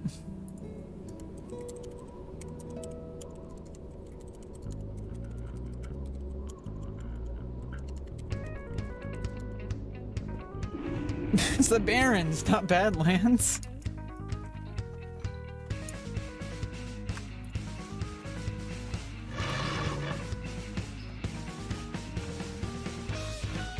This means we gotta take a boat to Aberdeen.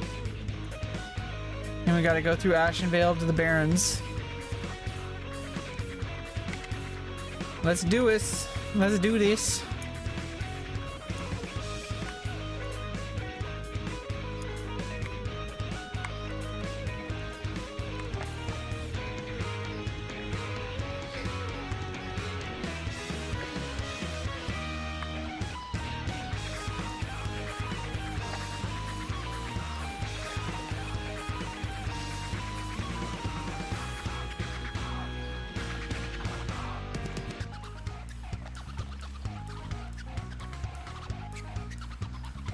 Yeah, some people just see this game as just like, you know, they want to bring all the toxic energy they have here. They want to take out all the frustrations they have here. They see this as a personal stomping grounds for their toxicity. You know, they have a lot of things unresolved, and instead of like focusing on things, it comes out in unintentional ways. They're not trying to be like that. I don't think so. I don't think anybody wants to be an asshole. When people are like super hypercritical on someone's playing, or they're like just, you know, like tired of some shit and they're just cussing everyone out and they're acting like fucking babies, like people will do in this game.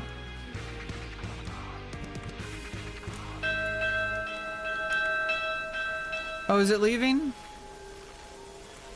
Don't leave yet. Oh no, that's the wrong one. Don't leave yet.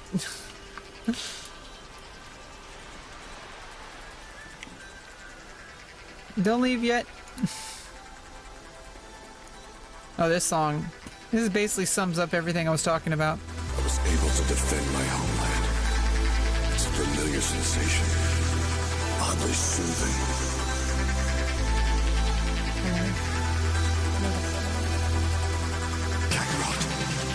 I understand now why you've always been so strong. How about we skip the introduction and get right to it, okay? Fusion!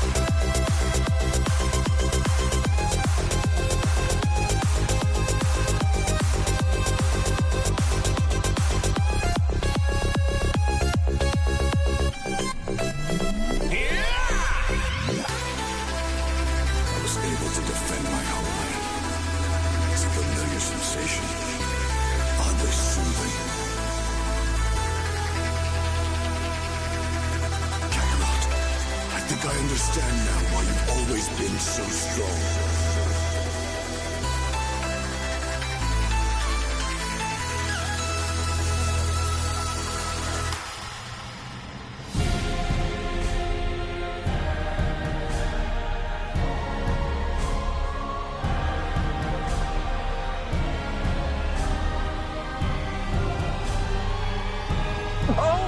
There's the Griffin Master here. Oh no, that's to Deathwallow Marsh.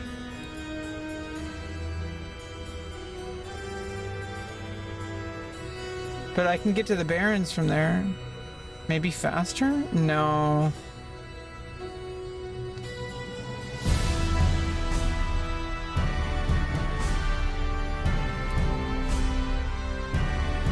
Yeah, it's probably better just to run through Ashenvale.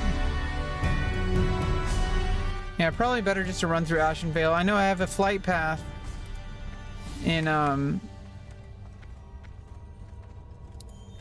have a flight path in Dustwallow Marsh. Is there a flight path here I haven't gotten yet? There's a flight path over here. I need to grab it. There's...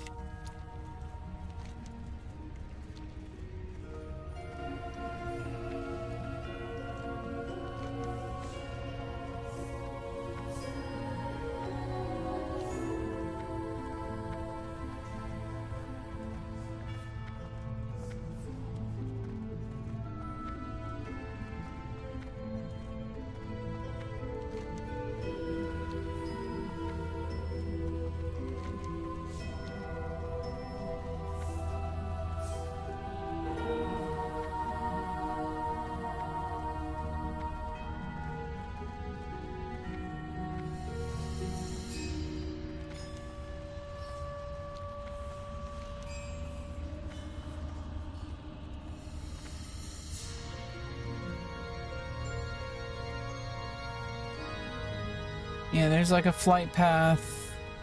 I think the only flight path is way down. Get the quest first. And there's also oh, that's a quest to complete. I don't know if that's in the dungeon. Might be outside the dungeon, I'm not sure.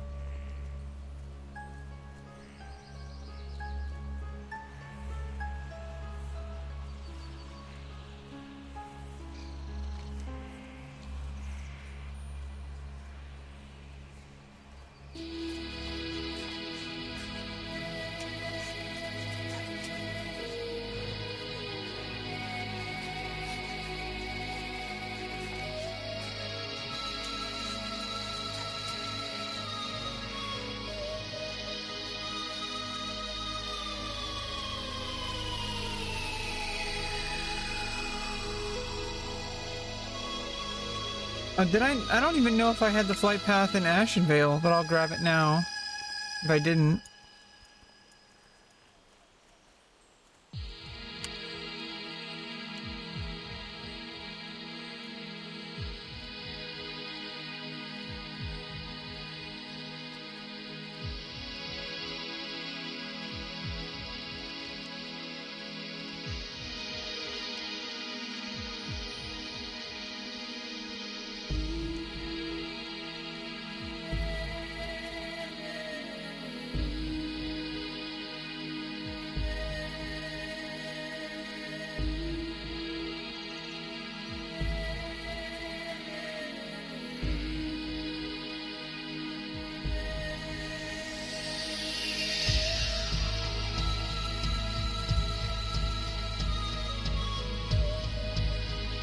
I am listening.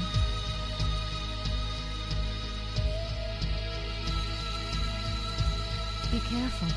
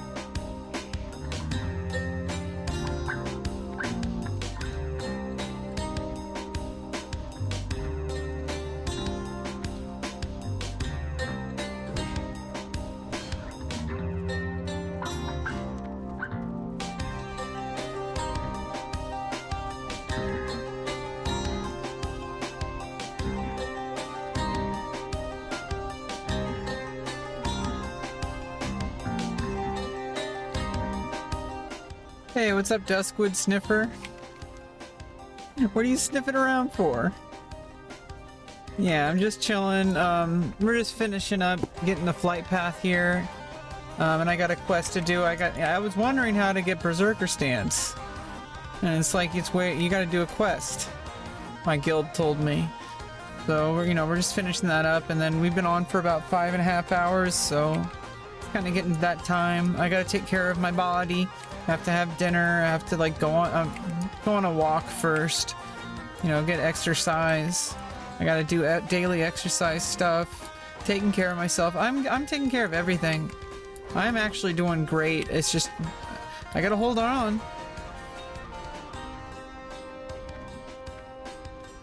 Oh.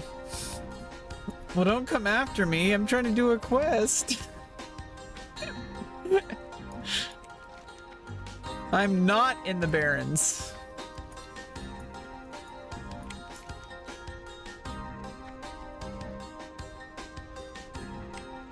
At least it's not like in Final Fantasy XI, where if you die, you have to go all the way to basically where your Hearthstone was. Because you would set a home point in Final Fantasy XI. And so if you die in WoW, you get revived. You go back to the Spirit Healer. You can run back to your body, or you can revive there. In Final Fantasy XI, if you die, you lose XP, especially if you revive. I mean, especially if you home point, and you have to go back to your home point, even if it took you like 30 minutes to get to where you got to.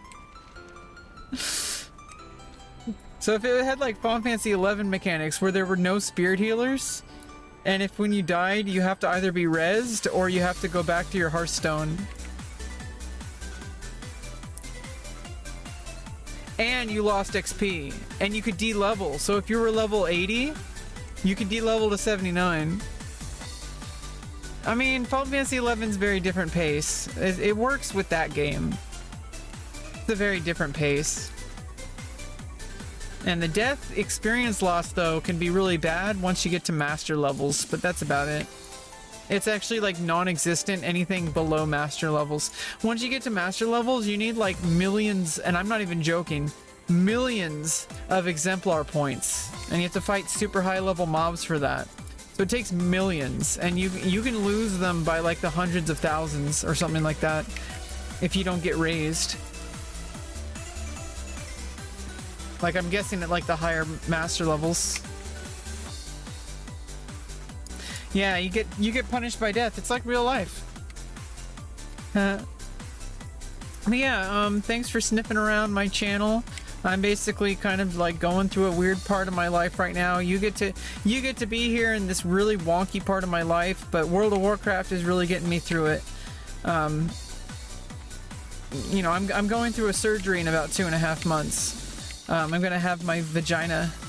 I'm having vaginoplasty, so it's been a big deal. It's been a long time coming, and I'd say like about 17 years that I've known I've needed it, and I've been working on it with my doctors and therapists for the past like 4.5 years, and it's finally gonna happen. It was actually supposed to happen in November, but like I said, I needed to take care of my health because the doctor wasn't quite comfortable performing the surgery with my diabetes the way it is, and it was already pretty good, but he wanted it even better.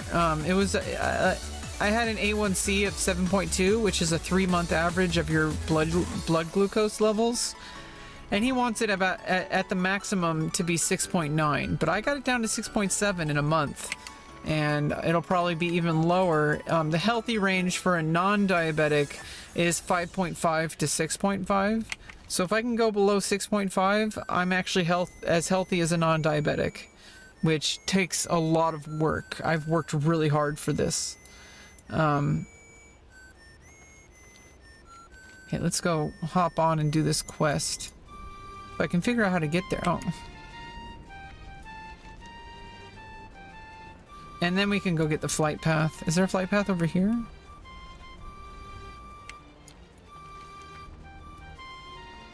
Oops.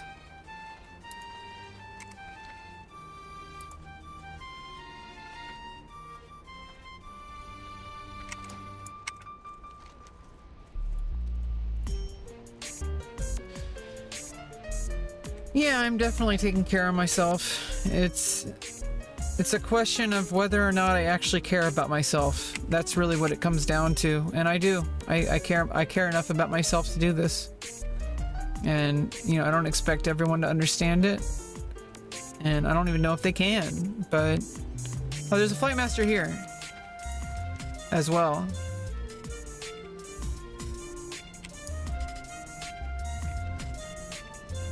So let me go... try to hop to that quest. Yeah, well, good luck on your raid. I hope it goes well. Yeah, thank you. I'm basically just chilling and streaming. Not really making content at the moment. Just kind of chilling. And, you know, maybe sometimes that's enough, you know? The fact that you're here. You know, that's what all this is all about. I appreciate it. Good luck.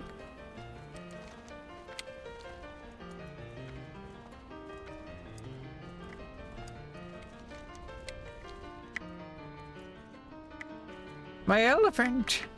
I'm an elephant. Okay, what is even going on here? Oh god, did I not go where I needed to go? Okay, never mind. I think it's fine. I thought I was gonna get barred by mountains.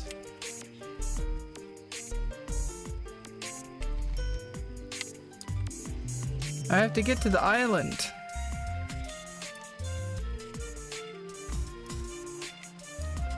Booty Bay.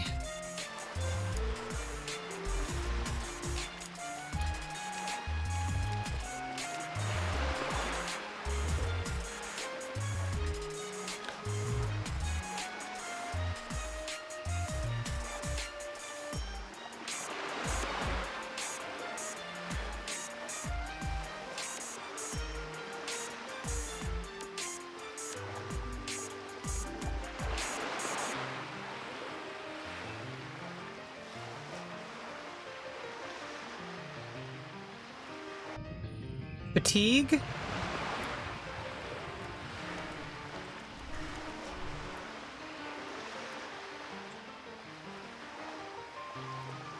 This part of the map counts as fatigue?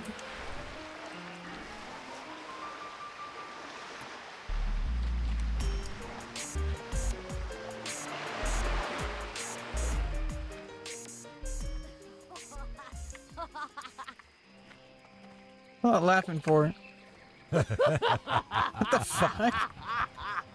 What the fuck? That's what I'm laughing for. Is some cult? Hello, warrior. Island cult I heard about. Frey Island. I hope you find it to your liking. If you want to learn from me, then you must first pass the affray. It is a challenge we on Frey Island like to offer rising warriors who think they're tough, and if you can pass this test, then I'll know you are.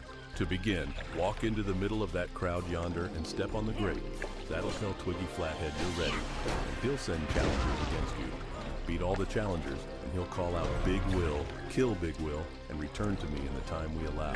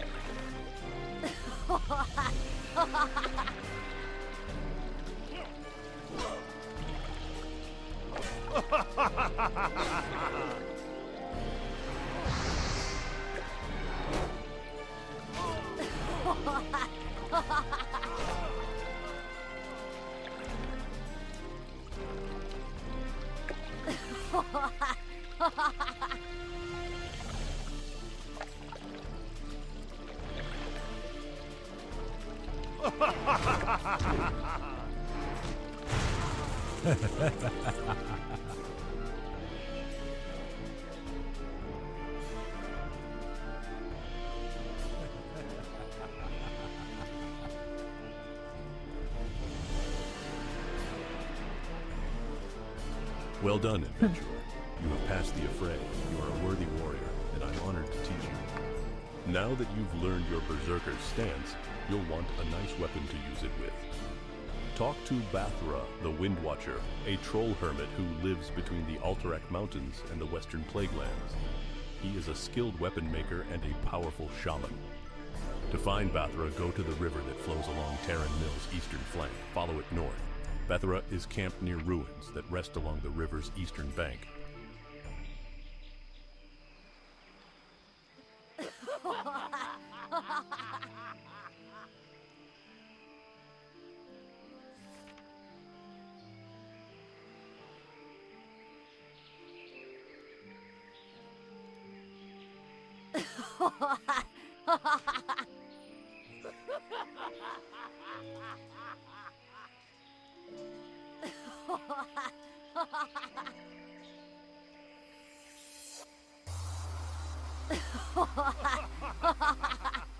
Jesus Christ, these guys are annoying.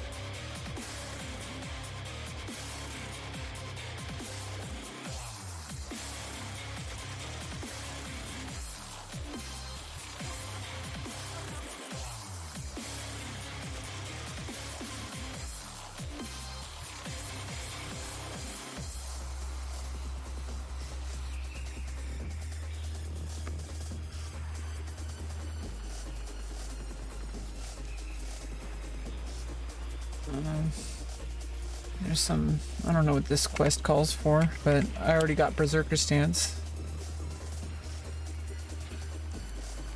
Oh, that's way in this other place. Alterac Mountains.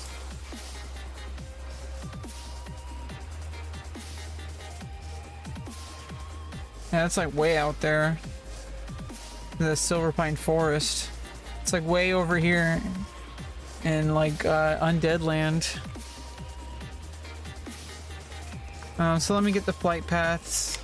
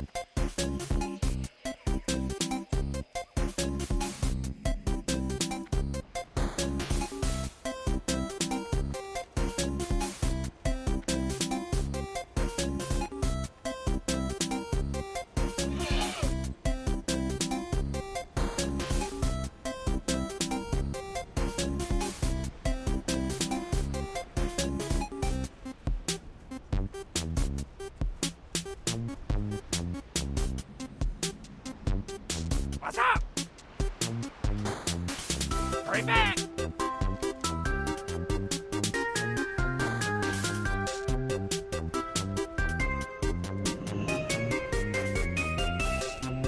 Okay, I'm not even gonna bother with that other flight path at the moment. Just gonna head back, check the auction house. Checked I probably need things put up there, possibly.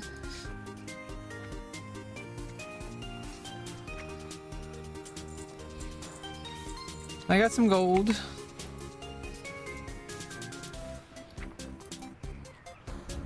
Oh, I can get extra writing, yeah.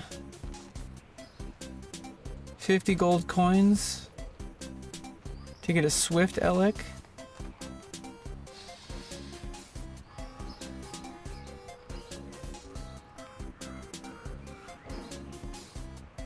I can't do that in Goldshire.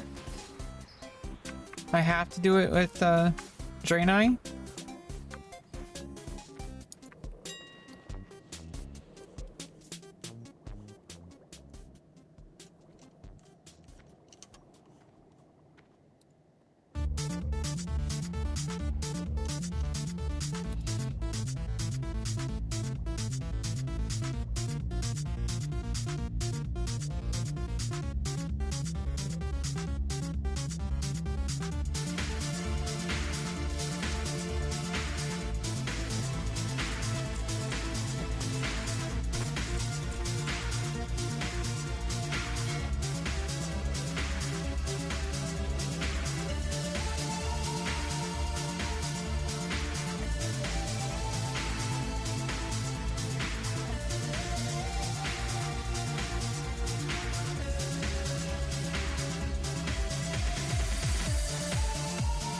Best deals in all of Stormwind, my friend. Won't find any better.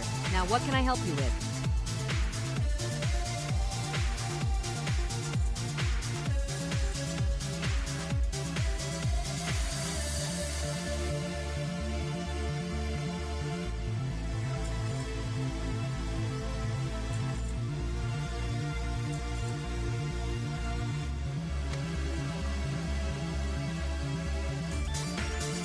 See you around.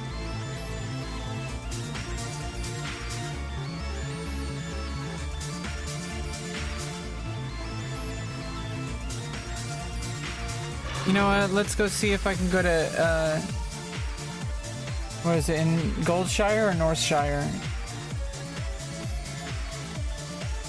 I think it might be Northshire. To go train. I don't know if maybe that's only for humans, but we're gonna find out. Otherwise, I have to go back to freaking Exodar.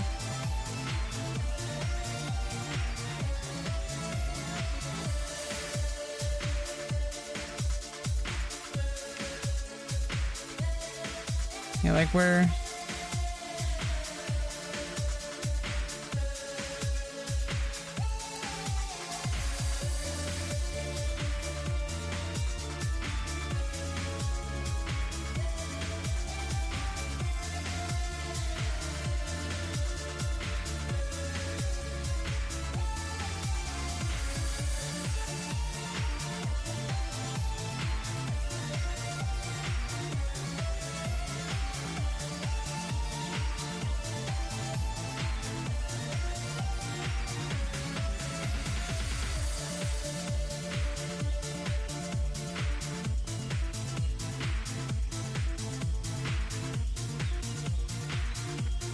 How are you? Safe That's travel. Stable Master.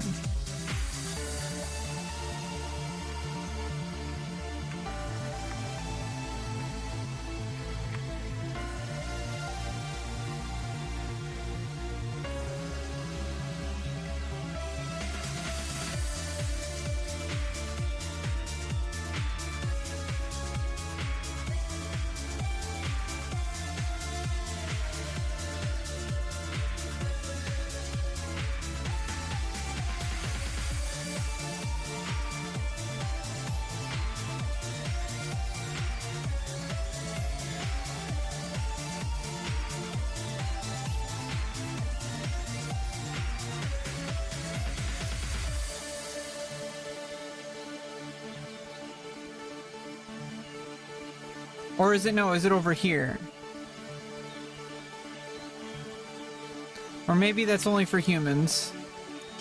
I'm thinking that's what's going on. I might have to go all the way back to Exodar to train the next riding level.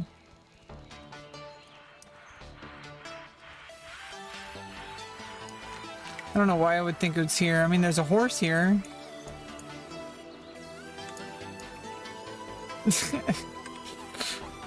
That must have been what I remembered. There's a horse here. I was like, that's where you train it, right? There's a horse. Oh man. I think I have to go all the way back to Exodar, man. We're gonna do it next time. Shit. Shit.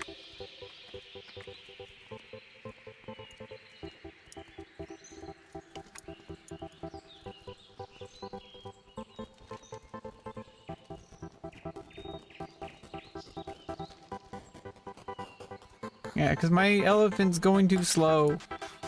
60% increased speed? Screw that. We're level 40 plus now. We can do that. We can go faster. We have the technology.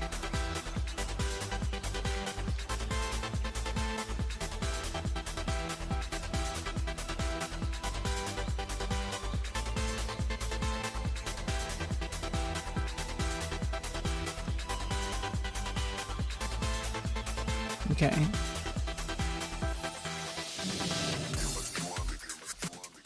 Alright, I gotta go. That's been enough.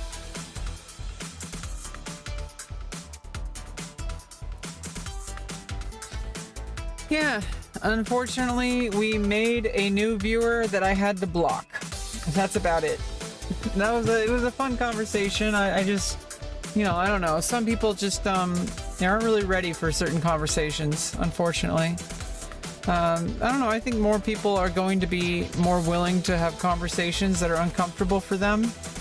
I mean, that's kind of like proving like exactly what that woman was saying. Like she wants to make men uncomfortable. Because that's what happens. When you're uncomfortable, it forces you to look at things differently. It's like, hey, why are all these people getting upset about this? Why are people upset at me? Once you start asking these questions, like, it's like a Pandora's box. Like, you can't go back. Like, you start realizing how your actions, like, affect other people. And once that happens, you might not be perfect, but now it's a new task. Like, now it's a matter of like understanding the actual like little maneuvering things. Like it's a matter of it's a matter of like just finding like the path forward of the actions that need to be taken, which is a very different task than not even knowing that there is something that you need to do. It's a very different thing. And yeah, I don't know, it's hard for some people to understand. Some people don't really understand that, like, what you find okay about life doesn't mean that everybody else feels the same way, because other people have very different experiences. And they're not trying to just punish you. They're trying to inform you so that you can stop hurting them. Because, oh, but I'm not hurting anybody. Says you. Like, what about the people you're hurting? They're obviously hurting. And it's like, oh, well, they just need to get over it. How many times do you have to say that before maybe you ask yourself that you're doing something wrong?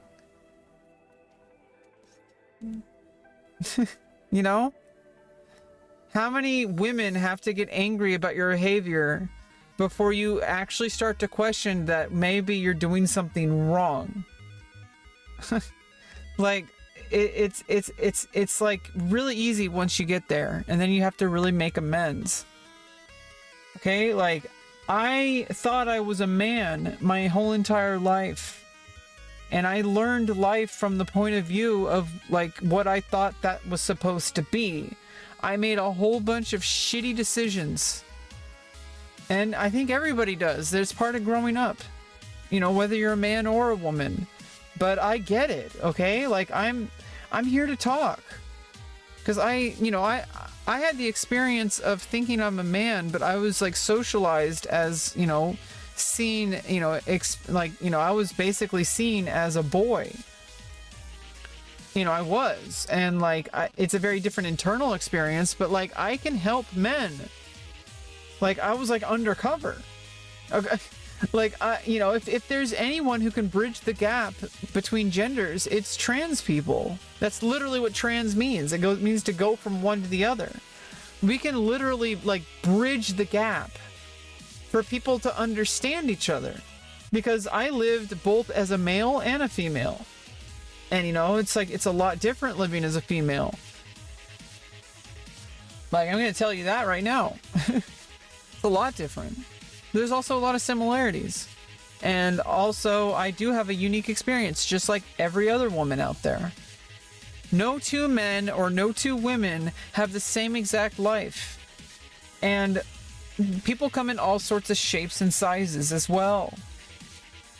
Some women are like, trans. Okay? Like, it doesn't make us any less of a woman.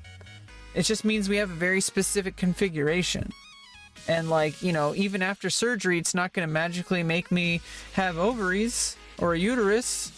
But why are you using your biology to define who you are? You're basically saying by the fact that you have had a period or that you were able to get pregnant, that is what makes you a woman? That a man being able to get you pregnant is what makes you a woman? Like, seriously, like, why are you letting your biology define who you are? Because I don't know about you, but being able to get pregnant by some dude shouldn't be making you feel like a woman. It should be making you feel like you're in service to someone else. Like, But who am I to say? For a lot of women, being able to get pregnant is an extremely beautiful thing, and that's what they've wanted since they were like very young. They've wanted to raise a family, and that's perfectly fine. It's not for everybody. But like to define your sense of womanhood by whether or not you've had a period, like what about all the women who were assigned female at birth that are unable to have never had their period, and they had to get, you know, special hormone treatment for that, or intersex? You know, there's women that are intersex, you know, that are biologically male, as people would say, but they aren't trans. Like, they're actually just, their DNA is like male, but they're totally women. You wouldn't mistake them for men. You would think that they have ovaries, but they don't. You know, they might even have little teeny tiny testicles inside of there.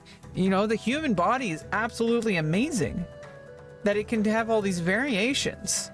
And yeah, like for a person going through that could be devastating. But it doesn't make that person any less of a human being. Doesn't make her less of a woman. Just because she can't get pregnant? Just because she didn't have her period at the right time? Or at all? And because she had to take like special hormones in order to start her puberty? Because she's intersex. She has a rare genetic deviation. But how is that any different from somebody who's assigned male at birth and is like, this doesn't feel right. I need to be the other thing. You know, it's just a matter of like how you get to where you are. And that shouldn't mean anything to anybody. It really shouldn't. It's really nobody's business. I am who I am. I'm Rebecca. I'm this weird psycho on the internet. Okay. Like, wait a minute. Let's take a step back a little bit. No, I'm just this random chick, okay? I happen to be transgender. I happen to still have a penis. And, you know, guess what? It's gonna be a pussy pretty soon. But either way, you know, that's not what makes me a woman either. It makes me feel like a woman. It makes me feel more valid. It's gonna make me feel like life is gonna be worth living. And that's really what's at stake here. It shouldn't mean anything to anybody besides that. That this is something I need to do, and that, you know, it's like, I don't know why there's so many arbitrary definitions that you seem to like be so dead set on maintaining. Like, so many people, they're like, when I was growing up, there was only 2 genders. Why are all these things happening that I don't understand? Like, come on, dude. Things aren't as simple as you thought they were. They never were. Like, you know, like there's so many different people that you just dismissed because you never even thought of them. Like intersex people or trans people. You know, people with different beliefs, different religions, lack of a religion. You know, if you're raised in like a Christian town, everybody you know is Christian, and then you meet the one Muslim person or the one Jewish person in your town, you're gonna think that that's like, you know, insanely different. You're gonna think that that's not normal. But, you know, you get to know these people and it's like, oh, well, you know, I'm not the only person here. You know, just because everyone I know is like Christian doesn't mean everybody is Christian. Doesn't mean there's anything wrong with that either. Doesn't make anything wrong with you being Christian either. Like, that's nothing wrong with that. Now, if your behavior is you're going to go around and harass people and make people feel like they're garbage, make people feel like they don't belong here, make people feel like they're uncomfortable just by being around you, then maybe that's something else. And it's not your religion. I know for a fact that that's not what Jesus taught. Okay, so, you know, you go pick a different, you know, go pick something different if that's what you think religion is, because that's not the Jesus I know. But yeah, it's a fun day. I think I had a pretty fun day. We got like level 44. We had to block someone on YouTube. It's a full day. Bye bye.